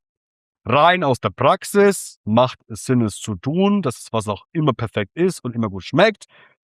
Rein theoretisch, praxistechnisch könnte man die auch länger drin lassen, bloß dann übertreibt man es vielleicht, die Pumpe muss zu stark pumpen, platzt ein Bauteil, geht ein Ventil kaputt und wie beim Auto, Ölwechsel, Getriebeölwechsel, der Hersteller sagt, pass auf, dann ist Ölwechsel, Motor, da Getriebe, dann sind wir auch kulant, ne? Ja. Und so ist es bei uns, wenn man es ehrlich macht, dann sind wir kulant. Wenn jemand meint, nö, ich muss es übertreiben, geht was defekt, dann können wir halt leider dann nicht für den defekten Schaden aufkommen. Ja, klar, völlig nachvollziehbar. Also letztendlich muss man eine Regelung finden. Das ist die nach 15 Jahren Theorie und Praxis am meisten Sinn macht, wo ich auch ruhig schlafen kann, dass du immer das gleichbleibende, perfekte Wasser hast und nicht irgendwie nach 7 Monaten auf einmal die Qualität abkackt und auf einmal ist es nicht mehr gut. Ja. Okay, dann zum letzten Punkt, die Jahreskosten für die Filterwechsel. Das ist so die Anforderung, die ich mir gesetzt habe, so unter 250 €, weil so liegen auch die meisten Filtersysteme eigentlich. Und dein System, also glaube nicht ich. alle, aber die Nicht alle, im aber hochwertigen Bereich. Ja, ne? genau. Und vielleicht noch von mir auch, ich habe jetzt im letzten Wasserfilter-Video auch das nochmal als Rechnung so gemacht. Für meine 4-köpfige Familie habe ich ausgerechnet, wenn man, glaube ich habe, glaube ich, mit 3,99 oder 4,99 pro Kiste gerechnet, also Gerolsteiner zum Beispiel, dann kommt man auf knapp 2.000 €, mit 1.700 € habe ich, glaube ich, ausgerechnet, allein für Kistenwasser. Im Jahr? Im Jahr, ja. Ich weiß nicht, ob ich falsch gerechnet habe. Nochmal, was war die Rechnung? Es war eine 4-köpfige Familie mit, ich weiß nicht, welchen Wasserverbrauch ich unterstellt habe. Ja, mit 4 Personen? Mit Glasflaschenkisten? Ja, Da bist du ratzfatz bei 1.200 bis 2.000. Nein, ich bin ja bei 1.700 € rausgekommen. Ja? Deswegen. Ja, das passt, das kommt dann. Ich habe 1.618 waren Ich meine, ihr trinkt viel, du bist Sportler, also bei vier Personen bist du ratzfatz bei 1.500. Ja, das nur als Beispiel für die Zuschauer, weil man denkt dann vielleicht, 250 € für die Filter, aber man gibt halt viel Geld einfach für Wasser aus. Ne? Also, wenn du gutes, stilles Wasser in Glasflaschen kaufen willst, sparst du mit so einem System spätestens nach dem 2. Jahr. Ja, genau, spätestens. Also. Und jetzt stell dir vor, du sparst jetzt 1.000, rechnen wir mal mit einem nicht so teuren Wasser, also kein Plose, kein Lauertaler, mit so einem Gerolstein. Ja, Mittelpreiswasser. Wenn du 1.500 im Jahr an Wasser sparst, das ist bis zur Mitte 40, gell? Dann sind wir bei, du lebst noch 50 Jahre, dann bist du 95. 50 Jahre mal 1.500, dann sind wir bei 75.000. Aber 75.000 €? Ja. Wobei die Wasserfilteranlage wird ja auch nicht so lange halten, wahrscheinlich. Doch, wird die. Ja, das ist ja kein Wegwerfprodukt. Ach so, klar, weil du durch die Filter wechselst natürlich alles, was verschleißt im System. Ja. Ventile, gut, die Steuer kann auch mal abkacken nach 10, 15 Jahren, kann auch mal Elektronik spinnen. Aber wir bieten alle Einzelkomponenten zum Austausch an. Ja. Und ich meine, und deswegen sage ich, das System ist wirklich eigentlich fürs Leben, aber, große Aber, muss natürlich auch die Komponenten für immer und ewig produziert werden, dass wir die auch immer von unseren Lieferanten bekommen. Ne? Ich meine, auch wenn man mit 5 oder 10 Jahren rechnet, ne, dann ist der Return of Investment auf jeden Fall da. Also man spart und man muss auch nicht zum Getränkemarkt fahren, das Auto hin und her bewegen und sich den Stress antun. Und vor allem, Arthur, rechne mal, du als Unternehmer, Selbstständiger, deine Zeit mit Kisten kaufen, schleppen. Also, wenn du die Zeit, wo du für die Kisten einkaufen gehst, die Wasserkisten, das Einkaufen, das nach Hause bringen, das leer klar. Rechne das mal hoch, wie auf deinen Stundenlohn, wie viel Zeit, Geld. Ich habe dich ja immer wieder angeschrieben, immer wenn ich die blöden Kisten tragen musste. Ich war wann ist der Filter endlich da? Leider waren mir die Hände gebunden. Ja, da gab es ein paar Dinge, die nicht so schön abgelaufen sind gegen uns. Aber wir haben es geschafft, Arthur. Ja, sehr gut. Ich habe dir mein Wort gegeben. Ich habe dir immer gesagt, ich ziehe das durch bis zum bitteren Ende. Ja. Okay, dann vielleicht noch eine Frage zur Konkurrenz. Wie viele Systeme gibt es deiner Meinung nach auf dem deutschen Markt, die alle Anforderungen erfüllen? Und in welchem Preisbereich? Wie viele Systeme gibt es, die meine Anforderungen erfüllen? Aber jetzt rein technisch, ne? Also die 16 Anforderungen, die wir jetzt besprochen haben. Aber rein technisch. Rein technisch, ja. Also das Ethische lassen wir mal weg. Ja. Also lass mich mal überlegen. Ich war ja für über 8 Firmen tätig, über 15 Jahre. Mhm. Ich glaube, es waren sogar 9. Also in Deutschland, Österreich, Schweiz halt, ne? Also Deutschland haben wir auf jeden Fall mal 1, 2. Achso, mit all den Anforderungen? Ja. Ja, 1, 2, 3. Wenn es hochkommt, vielleicht, die eine müsste ich mir nochmal nachprüfen, vielleicht 4 in Deutschland. Schweiz. Ja. Das war auch meine. Eine in der Schweiz und noch eine in Österreich, wo ich gesagt habe, dass das alles drin ist. Ja. Wenn überhaupt. Also Schweiz, Österreich kenne ich keine Firma, wo das alles drin ist. Also ich kenne in Deutschland 3 bis 4 Firmen, wo das alles gegeben ist. Ja. Aber da bist du halt nicht wie bei uns bei knapp 2.000 €, mit deinem Rabattcode für 2.000. Ja. Da bist du halt bei, mit 3 Wegehahn noch, bei 3.500 bis 4.500 so. Ja, das war auch meine Recherche in der berühmten Matrix. Also ich will jetzt keine Namen dann nennen von irgendwelchen Herstellern. Ich hatte wieder in wir nennen hier keine Namen. Genau, aber es gibt 2, 3 Hersteller, die das alles erfüllen, aber die sind halt deutlich teurer einfach. Und dann an dieser Stelle vielleicht, wenn ihr euch für das Filtersystem, was Christian entwickelt hat und auf den Markt gebracht hat, interessiert, mit dem Code Arthur gibt es 8,68% Rabatt auf das Paket. Wie viel? Es sind 8,68 in der Tat. Was ist das für eine Aber im Endeffekt, die Zahl, es sind 190 €, wenn ihr das System kauft. Für den Preis für den Filter sind es das Gerät steht für 2.091 online und du sparst 190, das bekommst du für 2.000. Genau, also für 2.000 plus 1990 € Versandkosten. Ja, genau. Das ist der Preis. Das steht alles in der Videobeschreibung. Packen wir auch als Link auf meine Webseite, also lifealgorithm.de unter Küchengeräte, Wasserfilter. Da ist das System auch. Und es ist eine Ausnahmeskategorie, weil ich da bisher nur eine Empfehlung habe. Und das ist wirklich Christians Filter. Und ich bin wirklich durch alle gegrast. Und das ist meiner Meinung nach die preiseffizienteste Lösung, die es auf dem Markt gibt, die alle Anforderungen erfüllt. Das war dir auch wichtig, ne? Wer da Interesse hat, gerne reinschauen. Kommen wir zu einer Community-Frage. Das war dir auch wichtig, ne? Dass du deinen Mitmenschen, deiner Community was anbieten kannst, wo du auch weißt, der Preis ist fair. Das ist jetzt nicht irgendwie Wucher, ne? Es ist mir immer wichtig, ne? Weil ich meine, am liebsten wäre mir, wenn die Anlage 500 € kosten würde. Ne? Dann würde ich damit es verdienen. damit es sich mehr Leute einfach leisten können. Ne? Weil am Ende des Tages, keine Ahnung, klingt es abgedroschen, aber meine Mission ist, dass ich möglichst viele Menschen zu einer besseren Gesundheit motivieren kann. Ja. Ne? Das ist so meine Mission. Muss bezahlbar bleiben. Bezahlbar bleiben und ich will aber halt authentisch bleiben. Deswegen sage ich auch viele Sponsoring-Sachen ab. Ich habe auch schon den einen oder anderen. Haben wir jemals meine Geschichte erzählt, warum ich überhaupt ausgestiegen bin und überhaupt das selbst gemacht habe? Hier noch nicht. Also mir hast du schon mal erzählt, ja. Ja, machen wir später. Ja. Wenn wir noch Zeit haben, weil das machen ist wir weiter, Arthur. Lass uns mal Gas geben hier. Wir haben eine Community-Frage von Christian aus dem Erzgebirge. Also nicht ich. Nicht du, ein anderer Christian. Ein anderer. Wie wird gefiltert und wie viel Plastik oder Mikroplastik wird im Wasser verbleiben? Welche Messungen garantieren Lebendigkeit und Qualität? Die Standardwerte bei Trinkwasser sind kaum aussagekräftig.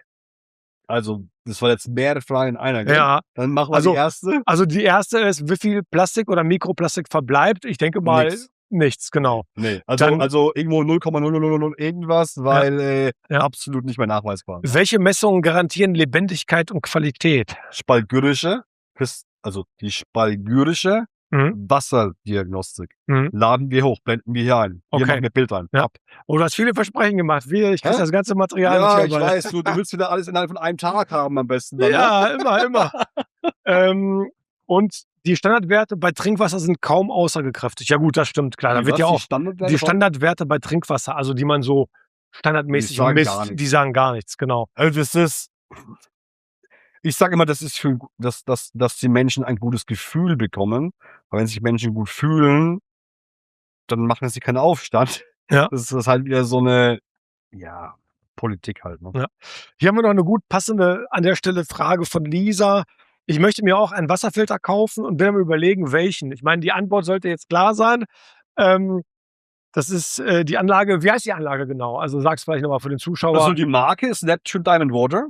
Also Neptune Diamond Water, also englisch gehalten. Blenden wir alles ein mit Bild und Beschreibung. Einfach daran, dass wir einfach das Ding von Anfang an international gesehen haben und jetzt nicht nur irgendwie auf den lokalen deutschen Markt. Ne? Und die Anlage, die heißt Zirkon. Viele kennen das Wort wirklich, das ist halt ein Edelstein. Ja?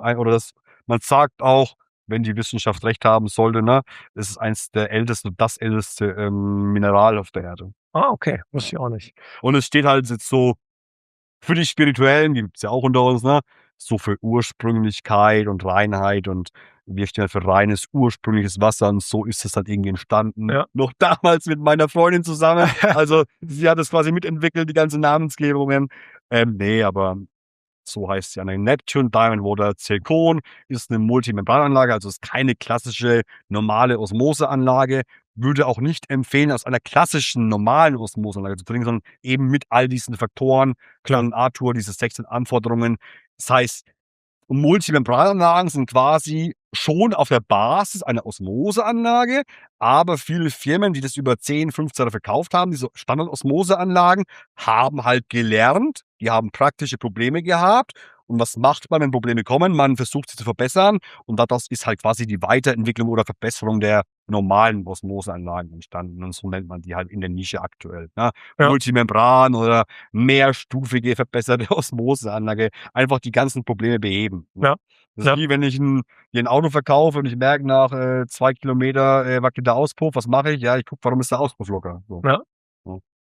Okay, dann die Frage war noch von Lisa auch, wie oft der Filter gewechselt werden muss. Also einmal im Jahr und die Osmosemembranen alle 2 Jahre, glaube ich, war das dann. Ne? So ist die Empfehlung. Ja. Unsere Kulanzgebung richtet sich danach. Und ich sage mal so, wir sind alle Menschen und wir verpflichten auch niemanden zum Einbau. Ja. Also wir verpflichten nicht, dass man es sich einbauen lassen muss von einem Monteur, sondern uns bauen über 90% selber ein und sparen sich halt dann ihre 400 € knapp für Für den einen Einbau. Handwerker, ne? Ja. Letztendlich klar, wenn man beim Einbau was falsch macht, die Anlage schottet und kaputt macht und wir stellen das fest, dass es falsch eingebaut wurde, ja, können wir jetzt nicht den vollen Kaufpreis zurückgeben oder irgendwas, Ja. ne? Aber wir sind im Vertrauen. Man darf auch mal wieder mal allgemeinen Menschen Vertrauen geben. Ja. Nur so schaffen wir eine bessere Welt und dementsprechend, ja, kannst du selber einbauen, hast trotzdem komplette Gewährleistung, Garantieansprüche, wie wenn du es vom Fachmann einbauen lassen würdest. Wir Ja. machen da keinen Unterschied. Ja. Ja, Lisa fragt auch noch nach der Remineralisierung. Haben wir auch schon beantwortet. Genau. Und wie wird sie hergestellt? Über die Sangokoralle, die in einem Carbonblock. Vielleicht nochmal, warum Sangokoralle und jetzt nicht irgendwelche Gesteine und irgendwelche Edelsteine und so ein Zeugs. Weil nochmal erwähnt, Edelsteine, Steine, Grenzoberfläche bilden sich Biofilme. Ne? Ja. Jeder, der schon mal Edelsteine in eine Glaskaraffe oder in so ein Glas Wasser getan hat hier, ne, weiß, da bilden sich Schmierfilme, die muss man reinigen. Und Sangokoralle, weil sie halt auch Calcium und Magnesium im Verhältnis 2:1 hat. Ne? Calcium, Magnesium. Und halt ein ganzheitliches Mineral ist mit ganz vielen anderen Spurenelementen. Also ich glaube über 74 Spurenelemente und die Sangokoralle sehr bioverfügbar ist, ja, und nicht irgendwie Ablagerung im Körper hinterlässt. Ne? Das heißt, deswegen haben wir das genommen halt, ne? Weil es auch wirklich, ich persönlich ergänze es ja sogar in Form von Pulver. Also ich nehme so ein Glas Wasser hier, ja, nehme so einen kleinen halben Teelöffel Sangokoralle-Pulver rein, vermische das, dann wird es halt weiß, trinke das schnell runter und dann weiß ich, habe ein natürliches Naturprodukt, nicht irgendwie Magnesiumcitrat oder Bisglycinat isoliert, was es so überhaupt nicht gibt in der Natur. Mache ich mittlerweile durch dich inspiriert auch. Ich habe vorher auch wie ich in meinem Supplementvideo erkläre, Magnesium supplementiert, weil ich öfter mal auch Muskelkrämpfe hatte und so. Aber ich mag dieses Gefühl einfach nicht, irgendwelche Kapseln. Das fühlt sich immer an wie ein Medikament und ich hasse Medikamente. Und dann habe ich auch jetzt auf die Sangokoralle mache ich jetzt immer, das ist das Erste, was ich morgens mache, Wasserstoffwasser und dann ein bisschen Sangokoralle aber die rein. Koralle nicht in die Flasche rein. Nee, natürlich nicht. Ich prüfe das auch. Nein, das Wasserstoffwasser natürlich ins Glas und dann die Sangokoralle, dann noch ein bisschen Vitamin D3, K2 rein und dann ist alles gut. Ja. Ja, dann kommen wir auch schon fast zum Abschluss und was so deine Vision ist. Ne? Was denkst du? Ich meine Community ist gesundheitsbewusst, die schauen meine Videos, weil sie sich einfach um ihre Gesundheit sorgen. Aber Wasser scheint, wie bei mir auch noch vor kurzem, also bevor wir uns kennengelernt haben und bevor ich das Wasservideo gemacht hatte und so viel Feedback bekommen habe, ein blinder Fleck. Also war einfach ein blinder Fleck und ich merke einfach in der Gesellschaft, die Menschen trinken auch gar kein Wasser. Also die trinken einfach Cola Light oder irgendwelche Säfte und irgendeinen Scheiß. Wirklich. Und ich wurde auch kürzlich gefragt, was ich von Holy halte und sowas, ne? Von solchen Süßgetränken für Kinder Das und sowas. Ne? mich selbst mein großer Bruder vor ein paar Wochen. Katastrophe, ne? Ich Also habe mir diese Zutatenliste durchgelesen und ich dachte mir, was ist ja, denn genau das? genau das war meine Antwort auch auf die fragende Person. Aber warum denkst du, ist Wasser so ein blinder Fleck in der Gesellschaft? Dann kann ich ja tatsächlich jetzt meine Vision, warum ich das tue, was ich tue, noch mal ein bisschen ausprägen. Ja. Ich habe ja damals, wo ich gesund wurde, erst mit ganzheitlicher Beratung angefangen, also Menschen ganzheitlich beraten. Mhm. Habe dann gemerkt, dass genau dieser Punkt H2O Wasser so ein blinder Fleck ist und habe mich wirklich wie berufen gefühlt. Mhm. Ey Christian, mach nur das. Schieb Supplementberatung, Detoxberatung, Ernährungsberatung, schieb das alles komplett weg. War hart, weil manche Menschen dann so sagen, so, Christian, ich brauche dich. Ich sage, nein, na, man muss ja auch Entscheidungen treffen und neue Wege gehen. Und weil ich ja immer mit Heilpraktikern, Ärzten, Therapeuten, Fitness-Junkies, Gurus gesprochen habe, die alle voll krass Gesundheitsfreaks sind und gemerkt habe, von 100 Gesundheitsfreaks kennt sich vielleicht einer, wenn überhaupt, an der Oberfläche nur mit Wasser aus, habe ich gesagt, weil das, und jetzt kommt dieses Tiefgründige dabei, weil Wasser mir mein Leben zurückgeschenkt hat. Ja. In meinem Glauben, ich bin jetzt sehr gläubig geworden, sieht man vielleicht auch im Video, sagt man ja auch, das lebendige Wasser ist eine niemals endende, sprudelnde Quelle. Und ich habe mir einfach gedacht, ich muss mir das zur Aufgabe machen, weil ich dafür brenne. Weil wenn ich über Wasser spreche, dann bin ich wie so eine sprudelnde Quelle. Das hört nicht mehr auf. Ne? Dann musst du mich mal bremsen, damit ich wieder aufhöre zu reden. Ne? Ja. Und meine Vision ist es, weil ich ja auch gute Anlagen damals angeboten habe von anderen Anbietern. Aber mein großer Bruder war sogar der ausschlaggebende Punkt, weil der meinte mal zu mir, ey Bruderherz, ja, ich habe einen großen Bruder, der ist 4 Jahre älter, warum kosten die 3.500, 4.000, 5.000 Euro teilweise diese Anlagen, wo diese Anforderungen alle auch beachtet werden, die du aufgestellt hast auch, Ja. ne? Und dann sagt er so, schreib das doch mal auf, du bist doch Elektrotechniker, mein Bruder ist Elektroingenieur. Und dann schauen wir uns das Ding an, denken uns so, das gibt's doch gar nicht. Das sind einfach, also ich habe sofort erkannt, die Profitmargen sind enorm. Mhm. So. Ich schaue so in den Spiegel und denke mir so, das geht nicht. Du kannst den Menschen nicht Gesundheit verkaufen und denen 2.000 Euro zu viel aus der Tasche ziehen. Das funktioniert nicht. Ja. Das ist für mich mit meiner Seele, mit meinem Herz nicht vereinbar gewesen. Ich habe von heute auf morgen, also wo ich es geschnallt habe, wo es Klick gemacht hat, von einem auf den anderen Tag aufgehört mit Verkauf und Vertrieb. Ne? Ich habe gesagt, nein, ich habe jetzt ein bisschen Ersparnisse, ich kann überleben, aber ich finde, es ist falsch. Und dann stand ich erst mal da, was machst du jetzt, ne? Weil ich wollte weiterbleiben und ich habe geguckt, alles angeschaut und dann habe ich gesagt so, der einzigste Weg, dass ich es für mich, also mit mir selbst vereinbaren kann, das weiterzuführen, ist, es selbst machen zu müssen. Also, es war nicht geplant. Ich habe nie geplant, sowas zu gründen. Nie. Ja. Ich habe mich sogar davor gesträubt, weil, ne, Service, Es ist Logistik, stressig. Kulanz, Gewährleistung, Garantie, Kundenberatung. Dann gibt's schöne Kunden, dann gibt's auch Kunden, die sind nicht so freudig mit einem, ne? Man muss das ja alles irgendwie abdämpfen, so. Aber irgendwie war das vorbestimmt für mich, anscheinend. Ja. Jetzt mache ich das und läuft ganz gut und mehr als gut eigentlich. Also, das Feedback ist gewaltig. Also, die Feedbacks sind: „Christian, das schmeckt wie echtes Quellwasser." Ich bin so dankbar, diese Worte zu hören. Die Ja. Kinder sagen: „Mama, Papa, das schmeckt so lecker" und so. Also, mir geht 'n Herz auf, ne? Ja. Und ich habe da 15 Jahre meines gesamten Know-hows reingesteckt. Das ist 15 Jahre Praxis und Theorie, also wirklich Praxis-Know-how und Theorie, weil nur Theorie ist halt Theorie, ne? Und, jetzt sind wir da. Und was ist meine Vision? Meine Vision ist, wie gesagt, die Gründung war deswegen, weil ich ein genauso hochwertiges Premiumsystem anbieten wollte, aber zu einem ethisch fairen Preis. Und in dem Preis ist Service eingepreist, Reparaturservice. Also, hier ist auch jemand da, ja? Da ist jetzt nicht irgendwie Dropshipping und so, ne, sondern wir sind da, wir haben Mitarbeiter, wir haben Innendienst, wir haben Reparaturservice, wir haben Kundenberatungsservice jetzt auch noch in wenigen Wochen, die ich aktuell noch mache, die ich abgebe an, ne, Mitarbeiter. Und auch diese Menschen sollen auch fair vergütet werden und nicht mit Mindestlohn abgespeist werden. Ja. Und dementsprechend, wenn man das Produkt ohne Service verkaufen würde, würde ich sagen, klar, könnte ich es auch für 1,5 verkaufen oder so. Aber Service, alles, es kostet Geld. Und wenn du so ein System hast, brauchst du einen Service. Ich könnte das Produkt ohne Service mit bestem Gewissen nicht anbieten. Und meine Vision ist es, ganz vielen Menschen nicht nur 'n Wasserfilter zu verkaufen oder 'ne Trinkwasseranlage. Ja. Meine Vision ist Gesundheit, ganzheitliche Gesundheit, und die Wasseranlage ist nur ein Werkzeug, ein Tool, um ein Wasser, so wie's nicht für uns Menschen gut ist, wieder dazu zu machen, wie es perfekt für uns ist, ja? Ja. Meine Vision ist es, Menschen im Prinzip Wissen zu vermitteln, Aufklärung, Bewusstsein und Menschen vor allem in die Eigenverantwortung zu bringen. Das ist eigentlich eher meine Vision, als jetzt 'n Wasserfiltergerät zu verkaufen, ja? Letztendlich, geht's bei uns wirklich nicht rein um den Verkauf von 'nem Wasserfiltergerät, sondern wirklich um ganzheitliche Gesundheit. Menschen, die krank sind, dass sie gesünder werden, und Menschen, die nicht krank sind, dass sie Wissen haben, präventiv zu handeln, um gar nicht krank zu werden. Weil ich habe eins lernen müssen, wo ich krank war. Ich hatte Geld, immer gut verdient, ne? Aber als ich krank war ohne die Gesundheit, war einfach, gibt es den Spruch, ne? Ohne Gesundheit ist einfach alles, Ja. alles wertlos. Nichts. Ja, niente. Ja. Und das hat mich auch geprägt.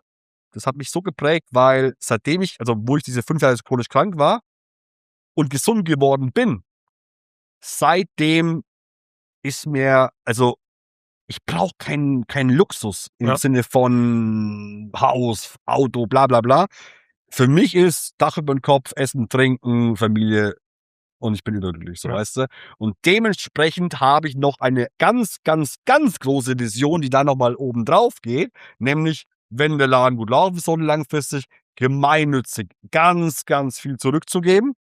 Das ist meine wahre Herzensmission, und, allgemein halt, ja, wie soll ich sagen, vielleicht auch 'n bisschen versuchen, 'n gutes Vorbild zu sein als Mensch, um auch unserer Nachkommengeneration was vorzuleben, dass wir wieder einen gesellschaftlichen Wandel erleben langfristig. Ne? Ja.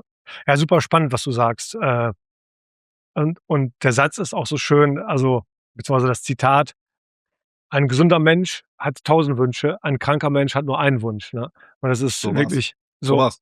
So ist es auch. So ist Ich es hätte auch. mich ich hätte ich hätte 100%. 100.000 € Schulden aufgenommen, nur um gesund zu werden Ja, damals. ja, Ich hätte glaube ich dir alles sofort. gegeben. Ja. Wenn du kein Leben mehr hast, wenn man nie so krank war, kann man's ja oft schlecht nachvollziehen, wie schlimm das ist. Ja. Aber wenn du nicht mehr kannst und einfach dein ganzer Körper nicht mehr funktioniert, da wünschst du dir nur eines, wieder gesund zu Ja. sein.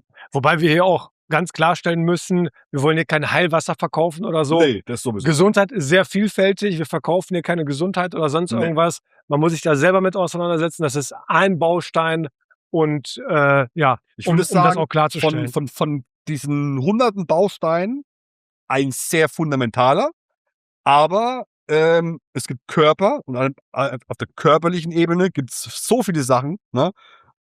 Seele und Geist, das sind auch noch mal 2 Parameter, weil ich wurde, glaube ich, auch erst so richtig gesund noch, als ich meinen Job gekündigt hatte, weil ich gemerkt habe, dass er mich nicht mehr erfüllt. Ja, ja.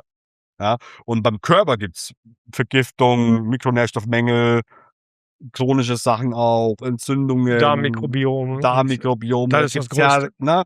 Und wenn man da klar, ich könnte jetzt wieder Menschen das Lustige oder das was heißt lustig, das ist das falsche Wort, das Schöne, würde ich eher sagen, ist, wenn ich 'ne Wasserfachbehandlung durchführe, folgt irgendwie währenddessen noch so 'ne ganzheitliche Gesundheitsberatung for free mit, weil die Menschen meistens ja auch so was wollen, weil sie Probleme haben oder weil sie Probleme Ja, gehabt ja. haben. Das heißt, die Gespräche sind meistens so schön, das fühlt sich gar nicht an wie so 'ne Fachbehandlung. Das fühlt sich an, als würdest du irgendwie mit deiner Oma schnacken oder mit deiner Tante oder so, Ja. weil es geht am Ende in jedem Gespräch um Gesundheit. Ja. Mir macht das auch immer Spaß und auch wenn ich Leute treffe und denen dann ich fange dann an und dann sprudele ich immer weiter und dann frage ich auch schon: „Wenn das nervt, sag gerne Bescheid“, ne, Ja. weil ich bin so Ja, wir passioniert, die beide, Leute wir sind ja auszukennen so. unstoppable. Wir Ja, 2, ne? Was ich auch super spannend finde, dass du zur Religion beziehungsweise du warst, glaube ich, immer Ne, religiös, aber Religion nicht. ja, Ne, ich bin nicht religiös, ne. nein, du hast aber 'n Kreuz, Ja, aber ich bin römisch-katholisch ja, geboren. Ist eigentlich wieder jeder wieder reingeboren, ne? ja, Aber ich bin schon vor 9 Jahren ausgetreten, weil ich diese Institutionen, diese ganze es gibt ja selbst im Christentum gibt's römisch, katholisch, evangelisch, orthodox.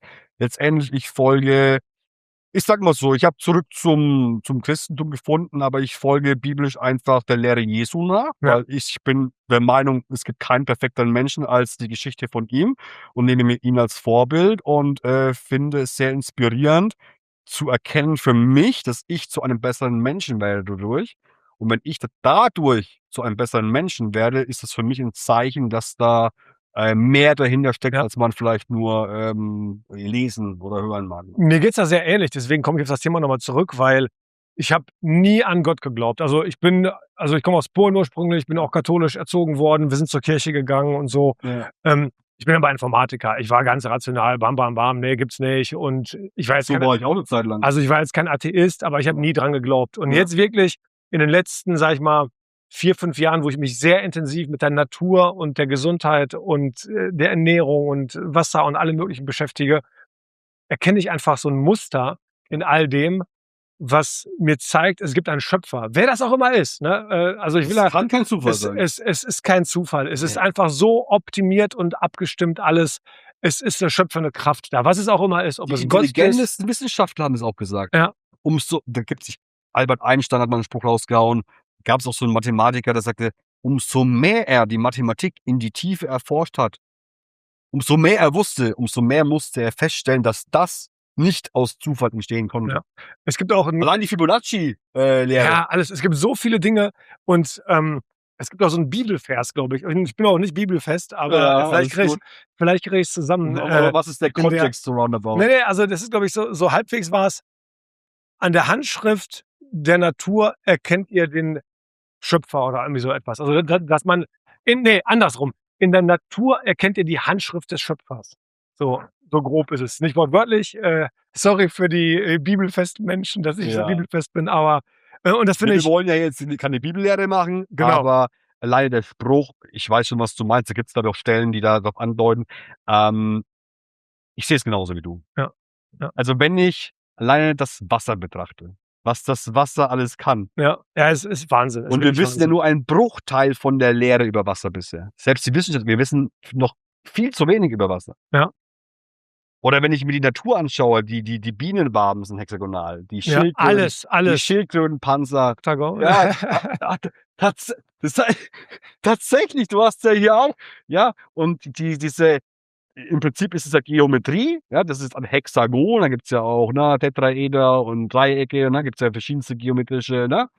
Aber das ist anscheinend die stabilste Form für die Natur, dass die Bienenwaben auch da so sind. Ja. Es ist Wahnsinn. Also, es ist Wahnsinn, ja. Ich tatsächlich habe vor 2 Jahren wieder zum Glauben gefunden, nachdem ich, 30 Jahre nicht geglaubt habe Ja. oder auf Abwägen war.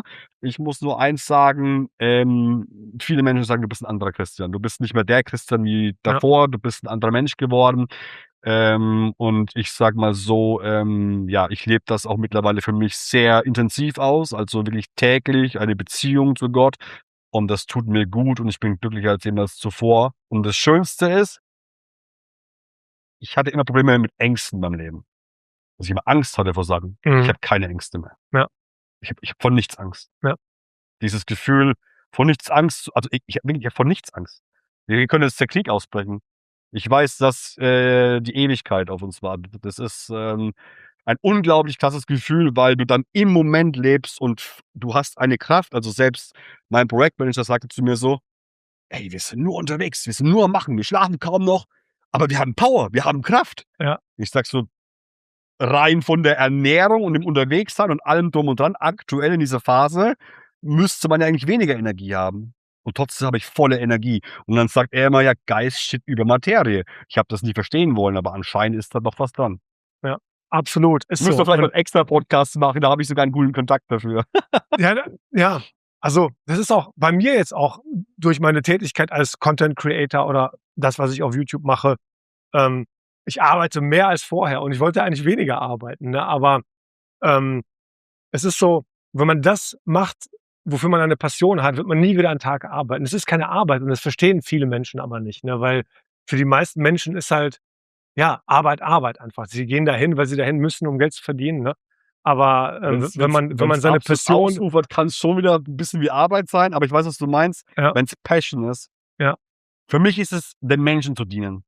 Wenn ich zu dir nach Xanten fahre, ja, von Bamberg da unten irgendwo in der Ecke und 5 Stunden oder 6 Stunden hier hochfahre, dir 'n Wasserfilterkern einbaue und dann aber deine Kinder leuchten sehe mit: „Boah, Papa, ist das lecker.“ Und ich weiß, deine Kinder, deine Familie ist ab jetzt gesünder, weil ihr habt schadstofffreies Wasser, biophysikalisch gut, zugänglich.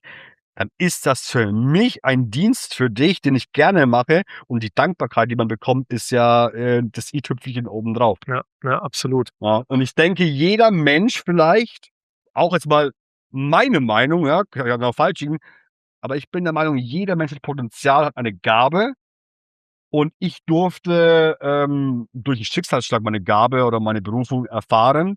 Und viele Menschen, die das vielleicht jetzt hören sollten, die unzufrieden sind, im Job hängen, wo sie sagen so: „Oh, das mache ich nur wegen Geld, ne, um meine Kosten zu decken.“ Ähm, Ich sage euch, wie es ist, mir hat Beten geholfen. Ja. Aber beten, nicht einfach so stumpf, sondern aus dem Herzen heraus ihn zu suchen, weil er sagt: „Wer mich sucht, der findet mich.“ Ja, du musst den kleinen Stein aufheben und mich wirklich aus dem Herzen suchen. Der wird mich finden und der wird dann auch für dich deinen Lebensweg bereichern, ja, und du wirst, ja, gesegnet sein. Ja, absolut. Kommen wir zur Abschlussfrage. Wenn der Zuschauer eine Sache aus dem Gespräch hier mitnimmt, was wirklich lang wird, ich glaube, das wird 4 Stunden. Wir wollen 2,5 machen, jetzt haben wir 4. Wenn der Zuschauer eine Sache mitnehmen kann aus diesem Gespräch, was wäre das? Eine Sache aus dem Gespräch. Ein Tipp Also, von was ist dir. das Wichtigste? Das Wichtigste. Oh, wir haben viel gesprochen, gell? Ja. Also, ich kann jetzt nix sagen, das ist das Wichtigste, aber meinst du jetzt einfach so 'ne These, Ratschlag oder irgendwas? Nein, einfach so im Prinzip, wir haben jetzt 4 Stunden gesprochen Okay, über dann weiß Wasser ich's. und Es alles. kam, habe die Eingebung bekommen. Es kam rein. Was ist es?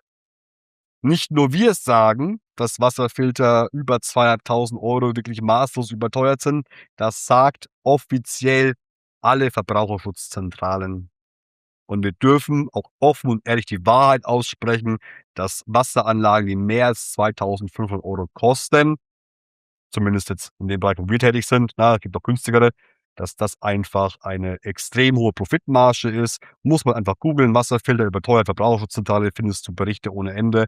Das wollte ich jetzt nochmal aussprechen, weil das sagen nicht wir, das sagen Verbraucherschutzzentralen, die Produkte am Markt prüfen und auch Verbraucher schützen wollen vor maßlos überteuerten Preisen. Okay. Also wenn es Richtung 2.500 aufwärts geht, rennen daneben. Alles klar, Christian. Hat mir viel Spaß Ja, gemacht. das war jetzt echt noch wichtig. Du sagst es und dann auf einmal kam es in meinen Kopf, weil die Eingebung kam, das muss abschließend gesagt werden. Weil, weißt du, ich habe eins gelernt, ich habe immer Angst gehabt, früher wahrhaftig zu sprechen. Weil du magst ja halt auch viele unbeliebte, ne, viele Menschen nicht so glücklich, wenn man die Wahrheit spricht. Aber du, nur wenn man wahrhaftig lebt und spricht, kann man auch in der Gesellschaft wieder die Harmonie herstellen. Ja, absolut. Und das muss man auch erreichen, einfach im Leben, dass einem ja nicht egal ist, aber dass man sich weniger darum schert, was andere über einen denken oder was man sagt oder nicht sagt. Und Und wenn man das erreicht hat, hilft mir mein Glaube. Ja. Weil mir ist nur wichtig, was er über mich denkt. Ja. Weil er sieht nicht die Taten, er sieht dein Herz. Das ist, er hat mein Leben verändert, komplett vor 2 Jahren. Ohne ihn, vor 2 Jahren hätte ich mich nicht getraut, das zu tragen. Ja. Weil ich noch nicht fest war im Glauben. Ja. Ne? Aber ich sag's dir, ohne ihn wäre ich nicht mehr da. Dann gäbe es auch keine Wasserfilter. Jetzt wird's ein bisschen emotional zum Schluss noch, ey. Oh Mann, ey. Ja, war ein langer Kampf, mein Lieber. Okay, kommen wir zum Abschluss. Noch einen Satz, den ich auch schon im Wasservideo, was ich aufgenommen hatte, den Leuten mitgegeben habe, weil mir das auch so am Herzen liegt. Das einzige Getränk eines weisen Mannes ist Wasser. In diesem Sinne, Peace out. Peace out. Arnold Jack.